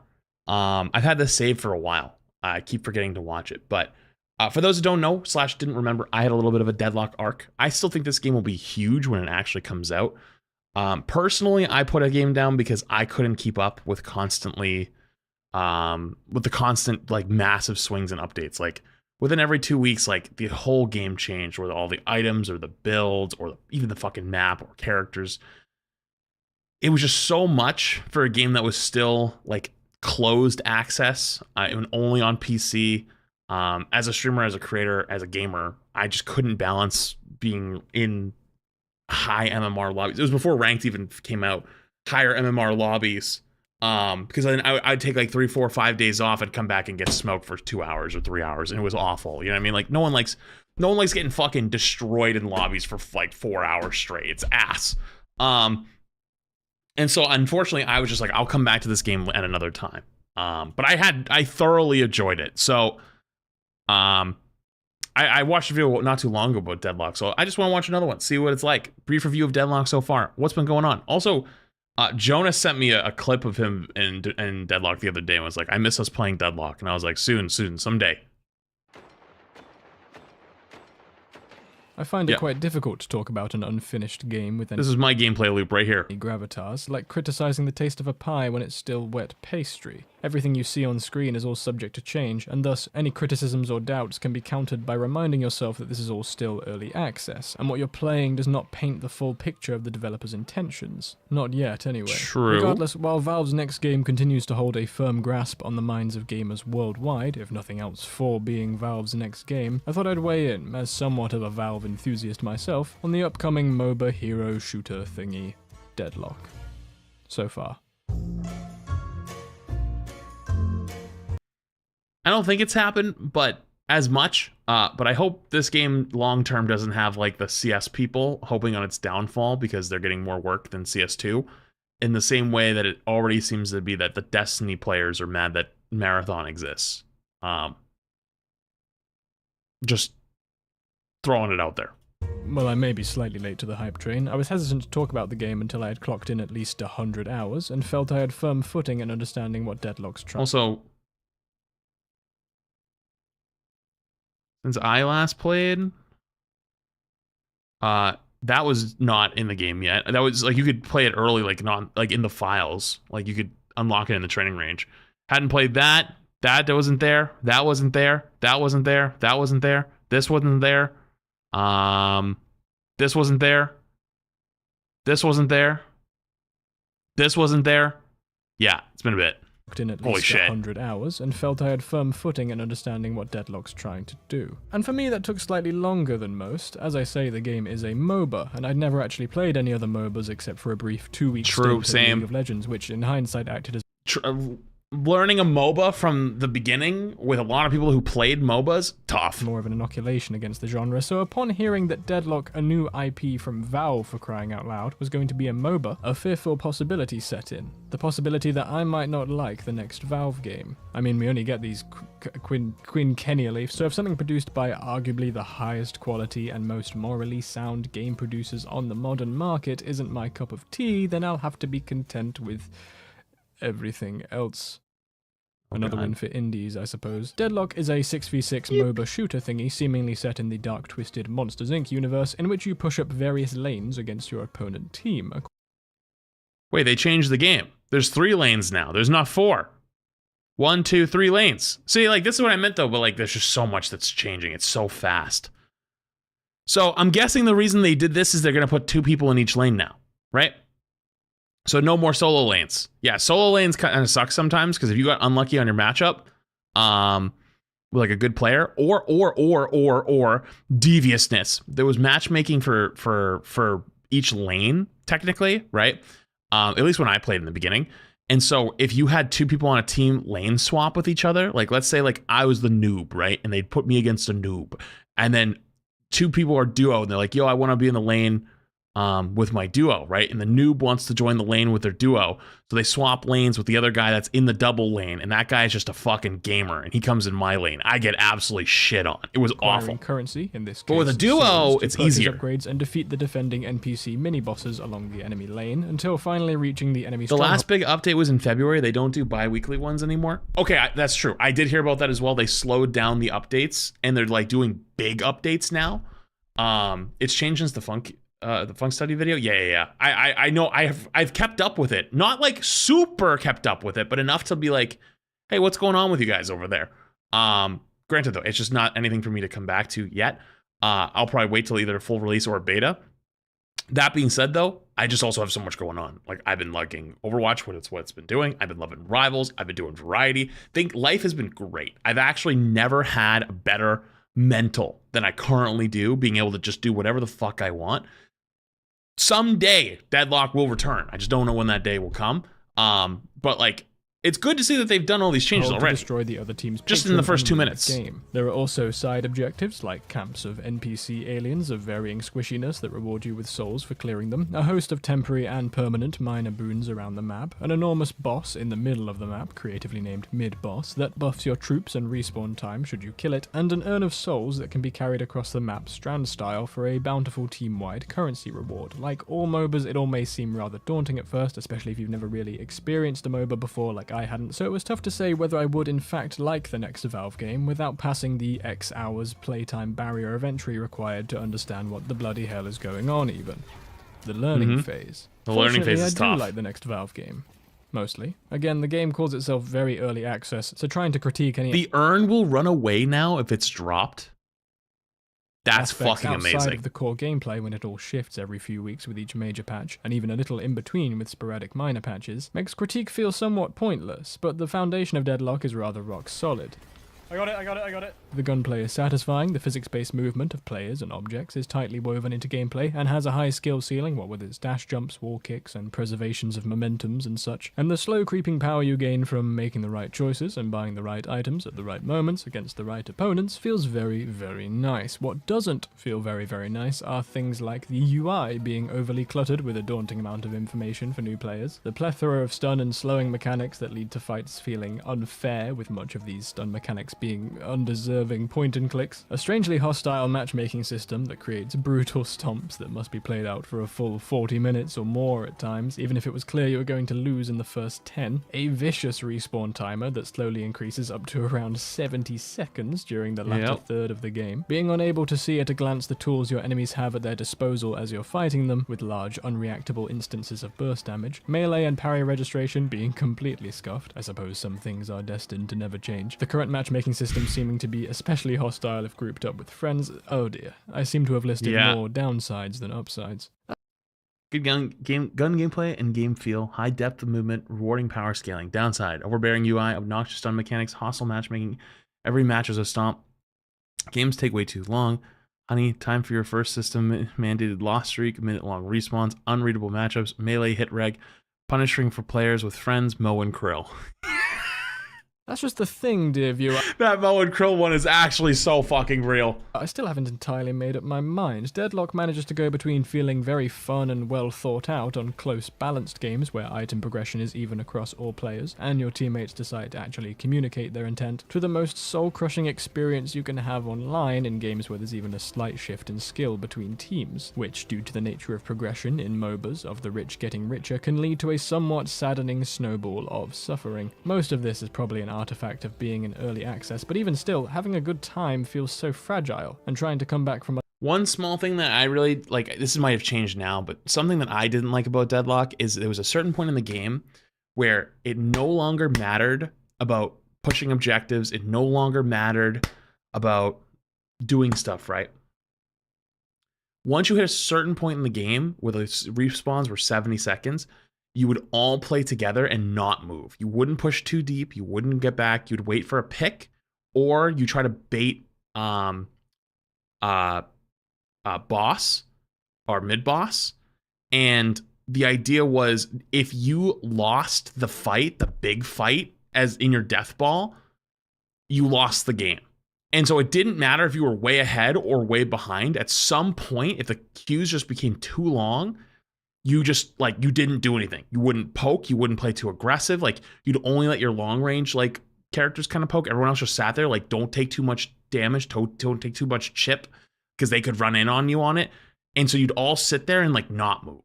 And it was really ass.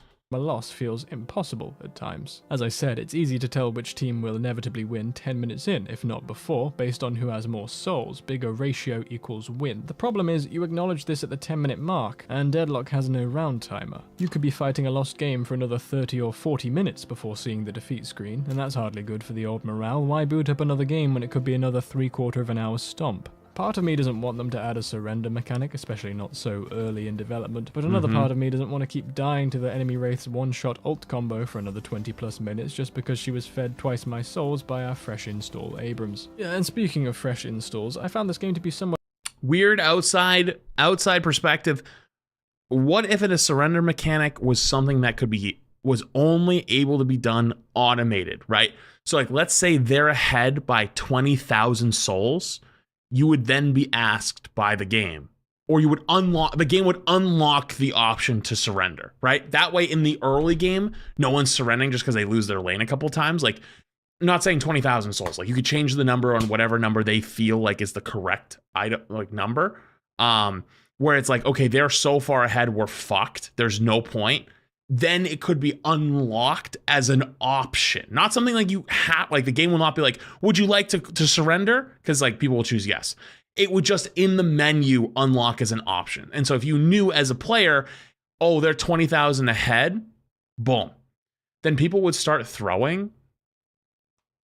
The argument sounds like it makes sense until you take into account then if they're already getting shit stomped, people will throw anyways. So if we're gonna argue that, like, adding a mechanic like that will cause people to throw, people will throw if they're really hard ahead just to get the game over with. Like, if they're already that far ahead, people will just AFK and throw and be like, game's over, GG. As opposed to, in the same breath, you're saying they'll throw on purpose to unlock that option, they would just get out of the game sooner, right? So, like, I know what you're saying. And normally I'm actually against surrender mechanics, but Deadlock's a really long game. That's all. Somewhat of a hard sell to my friends. If they're new or have even slightly less experience than me, I'll feel less like a guy playing video games with his friends and more like a drill sergeant stringing along freshers through a boot camp. And indeed, we've been experiencing this phenomenon for years with the popularization of hero shooters and the 6v6 format. One player on your team installed the game yesterday, whilst the enemy Genji has 6,000 hours of competitive practice. It's therefore difficult for me to have confidence in what Deadlock's trying to do. Quite frankly, we've played these games before, and I'm not sure another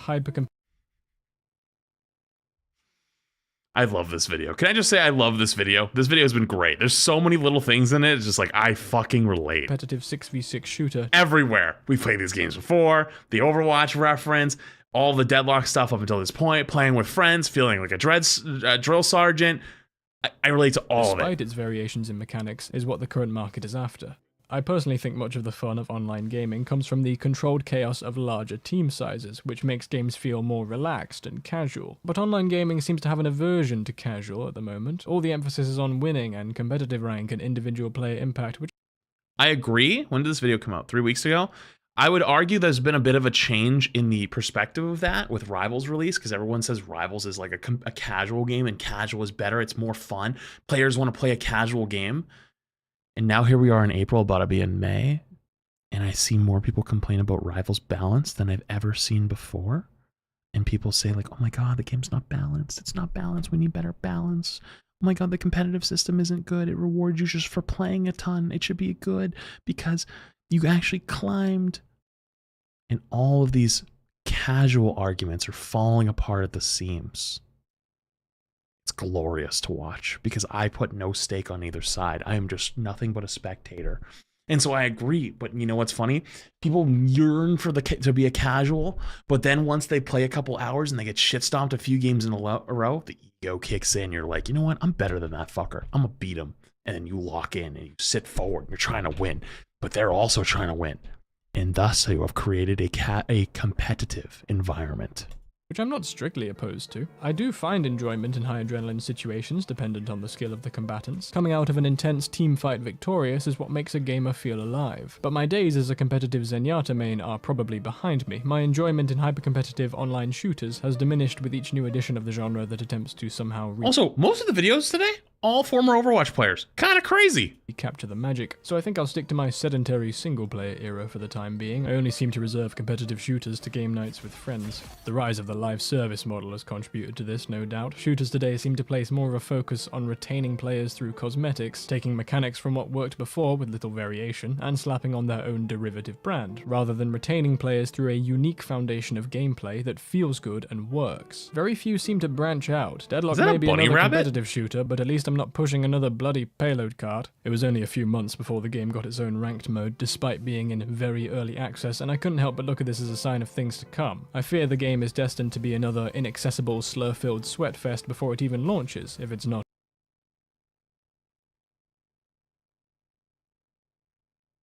Yeah, that's actually the unfortunate truth.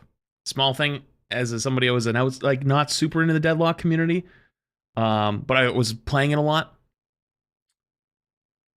That extremely toxic base was there when I was playing it, and like they were really weird. Not to me per se, because I wasn't that deep into it, but I had friends and other creators and other people that I knew that were in there, and like people, they were already getting their games thrown. People were making alt accounts for Deadlock Alpha to throw creator games or to like snipe certain players that were playing just to ruin their nights. It was absolutely happening. And I had heard more slurs in Deadlock in like 2 weeks of playing it than I had heard in the last 3 months of Overwatch. And now playing Rivals. Rivals is definitely more toxic than Overwatch. Not even close. But in the months I've played the 4 months I've played Rivals, I've heard less slurs in the 4 months of Rivals than I heard in my 2 weeks of Deadlock. So like, unfortunately, yeah, average MOBA experience. Not already. Deadlock currently has no so-called progression system. It might have that happen. Or cosmetics, and when it does, I expect it will be largely based on win-loss, because multiplayer... And again, that's all my perspective in my experience. It could be totally different for you. It could be totally wrong, right? Like, it'd be like, no, that was just like your one-time experience. It doesn't actually happen that much, and that's okay. But that doesn't make my experience not real. It happened, and I saw it happen, but if it doesn't happen for you, then that's great too.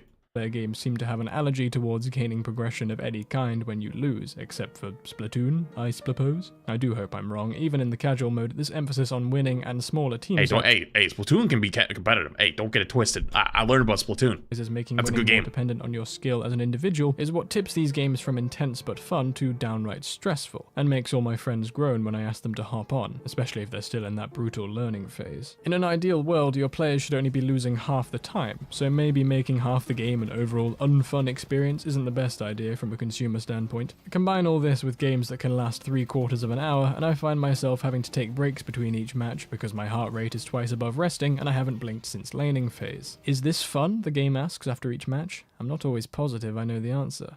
Still, I'm sure the game will do well enough. It is Valve, after all. I think with their track record of securing mostly bangers in the gameplay field and being the essential grandfather of modern hero shooters, we can trust them to get that part right. This is early access, after all. I just can't help but shake the feeling that Deadlock may become one of those games that's less fun to play than it is to talk about, and draw the biggest men kissing each other. Well, I suppose some things really do never change. I say this because fortunately the devs seem to be going for a unique set dressing, so let's talk a little bit about the game's art style. Overwatch was like that for a while. It's not fun.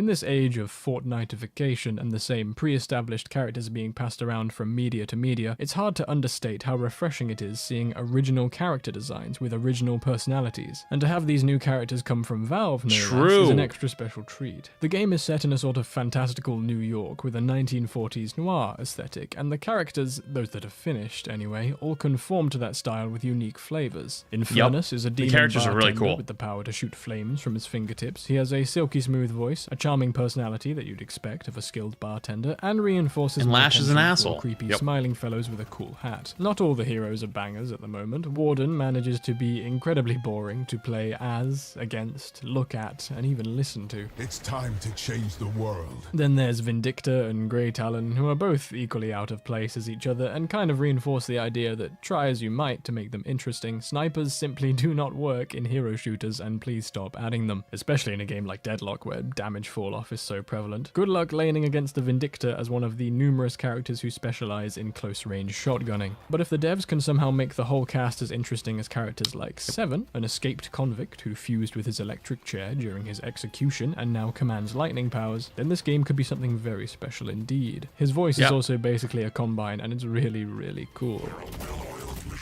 I also like the little stylistic touches here and there, like Abrams taking less time to reload his gun the fewer shots you've fired, custom voice lines from the shopkeeper dropping bits of lore depending on your hero and the type of items you buy, and the custom melee animations given to characters like Viscus and Dynamo. I'm most excited to see how this style continues to evolve as the game gets developed. And that's the main thing, dear viewer. The most interesting part of Deadlock to me, more than the gunplay or the art style or the build theory crafting, is being here, boots on the ground as it gets developed. To experience a playtest of this scale conducted by a company notorious for staying silent about their projects until the week before launch is a truly novel experience. I enjoy seeing what feedback the devs take on board and how they choose to interpret it through balance changes, or seeing parts of the map get slowly more furnished and new characters.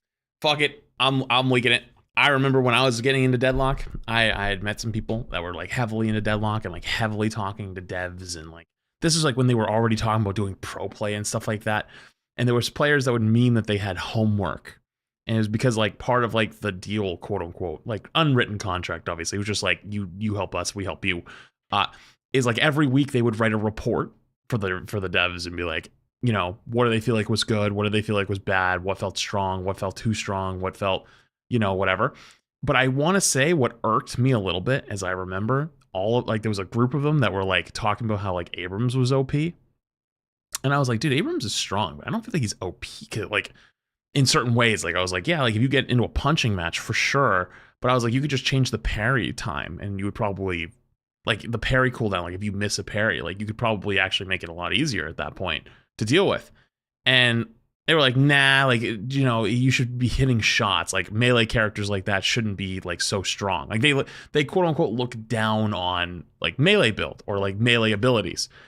And then like the next week or 2 weeks later, after I remember hearing that conversation, he got nuked into the ground. Like nuked. He was just awful, like borderline unplayable for a little bit. And I was like, you know, if this is going to heavily lean into the type of game where it's like the only thing that people really care about is like hardcore aim, and kind of like they also have that direct connection, you know, to like influence that to happening. It's like, and how strong, how aggressive they were to like listening to that group of people. Not just like a little tune, like I remember like it was like they nerfed everything. They nerfed like the damage, they nerfed the pin, they nerfed the healing on it, they nerfed shotgun shoot time, reload speed, ult generation. Like it just got fucking obliterated. And I was like, I don't really want to be one of those people that's giving that feedback. I don't want to be one of those in the know people. I've done that before. I just want to be along for the ride. And I don't think you got a great group so far. So I'm just going to take a step back or two. And I just being like, nah, I'm good.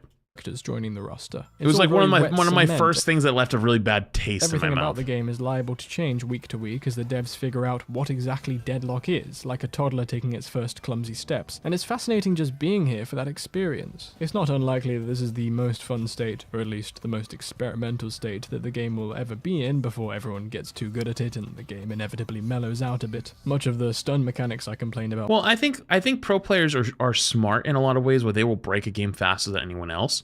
But when a game is so new and so fresh, like I'll give you a good example.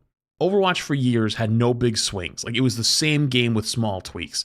It is so easy, or it was at the time, so easy to predict what was going to happen, right? Like you look at whatever buffs and nerfs they did and go, yep, this is going to be the next meta. And boom, there it was within a week. In a game with so many abilities and so many buttons and so many changes, and still how new it was, like it is impossible to predict how fast a meta would develop without standard pro play. Because like if they didn't have standard pro play, like we've witnessed it in Overwatch 2, where when pro play is not happening, right? Like people will say, oh, this is meta, and then pro play starts up and it's completely different, and everyone goes, oh, okay, the meta is actually this, right?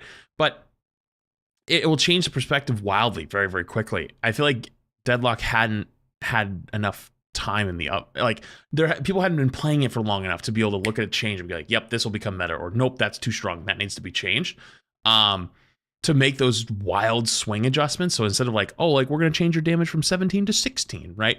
Like just across the board nuking someone that quick. I was like, About earlier have already been peeled back since I started writing. Haze's sleep knife now slows you instead of a complete stun. Grey Talon's trap was changed in a similar way. That's a good Mo and change. Krill are still in the game though, so we'll have to see how that goes. But my point is that the game is likely to look and feel completely different at launch to how it does now. So I would encourage anyone it already who's looks way remotely different from when I interested played. in Valve or modern game development to get an invite and glimpse a snapshot of the game's history, and then be one of the pretentious people on Twitter who can reminisce about the good old days. You know, before Mo and Krill were removed from the game. I'm not going to give Deadlock a score. I'll reserve that for when I inevitably re-review it at launch after slowly discovering that all my complaints were indeed issues of the skill variety. I'll probably hop on a match after uploading this video, in fact, but before I do, I'd like to lend my thanks to my highest tier patron, Mega, who has continued to support me despite the content drought of late, and to all my patrons at patreon.com/hintshot who got to see this video a day early. I encourage you all to try this game out for yourself. There is still much to discover if you can get and in. talk about, while the world continues to digest Deadlock. Probably not that hard to get in the now next these days. Valve game. Cheerio. Fantastic game. Really, really good. This is one of those games that I really hope does succeed because I'd love to play it more in the future. It already looks like it's changed a ton for the good, for the better, and it probably will continue to keep changing for the better. I went fishing the other day and caught a flounder. I named him Flats, told him he has the awareness of a walnut and threw him back. Thumbs up emoji.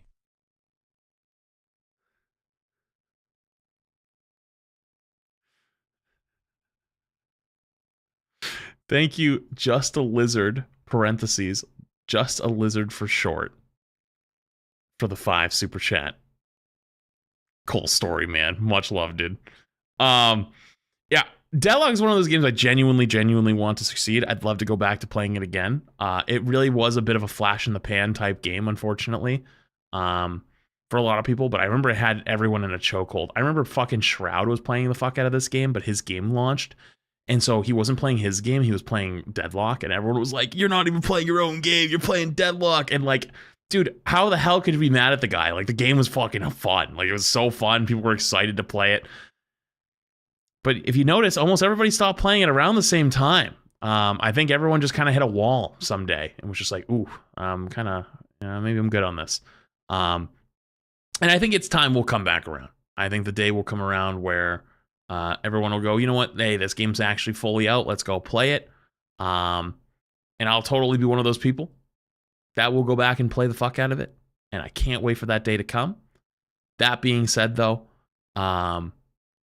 I had my own personal issues with Deadlock in a lot of ways, like just like some of them being like I just don't have time, some of them being like I don't really like how this certain thing is going.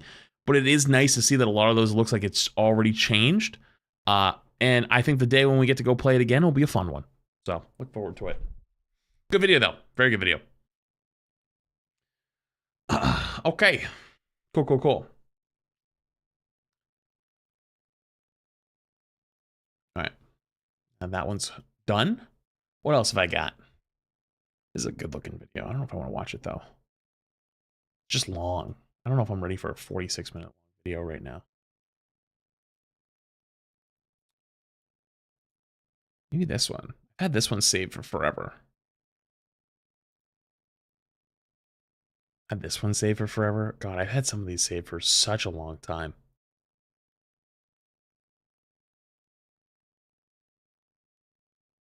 All right, chat, give me 2 minutes. I'm gonna get up, stretch, go to the bathroom. Everybody take like 2 or 3 minutes. All right, I'm gonna run an ad. Everybody stretch. Do your thing. Give me like 2 minutes. All right. Ugh. Ow. Ow.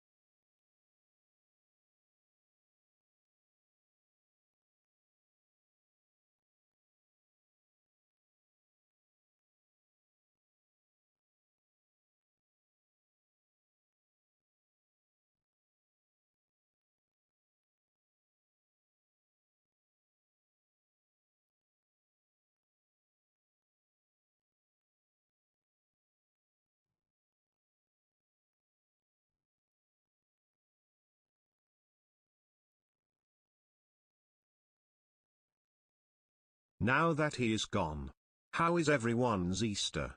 Any good meals planned? We should type chicken jockey just for funsies. Also YouTube, you are included in that equation. Smile.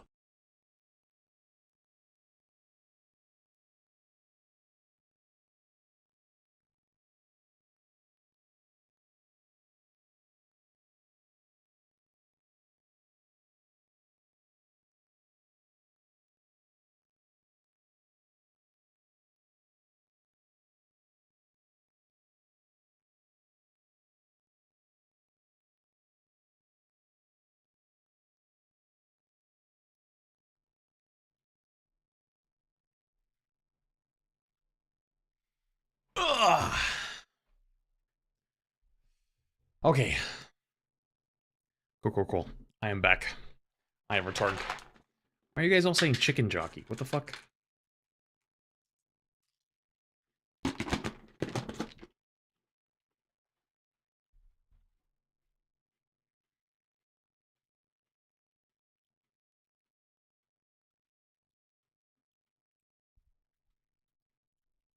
I'm confused.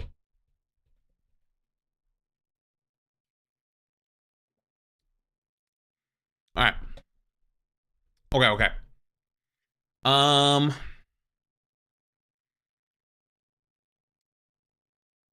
That's me. Let me see. Which one do I want to watch?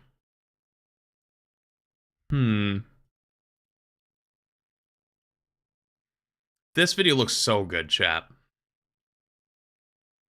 feel like this one looks so good. I hate my phone, so I got rid of it.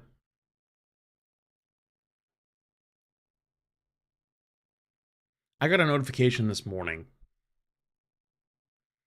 that I cleared my notification. Shit. I was gonna say, like, I got one of those notifications of like, you average this many hours per day of screen time, and I was like, fuck, it's getting up there. I try to always cut back a little bit if I can. But it's really hard when I have like nothing to do and if I'm off stream. I'm like, well, I mean, what else am I gonna fucking do, right?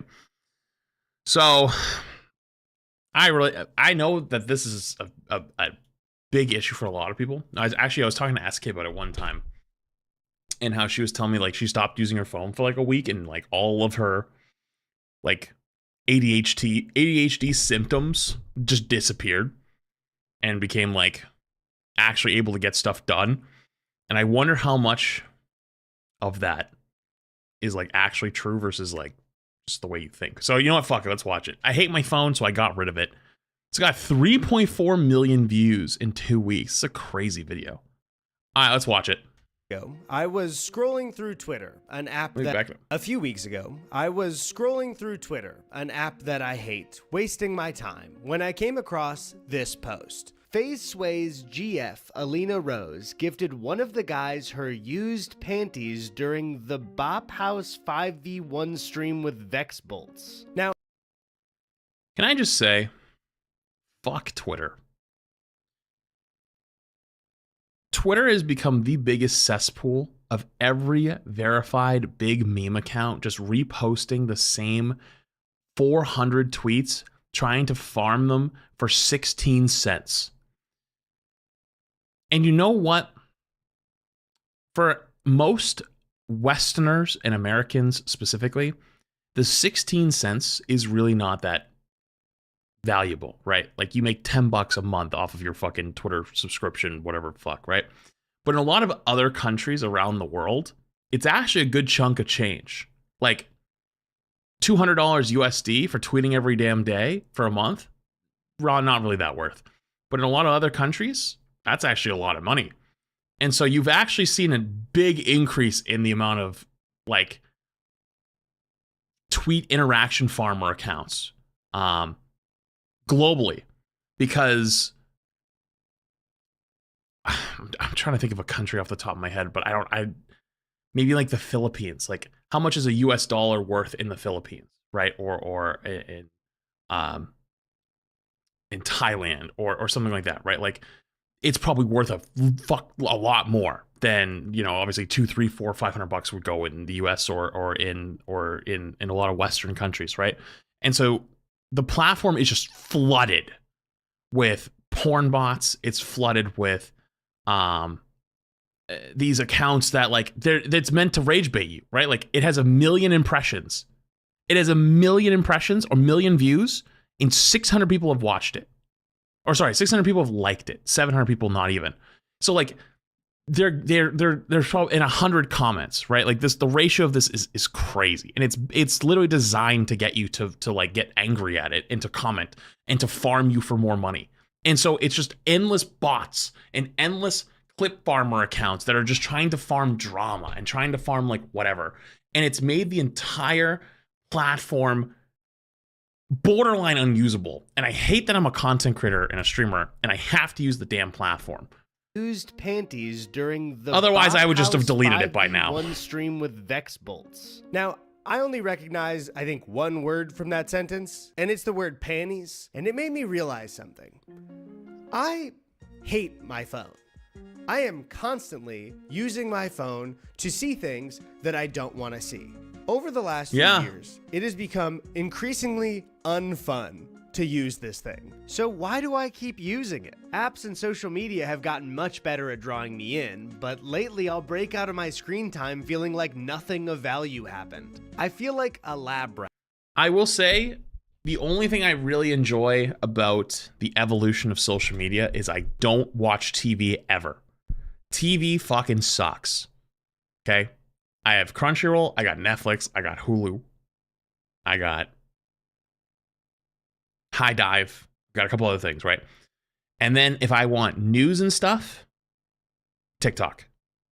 I get like way more accurate, way more useful information on like TikTok than I do on any other platform or any TV or any news or anything like that, that will then point me in the direction to go find my own info, right? Like let's say like early tariff stuff, right? Most people didn't know what a fucking tariff was when it first started being talked about like 2 years ago or a year ago when it was like first, you know, going on. And so people were just like sprouting what it was on social media. And then I was like, that doesn't sound right. So you go look into it yourself, right? That's what I really value of the social media, is it points you in the right direction of topical subjects. But that's where it ends. incentivized by cheese. But instead of delicious cheese, I'm being fed dorky ass clips of Elon Musk. It's embarrassing. Not embarrassed? Next time you get sucked into your phone, tell the next person you see everything you were up to for a full hour of screen time. Okay, so my friend sent me this Instagram reel. I could not tell you. Screenshot of a tweet about Drake playing Fortnite with Ninja. I could tell you, you know what? Let me try to recap the last hour before I went to bed last night.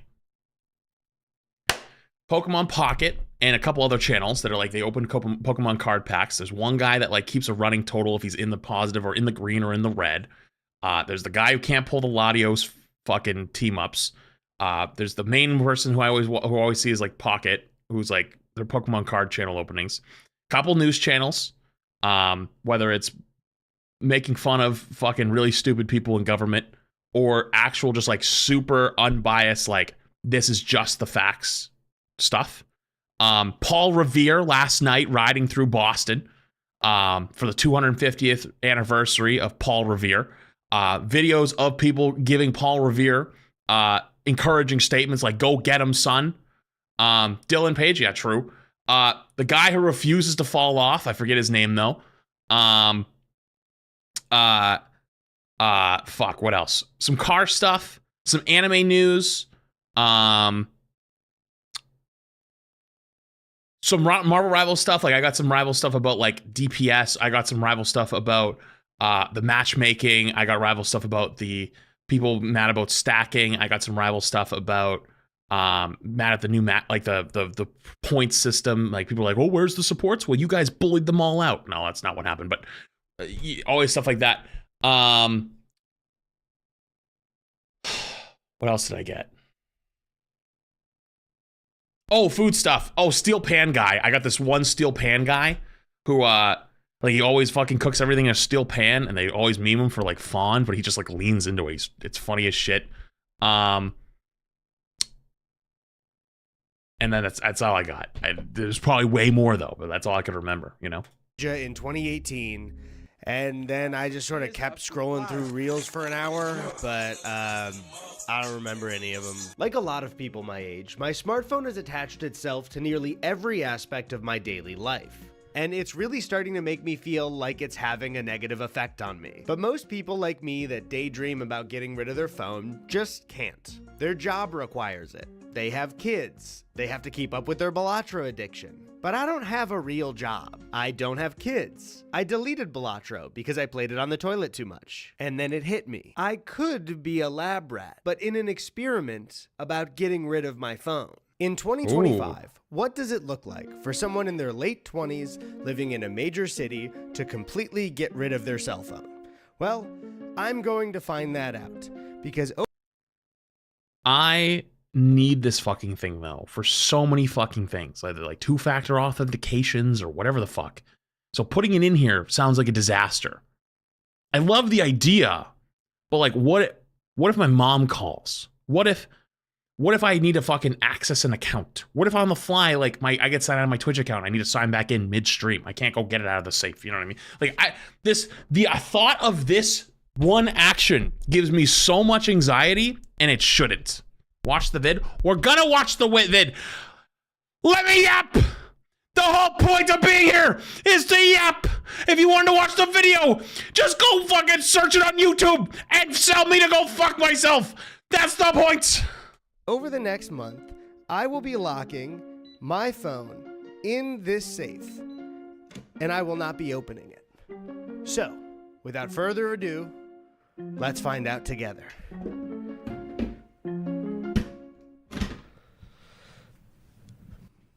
I actually didn't do any prep for what I'm going to replace my phone with. Okay, actually, we need to do this tomorrow, so... Exactly. Yeah. Now it's beeping.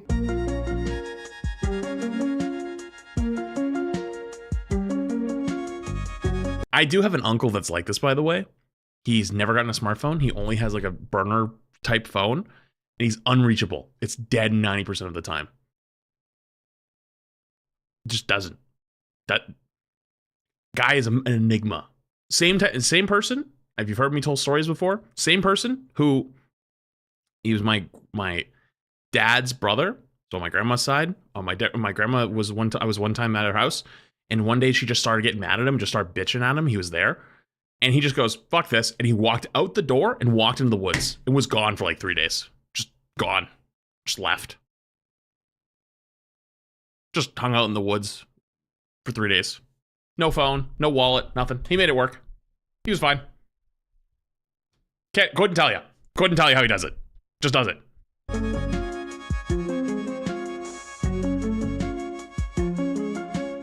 Now, obviously, a phone these days is a lot more than just a phone. But everyone in this day and age haven't seen them in like 3 years. Telephone. Many people who ditch their smartphone these days go with an old flip phone, now referred to as a dumb phone. But I got a flip phone to keep in contact with my parents when I was out riding bikes at 12 years old. So for the majority of my life, I've had a device in my pocket that makes me reachable at all times. I want to experience what life was like before the cell phone. So I went even older and began looking into getting a landline. Luckily, this was pretty simple. Some major phone companies, for some reason, still offer a landline service. But what landline should I choose? There were so many decades and styles to choose from. I could go... You know, one thing you probably notice is all the buttons on these are very big because the only people who still get these are old people and they can't see. Wireless. I could go with an old rotary. I could keep it to the classics, like Sleeping Goofy, M&M's Hanging Out, or Pooh. After weighing all of my options, I finally decided on a mix of everything. A corded landline that still had an answering machine and caller ID. Oh, a landline with an answering machine is not old school enough for you? That's too much new tech? Well, my ass got a Rolodex to pair with it. Now, if you're... Oh my fucking god, dude. Jag, type 1 if you know what this thing is. Type 2 if you've never seen one of these in real life and ever. Sorry, type 1 if you've seen one of these in real life. Type 2 if you've never seen one of these in real life.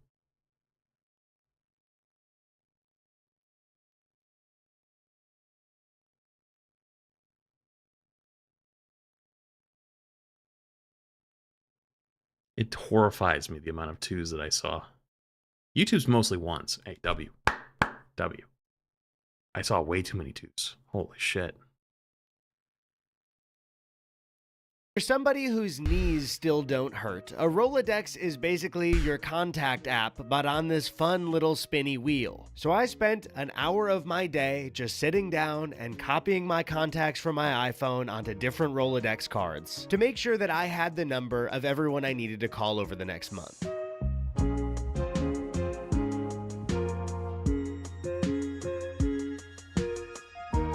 But I don't want to just... And then, like, if it's, you know, you have, if your grandparents ever had this, is like one of them's like dentist. That'll be the dentist name and then a number. Or like, you know, Bob the neighbor. Call everyone. I want everyone to call me. I want to be popular. Whoa, whoa. So I posted my landline number on my close friend's Instagram story to inform people in my life that I wouldn't have my phone. But not everyone in my life is on my close friend's Instagram. Some don't have Instagram at all, and some are finding out just now that they're not on my close friends list. Tough. So I began texting people in my life the information as well. Other than a telephone, I use my phone as a tool for many aspects of my life. I began replacing as much as I could think of with alternatives. I filled out a physical calendar. I got notebooks and pens to replace my notepad app. Grabbed a film camera to take photos with. Oh my fucking god. So He's going all out. Old-fashioned alarm clock. I had this exact alarm clock. I had this exact alarm clock when I was a kid. This is the exact fucking one. Same color, same brand, same style. It's the exact one. It makes the same noise. I never used this past the age of like 11. Man, that's gonna piss me off. Why didn't I get a digital alarm clock? I'm getting rid of my phone, not becoming Ebenezer Scrooge. Also, just in case of any major text that I may miss, I hooked up my iMessage to an old laptop Chrissy had, but being able to check text all the time felt like cheating. So I bought this chess clock and decided I would only be able to clock in 5 total minutes checking text the entire month. Wait, this thing takes C batteries? Okay, I'm not gonna use the laptop Holy until I shit. can get some C batteries then. There was so much to replace, but there's one I chose not to. I use my Apple Watch daily for fitness statistics, but honestly, I don't really need it to exercise. I just have to find the willpower to hit my goals without closing these colorful rings. When I got the watch, it felt like a super useful upgrade to my life, but I quickly realized that my phone was now on my wrist at all times. Sometimes even sending ads for Yelp or Postmates to my own arm. So I don't know how much I'll miss this thing. Except for Snoopy. I will miss you, Snoopy. I'm sorry I'm putting you in a box. Lastly, I replaced the iPhone's video camera with a Sony camcorder. Looking at all the items that would replace my phone sprawled out on the floor, I decided I was prepared enough to begin.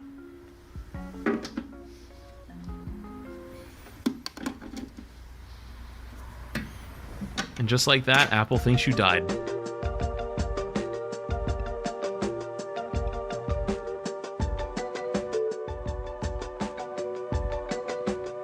It was mid-afternoon by the time I started, so I decided to check if I had any calls or messages on my landline. I had posted and sent the number to almost everyone I know, so I was sure there was a ton of missed calls and voicemails to listen to. Wednesday, 1:04 p.m. Hi, Eddie. It's Mom. I'm just calling to see if your phone works. You don't have to call me back. I'll talk to you later. Bye. Aww. End of messages. You gotta clear it out minutes, too. I came across the first minor hurdle of not having a smartphone on me. After checking my email on my computer, I saw that there was a package down in my mailroom. Now usually, to unlock the mailroom lockers, I open an email on my phone and scan a barcode. But luckily, they also provide a numeric code to put into a keypad. You gotta write it so down. I grabbed a notepad. Oh my and I God. wrote the code down. We're not talking about the notepad app here. I mean, I put a pen to paper, like a soldier in World War II, sending a letter home to his girlfriend who has now taken his spot on a Major League Baseball team. Or I think that's what it was like. Honestly, the only war movie I've seen is A League of Their Own. Hello, Eddie from the future here. This is absolutely the last thing that I'm editing, and I have not seen this footage until now. So on the first day, I walked out of the apartment, Chrissy changed the code to the safe, wrote it down, left for her apartment, and I asked her to hide it in a place I'd never check, and apparently she put it in a case of Black Ops 2, but under a disc of Jingle All the Way 2. I don't even know where she got this movie. I don't even know why she has That's kind of based, For actually. over a decade, my iPhone has been an extension of my body, an extra limb that connects me to the world of the internet. So the first few hours with that limb severed had me feeling its phantom in my pocket. I decided to start keeping a tally in a notepad every time I felt compelled to reach for. Everyone does this. You always like reach for your phone. Like if you're at like you're out somewhere, like I do it all the time. It's so bad, but like I'm like about to walk past somebody in the parking lot, you know, like if like they're walking towards me and I'm walking towards them, right when like we're getting to the point where it's about to be awkward eye contact, get past them. Or check it. And within those first few hours, I realized something. I was bored. Truly bored. It was rainy in LA. I had finished working for the day and didn't have everything ever made and everyone I've ever known at my disposal to fill the void. It hit me that the other times where my phone has died or moments where I've intentionally put it away, my phone has not allowed me a true sense of boredom for the majority of my adult life. And the rest of the first day... Wait, was I covering that? Did you guys get to see it? Did you guys see this? Majority of my adult life. Yeah, just and the rest of the first okay, you can see day was really nice. I enjoyed the silence. We ended the night watching the movie Flow, which I absolutely loved, highly recommend. And while I never check my phone during a movie, not getting a vibration or needing to put it on Do Not Disturb felt great. And since I can use my computer, I decided to still log it on Letterboxd. But when I walked away from it for bed, that was it. No more internet for the night.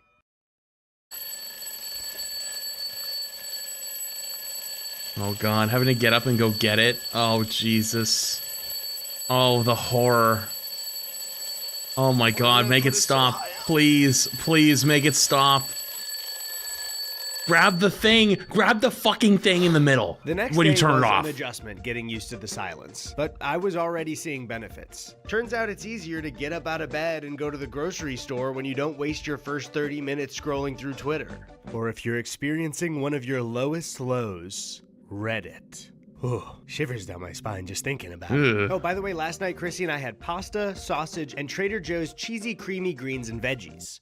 So if anyone wants these leftovers, they are 1 month old at the time of posting, and I will not give you my address. So let me know if you're interested. I also got the C batteries for the chest clock, so now I have a working chest clock and 8 C batteries that will sit in my drawer forever. Later that week, a few friends and I planned to see Mickey 17. Last week, I offered to organize getting the tickets myself, forgetting that my phone would be locked in a box. Normally, as an AMC A-list member, I reserve the ticket on the app, show up, present my QR code to the greeter to be scanned, and suddenly I'm in. Now, obviously, I know that a cell phone is not the only way you can get into a movie theater. I worked at an AMC when I was 19. If you were at the AMC streets of Woodfield in 2016... I feel like this is like one of those moments that I would just realize that, like, you didn't have a phone, you definitely need a printer. Chat, do you have a printer at home? Type 1 if you have a printer at home. Type 2 if you don't have a printer at home.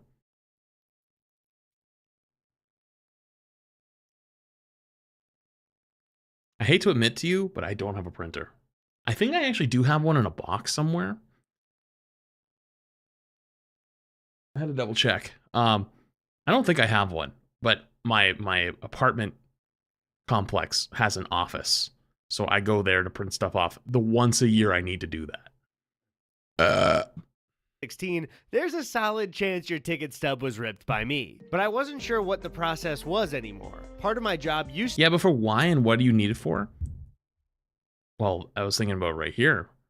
What if they bought the tickets online? They had to print the tickets out with the QR codes on them to take it to the movie theater. Because if they're buying the tickets online and you don't have a phone to scan for a QR code, you'd have to print them out. To be selling tickets, but due to online and mobile sales, that job seems to have been phased out after quarantine. So I went to the AMC website, saved my ticket QR code, and... They have the info? Yeah, but okay, so you don't have a phone. You go to the movie theater with nothing in your hands. How do you tell them that you bought the ticket? Sent an email of it to Staples so I could print it with a code at one of their printers. I then wrote down the Staples code along with my ticket confirmation as a backup. Is this overkill? Probably, but if for some reason I couldn't prove my... Your card details are at my movie theater? What do you mean your card details? Like your AMC card? Do you have the card in your pocket? Or is it just attached to your account? I purchase, I'd be ruining the whole night for my friends. So I headed over to Staples, and after inputting the code from my notepad... Debit card? Let's say that's true, right? How many times do you think the person at the thing has actually done that? Where you walk up and you're like, hey, I bought tickets, but I don't have the tickets. Like, can you look up my debit card? Is that like something that actually happens that often?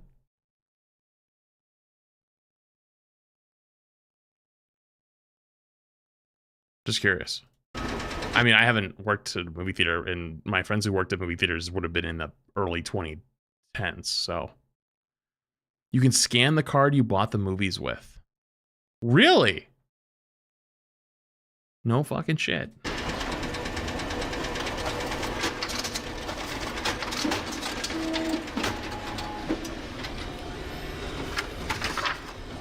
Look at him, my beautiful boy. My pride and joy. Be honest, if your job was scanning QR codes, would you trust one sitting on a blank page like this? During our drinks before, I was beaming with excitement to use my QR. Look at how proud I am of it. But I had no idea what was waiting for me in the theater. Now, fortunately for me, and unfortunately for labor everywhere... These guys have no idea what they're talking about. You can't just scan your debit card and find your tickets. It doesn't work like that. I work currently in a movie theater. We get it like once a month. So is it a pain in the ass to do then? Because if it's a pain in the ass to do then like, yeah, then like, cool, it's possible, but... Ticket sales employees have been replaced by kiosks. So we're going to find out. Scan my QR code actually, no, we're not. Instead of the greeter because I got nervous. Because you got a paper. Disaster 1. I froze the machine. Broke it? Uh-oh. I clicked the keypad and I think I broke it, so I think I'll have to... Luckily, there was an open machine next to me, so I made a quick recovery only for Disaster 2. My QR code was printed so inconveniently that it wouldn't fit in the scanner. I desperately folded the paper as my friends waited on me for their tickets. And it just wouldn't scan. Uh-oh. Just cut to home. Yeah, we missed the movie. Try the other one again. Try the other one again. My baby boy was a disappointment. But you could just use the credit card you bought the tickets with. So I didn't need to do any of this. Didn't need a phone and could have just shown up with my credit card. There it is! We got to see it in real time! There it is! Okay. Life imitates art! So there are minor inconveniences like writing things It down works! or bringing my credit card. But I wanted to know what it was like to traverse a city without my phone. But Fucking first, a quick cinema. word from the sponsor of this video. I'm stuck in a fly trap. I fell for the damn light bulb again. I want to thank SoFi for sponsoring the next portion of We're gonna skip ahead here. We got W sponsor, but we're gonna keep moving. Whatever you want. Sign up for SoFi, chance to win, and for every friend you refer, you Look at earn that. an additional entry. They have the goddamn yellow bar at the bottom to keep you fucking clicking off. I need to get unstuck first. Don't help me. I need to do this myself. I remember that appeared in a Mr. Beast video and people went crazy over it. This morning I woke up to a massive dropping of bird shit on my bathroom window, which is gross. But hey, without the phone, it's something new to look at while I'm on the toilet, I guess. It's no secret why someone in this day and age may begin to resent their phone. But one of my main motivators to give this a try may surprise you. A few months ago, Chrissy and I binged through all of Sex and the City. We watched through every season, movie, and even the new series on HBO. I mean HBO Max. Max. Fuck, sorry. Now, other than having a blast with the girls and being a big hater to my core, there was one aspect of the show that I just couldn't shake.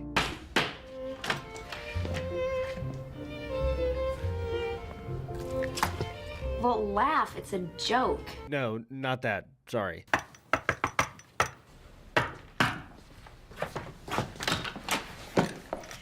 Get it while it's hot.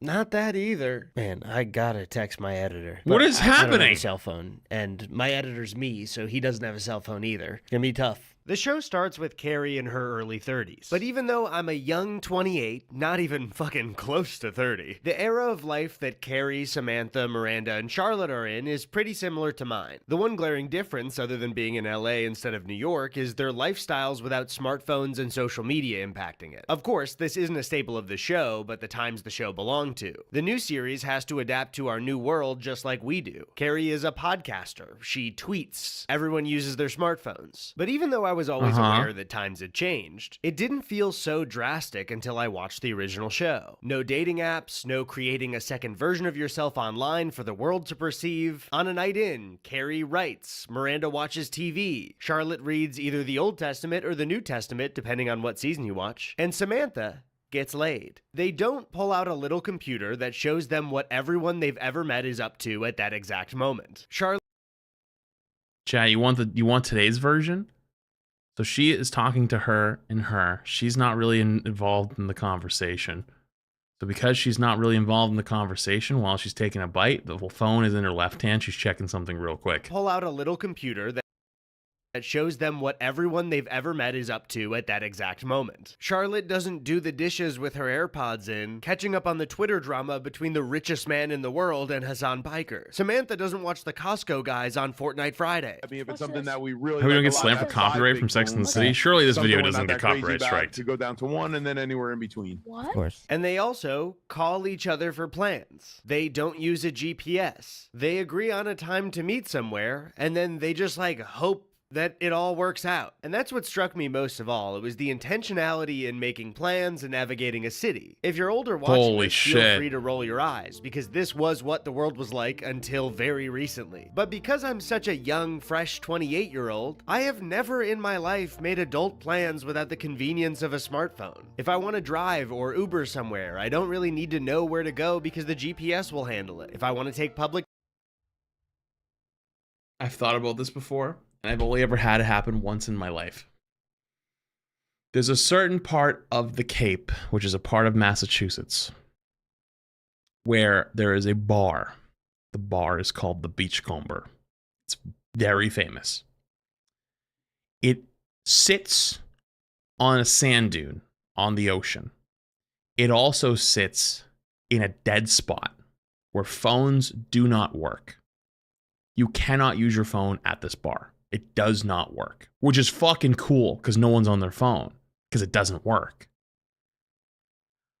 But if you Uber there, or you can't Uber home because you can't call an Uber, you have to take like a local taxi. And it is a fucking pain in the motherfucking dick to get home from this place. It is such a pain in the fucking ass. You have to have somebody who's at home know what time you're leaving so they can call a taxi for you at this place so you can get picked up and go home. Or have someone pick you up. Or you have to walk up this massive ass hill out to the road and then walk down the road, which there's no lights. It's trees. It's by itself. There's no houses. There's nothing there. It's just woods / beach until you eventually get a signal. And then you call the local taxi. Because Uber, you're in the middle of fucking nowhere in comparison. Or schedule an Uber for after. You could, but you have no way of knowing what car is picking you up.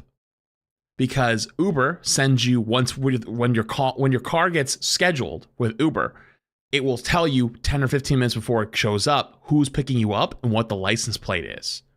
So you actually don't know what car you're looking for. And if it's going to show up at the correct time, right? Like if it shows up early or shows up late, you're going to have to go up to random cars and be like, "Excuse me, are you here to pick up so-and-so?" You know what I mean? So like you have there's zero signal, zero. And it was the biggest pain in the ass. And imagine that was life. That's crazy. In transit, my phone will give me live details on what to do. If I'm running late, I can text and update the person. I have Google at my fingertips to answer any question that I could ever think of. So what do I actually do when I make plans? I might as well get to a dinner and have the waiter cut my spaghetti for me. There was just something about the way that the girls went through life that just felt more grown up to me. I couldn't help but wonder, has my phone kept me from becoming a fully capable adult? Ready for my carry night out, I needed to call one of the girls. Looking to have fun cocktails and a yap sesh, I knew just who to call. My friend Jordan. I planned on taking the bus because even though I could Uber there from my desktop, I'd need to cheat and ask Jordan to call my Uber home on the way back. But to take the bus, my two options were change, as in coins, which I do not have because I'm not an 1800s prospector ordering a whiskey at a saloon, or the public transit app on my... So fun fact, when I was a kid / teenager, I had a wallet that had a little coin section, and I would keep coins in there because I took the bus. Phone. Oh, my phone! Shit! I don't know if you guys know this, but I locked my phone away. After a quick search, I saw that you can get a physical tap card in LA at most pharmacies and grocery stores. So I walked over to CVS and couldn't find a tap card anywhere. I asked the manager if they sold tap cards, and he said, "We should, but I'm not sure that we do." After confirming that they didn't, he was so helpful and told me you could get them at the train station. I thanked him and said I needed it for the bus. And he goes, "Oh, you could just get the app on your phone." My dumb ass goes, "Right, thank you. I'm doing this thing where I don't have my phone, but thank you." What the fuck was that supposed to mean to him? Anyway, I went over to Ralph's and yet again, no card. Until I asked an employee and she walked me over to their work desk, busted out a dusty fanny pack from a bottom drawer and got me a card. The whole process seemed like there hadn't been a physical tap card purchase in years. This whole ordeal gave me just enough time to get ready and call Jordan to let him know what time to meet. Awesome. All right, well then, hopefully nothing goes wrong. If it gets to be like, too late, just give up on me, I'll go home. Okay, that's true. You're the perfect person for me to fuck this up with. All right, I'll see you there. Next, I headed over to my computer, went to Google Maps, clicked on the transit direction to get to the bar, and wrote down the specific bus routes I'd need to get there. My bus was leaving very soon, so I had to rush out the door. Now, depending on where you are, who you are... Wait a minute. How are you going to get home? What age you are, I am not recommending that you also travel alone without your phone at night. Smartphones have offered a lot of safety to people who are by themselves, so just know that I wanted to do this, and unfortunately, it's a bit safer for me than for some of you. Look, it's no surprise from my personality, my writing, and my general vibe that I am an overthinker. So on my way to the bus, anxious thoughts were flying by. What if I miss my stop? What if the bus doesn't come on time? What if I get lost and leave Jordan I feel all waiting? this. What if the bus explodes? And And normally, I can quell these thoughts by getting confirmation on my phone. But shockingly, without the option to confirm, I was forced to face these thoughts head on. And you know what? It was super fucking easy to ride the bus without my phone. They say the goddamn street names out loud. Why was I worried? Thanks. Have a good one. Because you gotta know all the street names. You don't know the street names normally. Chat, you ever talk to an old person? You ever talk to a boomer and they're like, how'd you get here, son? And you're like, oh, I took the highway.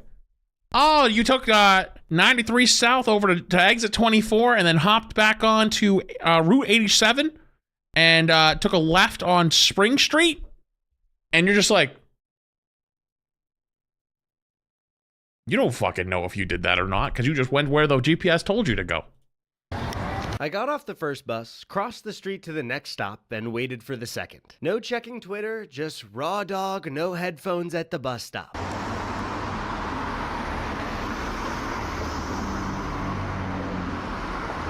Hopping on the next, I rode the bus toward Drake's.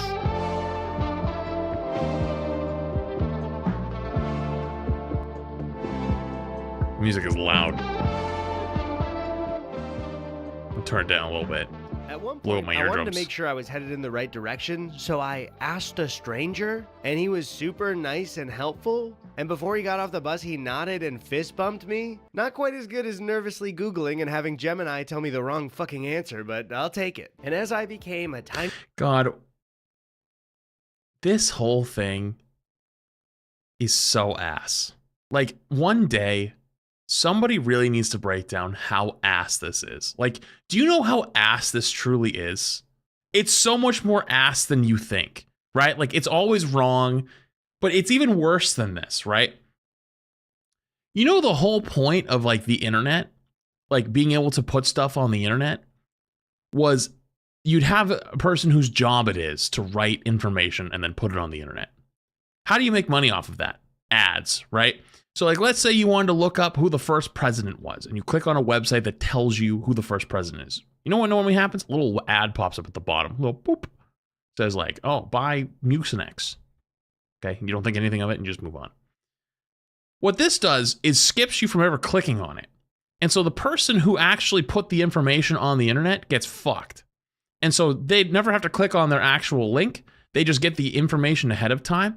And so this encourages people who work with websites or work on putting stuff on the internet to not do that anymore, because the AI will just yoink it. And so you don't get that transaction of person clicked on website shows small ad pays website gets paid for putting stuff up on the internet and maintaining that information, and then the user gets the information, right?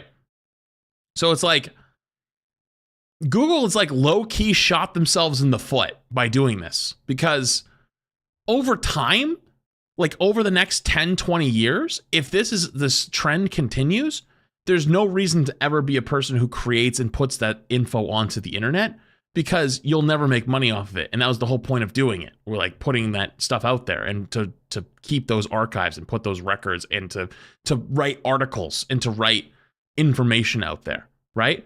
And so no one will do it. And so the AI won't have anything to pull from. And so it will get worse and it will get worse and it will get worse until it just keeps putting itself into a circle. Gemini tell me the wrong fucking answer, but I'll take it. And as I became a tiny little speck in the rear view of the Echo Park Pico Union line, I turned to walk toward drinks.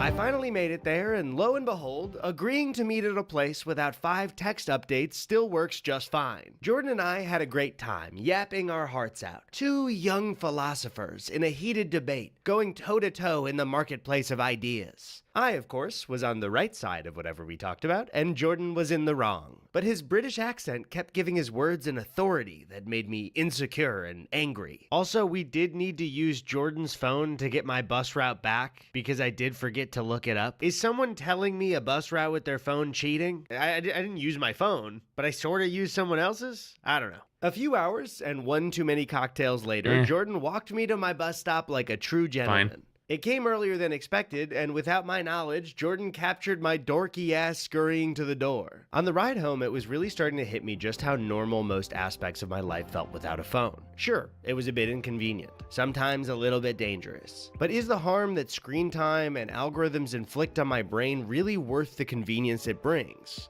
Well, I'll be honest, I've had one too many cocktails to find an answer to that. I also was on Metro TV. You guys ever watch Metro TV? It's a show about you taking the bus. You see me there? Look closer. There I am. Every time I've mentioned... Wait, by the way, he said he doesn't have his phone, right? So he's recording all of this on that massive fucking camcorder that he showed at the beginning. So he's got a massive, like, 8-inch long fucking camcorder that he put in his pocket to take to the bar. I just want to put that out there. All of the footage on the way there and back, he's walking down the street with this big ass fucking camcorder. Probably looked like an actual psycho to most people. Like, oh, that guy's shooting a movie. You know, like, oh man. TV, it's a show about you taking the bus. You see me there? Look closer. There I am. But 8 inches is small. Yeah, shut the fuck up. Every time I've mentioned to a friend that I was getting rid of my phone, one of the first things they'd say would be, oh, are you gonna start reading? First, yeah. Second, I was reading. Okay, not books, maybe. Does it count as reading if I read a tweet from Discussing Film that told me young Sheldon is returning to do a sweepstakes competition for the live-action Minecraft movie? Mazes, puzzles, panic attacks, you're in charge. Whooping monster butt, that's my purview. Plus $500 daily cash prizes. Whoa, oh my. Watch Young Sheldon weeknights for the word of the day. Text it to 55225 or dig into youngsheldon.com. This is still a thing? There's still text in things? No biggie. I like never see those anywhere anymore. April 4th. I used to read quite a bit. But as my phone addiction has developed, most of the time when I could pick up a book, light a candle, and relax... Yeah, but why pick up book when you can watch book be read to you and also pictures? In a chair, AKA I watch instead something. choose to burn disturbing world news into my retinas while I sit hunched over my table, or hunched over on my toilet, or hunched over on a bench. But after days of phone detox, I wanted to see how well my attention span fared toward uninterrupted reading. About a year ago, I was at a bookstore with my friend Ian when he mentioned he had recently read the novel Flowers for Algernon. Wait, are those Wii nunchucks? They're Wii. Oh my god, how do you have so many Wii controllers? I bought it that day, planning to read it so we could discuss and have a connection over it. And then, it sat collecting dust next to my Wii U for 11 months. Didn't get all the dust, maybe one more blow. Damn, that shit is baked on there. So I lit a candle, got cozy, and began reading. And you know what? It was way easier to focus. I got sucked into the book, and before I broke any concentration, I'd read over 100 pages. Now I had plans that night, so I needed to rush out of the house, but I didn't have a damn bookmark. Just flip it upside down and put it on the floor. Oh. Perfect. Finally a use for my QR. Later that night, I came back and read another 100 pages. Now, of course, people read a lot with their phones all the time. But for me, that vibration of a text or social media notification or an ad from Uber Eats or Postmates feels like somebody knocking at my window, trying to distract me and get me to stop reading. Over the next 10 days... Wait, was he saying that he heard that? Like he could hear it in the safe, or...? People read a lot with their phones all the time. But for me, that vibration of a text or social you're just saying the fact that it exists. I was going to say, wait, that's crazy. Or Postmates feels like somebody knocking at my window, trying to distract me and get me to stop reading. Over the next 10 days, I started to go about my everyday life pretty naturally without any major issues. I could go for walks by myself or with my brother and give 100% of my attention. I did my chores in my free time without my AirPods, sometimes in silence or with a vinyl, maybe a podcast on my PS5 on occasion, but I didn't crave it. I was working on a video for the other channel I run with my brother, and I found myself procrastinating less, enjoying work more. Everything just started to feel normal. It's not like I shut out all of the internet either. I still followed the news and check social media on occasion. Chad, do you guys know what these wires are? Chad, type 1 if you know what these 3 wires represent. Type 2 if you don't know what they represent.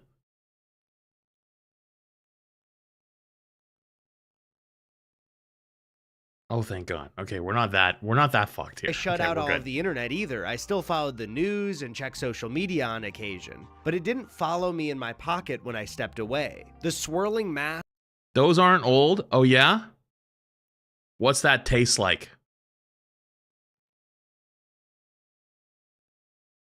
What's that taste like?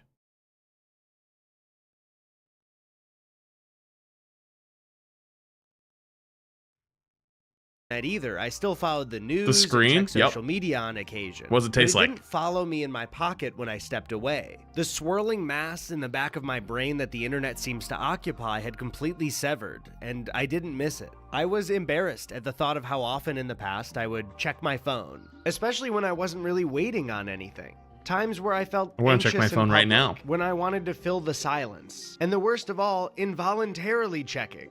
Not everyone licks TV screens, Flats?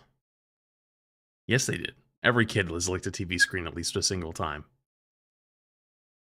Becoming a normie. And sorry, hang on.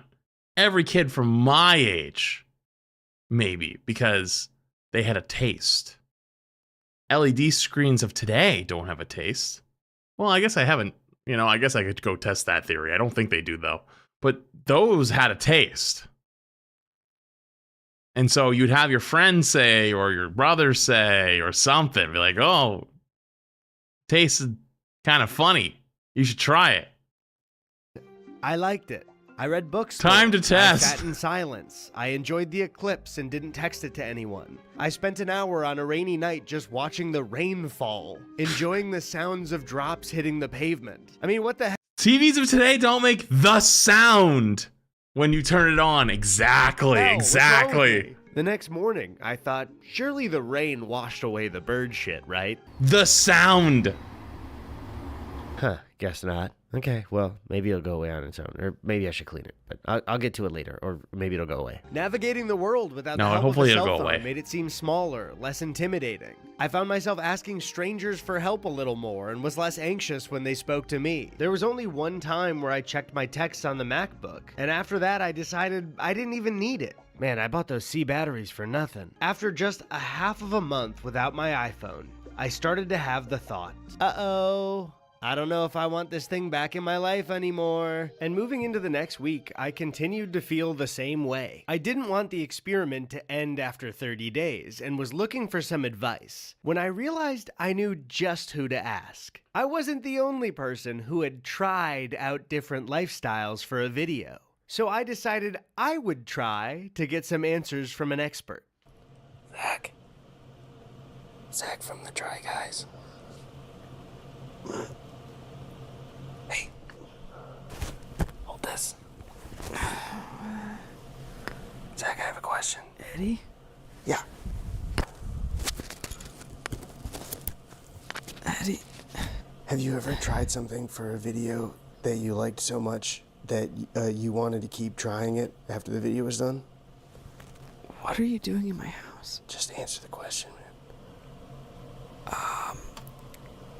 Pottery was cool. Okay. Thank you.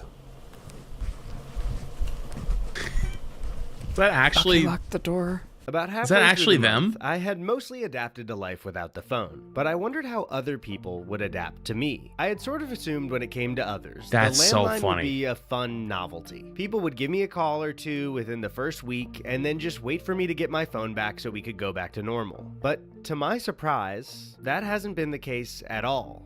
Hi, Eddie. It's Mom. Hey, Eddie. It's Jarvis. What a wonderful voicemail you got there. It's time to walk. Call me back. Eddie, we're on our way. You better get ready. We're on our way. Yay. You Yay. Woo. All right, bye. Hey, Eddie. How you doing? Big dog. Hey, this is Zach. Mr. Burback. Need to reach you. I hope it's going well. I hope you haven't gotten lost because of lack of Google Maps. Hey, Eddie. This is your friend Ash. Yes, I'm sorry. I was given this number for. If I have an incorrect number, please let me know. Happy Thursday. Talk to you soon. We were trying to reach you to do that dinner that we talked So about. nostalgic. A big part of why I kept my phone clutched to my chest for years was because I felt like I needed to be on call for people I know 24/7. Holy I had shit. feared that this experiment would annoy people, that it would make me more work. But it turns out everyone I asked said it was a breath of fresh air. They liked calling, they liked leaving messages and not having to worry about texting back. And I like coming home to voicemails. I like picking up and hanging up the phone. When I say bye, I get to end the call with emotion and a physical feeling. Instead of the new reality I've gotten used to where you say goodbye, there's an awkward pause, and then the 1 hour and 30-minute takedown on the Beast games you were watching begins to play again. Personally, with a smartphone, I am way more likely to accidentally leave a text unanswered, to cancel or delay plans when I'm not feeling up true. to it. With the landline, though, I have to talk to people. When I'm feeling like I don't want to leave the house, hearing the voice of a friend excited to hang out washes that away, while a text about plans feels Flats, it feels like I'm watching a long cutscene from Cyberpunk talking about the past before cyberware. I don't know how that makes me feel, but not good. like Famonia, work they to give like me. 11 months. I'm Appreciate realizing it. that there are a bunch of small antisocial behaviors. See, he's got that fucking giant ass camcorder when he was on the bus and go to the bar. This was tucked in his pocket. That thing is huge! Behaviors that I believed were becoming part of my personality, but is more so my relationship with a computer in my pocket that I'm addicted to. However, the landline isn't all fun calls from friends and family. There is an aspect to it that has been driving me fucking crazy over the last 2 is it the weeks. telemarketers? Spam calls. Yeah. Spam calls and scammers are hitting my line more than anyone else. During business hours of the week, these assholes are calling me sometimes 30 to 40 times a day. But when the landline is your gateway to the outside world and so— Dude, my grandma, when my grandma was still at her house and was around, her phone would ring at least 6 times every time I'd visit. And very rarely was it actually someone she wanted to talk to. And so I would actually answer the call more often. And you would actually be very surprised how fast they would all hit their brakes. Like, it would always be like some scammer or some shit. And it was like, I don't have an old man voice, you know, or like, hello, who's that? You know, they're like, hi, this is, I'm like, no, not interested. And they go, okay. And they just like hang up immediately, right? They kind of just like figured it out. But yeah. Social life, you have to get up and check who's calling when it's ringing. So hundreds of times over the last 2 weeks, I've jogged over to my landline just to see that it's spam. Yeah, this is Eddie. How are you? Doing good? Sorry, was your name Eddie or is my name? I My name is Eddie. My name's Eddie as well. No, your name is not Eddie. It's not? I get a call again, and it's more spam. You're paying high rates on your electricity bill, and what we are doing is showing people a free, no-obligation consultation and demonstration with our solar program. Solar sales.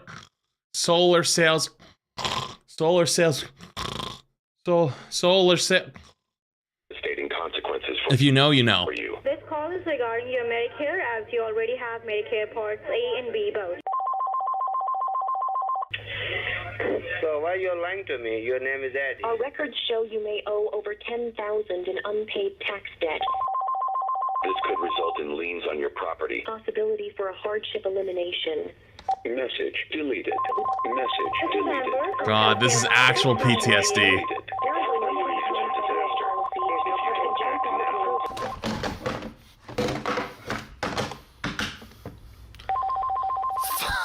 Message deleted. Do people actually get solar panels? Dude, solar panels are actually really cool. Like, unironically, solar panels are cool. Like, whenever I get a house, I would love to have solar panels. Unironically. Do I want to deal with solar panel salesmen and the all shit that goes with it and also paying for it? No. Are they cool as shit? Yes. End of messages. So yes, other than the spam calls, this has so far been a mostly peaceful growth experience for me. Getting rid of my phone has been the best thing I've done all year, blah, blah, blah. Let's talk about all the little ways that not having a phone has pissed me off. 1, I can't use certain apps that require a mobile phone number. I got invited to a party and had to find out about it through someone else because I can't log into my Partiful. Partyful? What the fuck is Partiful? Partyful is the main way a lot of people I know send invites to parties now. And when you're throwing a party and someone ignores an invite, Does nobody want to hang out with me? I've never heard of this in my entire life. Wait, do people not want to hang out with me? I just self-snitch?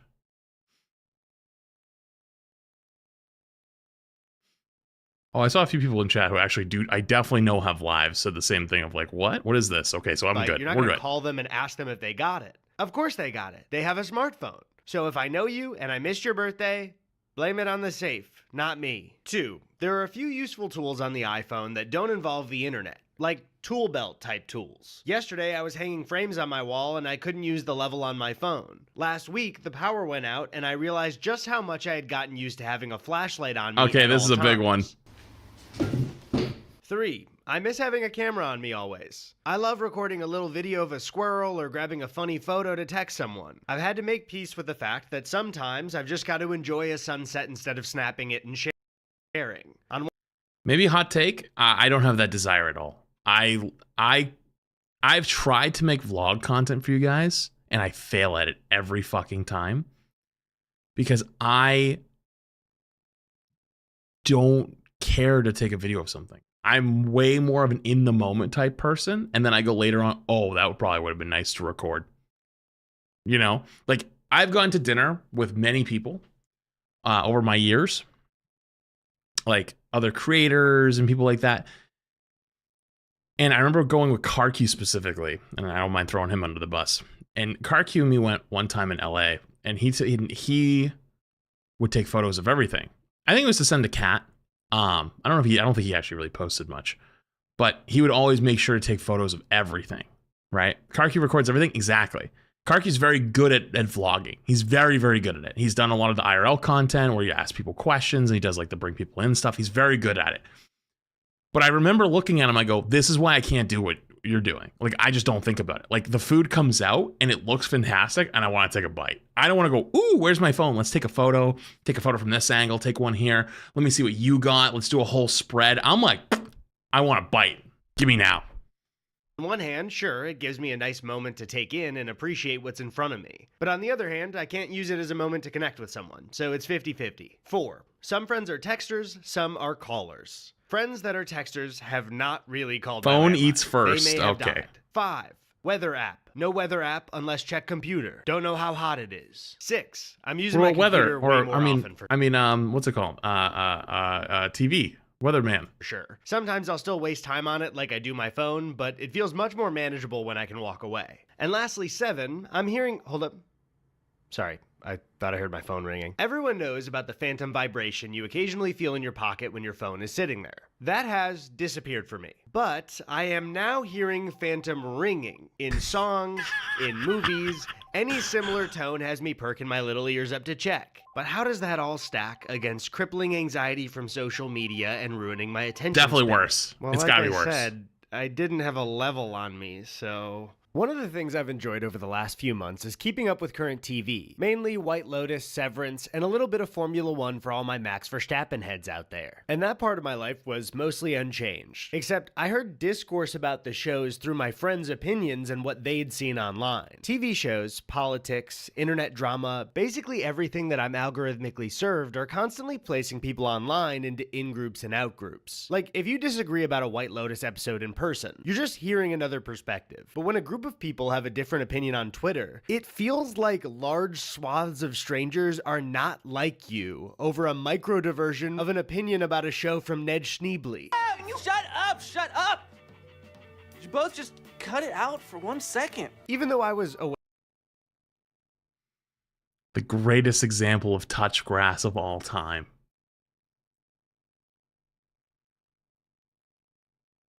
The greatest example of all time. Most people don't give a fuck outside of Twitter for a lot of things. They just don't care. They just don't fucking care. And realize, and not falling into that chasm or that microchasm of realizing like you are in the minority. You have a lot of people around you, so you feel like you're not in the minority, but you are absolutely by far in the minority, and grounding yourself in that is very difficult to do. Time in the real world and away from my phone had me connecting with people in a much more positive light. Again, still paying attention to the news, so not saying Jesus everything's fucking fine. Christ. Far from it. But not getting mad at invisible strangers and bots 1,000 times a day had me feeling a way I didn't in a long time. And during my final week, Chrissy was out of town cat-sitting, which made me pretty unsure of how my final days alone would go. More recently, when I find myself alone in my apartment for an extended period of time, I've been increasingly frustrated with how much I use my phone, especially before bed. Sometimes internally screaming that I should put it down, but scrolling through TikTok for some reason. What's it gonna give me? Admittedly, I do this. I can't tell you how many times I've gotten to a point where I go, I don't want to look at this anymore. Close out of it. I go, well, let me check this other app really quick and then I'll be done. I close that last one. I'm like, okay, I'm done. And then I instinctively accidentally opened the original and I went, shit, why did I do this? I can't stop. Can't stop. The only thing that stops me now is the time of day, because it hits a certain point and I go, oh, it's this time. I got to go to bed if I actually want to be up tomorrow.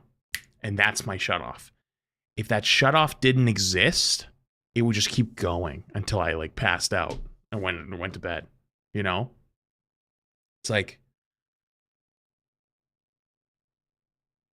fuck me. But during this week, I got to do so much more regular chilling. Without my screen time, I watched more movies, read more books, exercise, cleaned, all shit that I normally do, but none of it was rushed because after work, I didn't waste a bunch of time on my phone. Also, speaking of chilling, I watched YouTube only on the TV for the last month and it ruled. Shout out to everyone who watches YouTube on the TV. I am thinking of you when I'm making videos. I appreciate you. If you're watching on something else, that's fine too. Also, shout out to laptop on a bed or laptop on a table. I can't hate on you for that. So I think it's safe to say that my attention span has been completely rewired over the month. But without the magic of texting... If you're a YouTube on TV, type 1. If you're a YouTube on not TV, type 2. Oh wait, if you're on the TV, you actually can't type anything.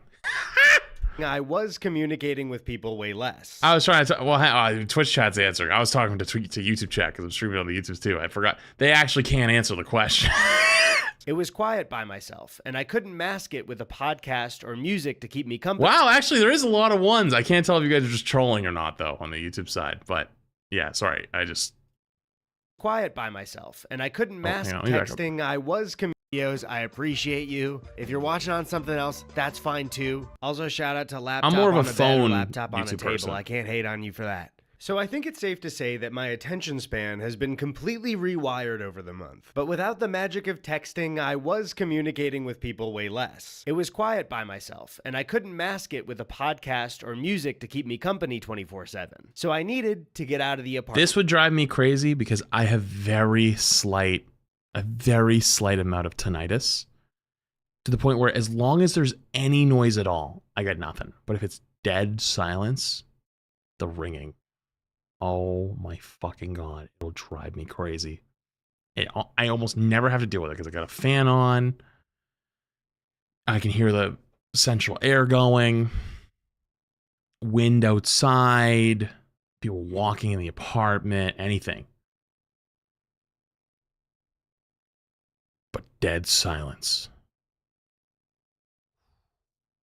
Apartment. Friday, 2:45 p.m. Hey, little man. It's Katie. I'm calling to let you know that we're going bowling at 9 p.m.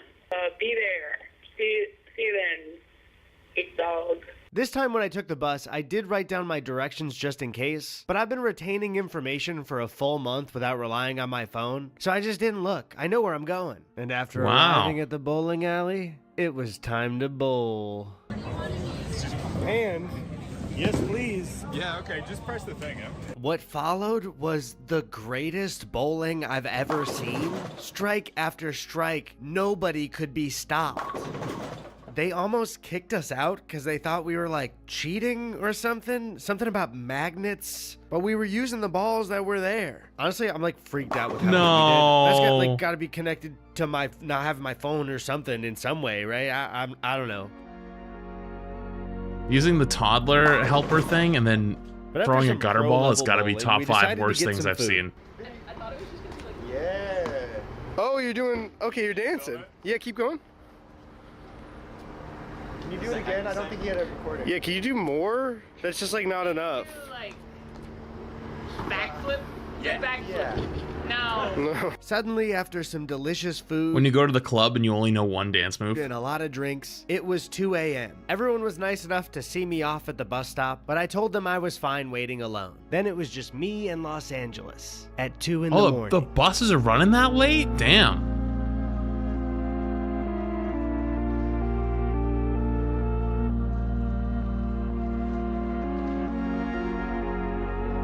I don't remember the buses running that late.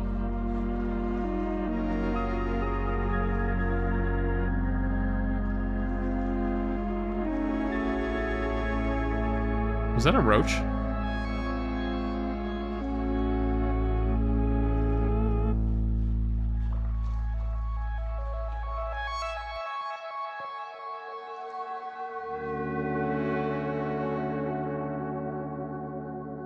Road roach? With only 1 day left, I decided it was time to dust off an old aspect of my childhood and put it to the test as an adult. When I was a kid, I saw the takeover of portable GPSs for driving. At first, they were purchasable on their own, then a feature on my rich friend's dad's car. Yeah, my mom had one of those where it was like, she took it out of the glove box, it was in its own separate container, you had to like plug it into the fucking car, unlock it, then reset it every single time, then you'd have to like clip it into the fucking windshield.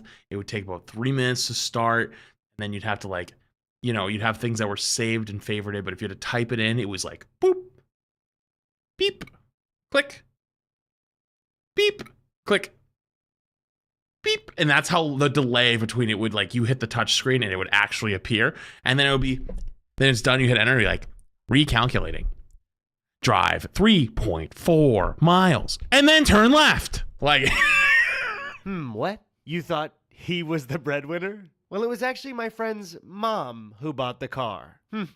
Sounds like it's time to look inward about what we assume, I think. But before the GPS eventually arrived in every pocket in America, as you're going, we'll be monitoring the traffic.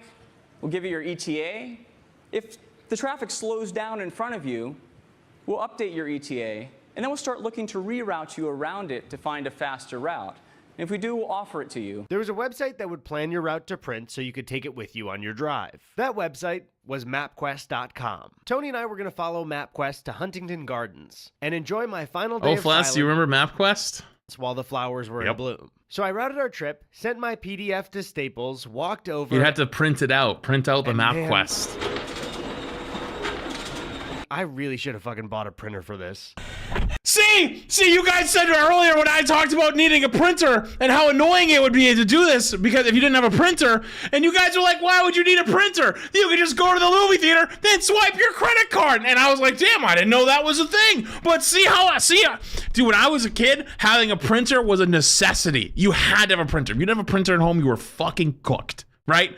Now I'm an adult, and I thought I'd always need to have a printer, and I thought I'd always have to have it stocked with ink. It was one of the most annoying things that we had to do as a household, is have a printer stocked with ink, both color and black and white, and I thought that would be my entire adult life, is filling the stupid printer with ink, and I don't even have one now.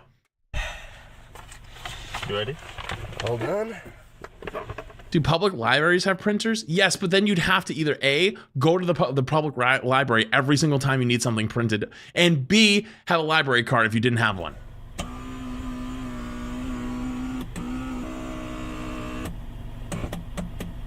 You good? Yeah. Color, were you rich? No, but like, you still had to have it stocked for that. Every once in a while, you actually needed something printed off in color. Can't use your... We're doing MapQuest. What do you mean? Well, you just can't use it. I'm doing like a no phone thing. But I want to listen to music. Or like, what if you ran out of black and white ink, right? If you run out of black and white ink, but you need to print something off for school tomorrow, you just change the color to like a color, and then you print off the document in the color. That way, you can still turn in your essay. I can enjoy my company for once, the sound of my voice. So just like traveling by bus, reading, prolonged silence, going to the movies, and taking landline calls, using MapQuest is way easier and less daunting than I thought. Dude, you just pay attention to the street signs and use your brain like 2% more. But we messed up a little bit. So we were on Temple Street, and we were supposed to get on Silver Lake Boulevard. Now, it said a slight right, and here's the sign. It clearly says that if you go straight, you're on Silver Lake Boulevard. You take a left, you're on Temple Street. But we were kind of talking, and there was a further left, so we were like, that one looks like it's straight enough. So we went left on Temple, but we eventually found Glendale. So we thought we had the directions correct until it said to take a slight right on Fletcher, 0.3 miles. Old man, I don't think Terry's black and white ink if the paper is white.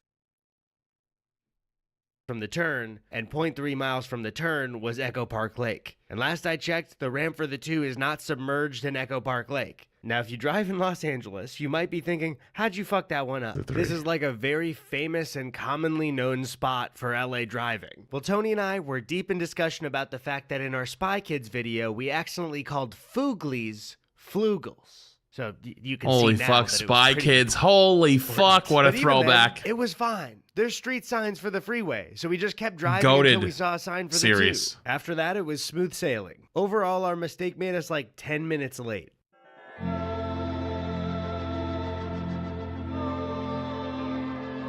A nice park.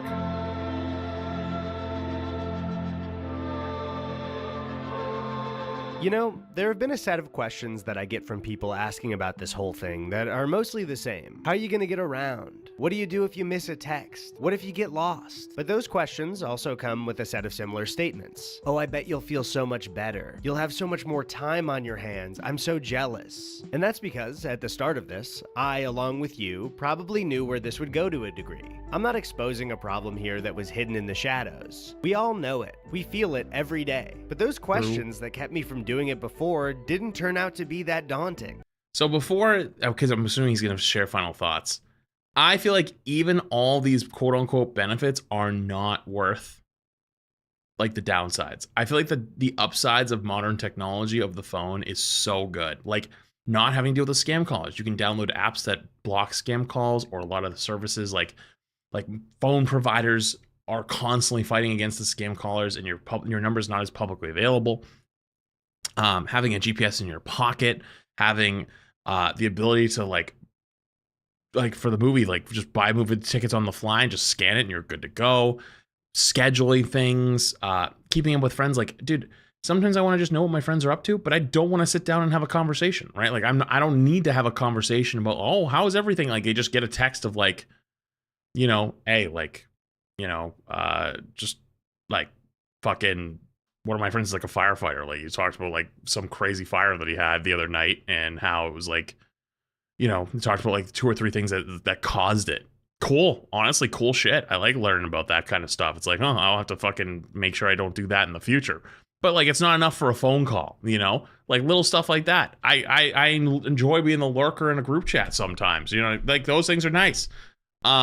Even if you had the extra time, I feel like if you just had enough discipline, you could probably fight your way through it. So sure, let's see what he says. Occasionally I did have to rely on someone else's phone for information or a text, but other than that, my life felt so normal. I think we're living in a time where our minds and our attention are such a currency, we need to start working out our brains like a muscle. And yes, that can be writing, reading, navigating, but I think you also need to build your own silence, your own peace. And that peace hurts the money of things keeping you on your phone. So the day will not come where Elon decides you need a break from Twitter for your mental health. There will not be a moment where people stop capitalizing on your anger, joy, sadness for their own profit. It's up to you to rip yourself back into Not a hot take, but I think that particular mindset is a pretty common thing in the Northeast. What reality mindset? as much as you can. Which thing and in take particular? back what is rightfully yours. You. As for me, it was almost time to unlock the safe. I watched the countdown clock creep closer to 0, but instead of relief or confidence, I found myself filled with the same desperation for a solution that made me do this whole thing in the first place. What will my relationship with my phone be like after this? Oh, I just want to lurk and check in every once in a while? Yeah. Will okay. I delete most of the apps and just use my computer when I need it? Will I lose everything I learned here and be stuck scrolling before bed again? After spending a portion of my youth in a cloud of buzzing noise, I had hoped to step outside of it, to turn around and be shocked at how much it had crept into every corridor of my brain. And that is exactly what happened. But I know that beyond a month-long experiment, it's unrealistic to go back to a world without the phone entirely. The thing is, I've known for years that the way I was beginning to use it was not good for me. I kept telling myself that I'd make a change, and until now, I never truly committed to that. So while I have no idea what my relationship to this thing will be in the future, I do know that it will not be the same as the past. It turns out the only way to stop using your phone too much is to just stop using it too much. It's like bird shit on your bathroom window. You know you should clean it at some point. But hey, it gives you something interesting to look at on the toilet, and you can hope the rain will wash it away or that a crow never dropped a gross load on your window in the first place. But if you really, truly want it to get clean, you're gonna have to roll up your sleeves and do it yourself.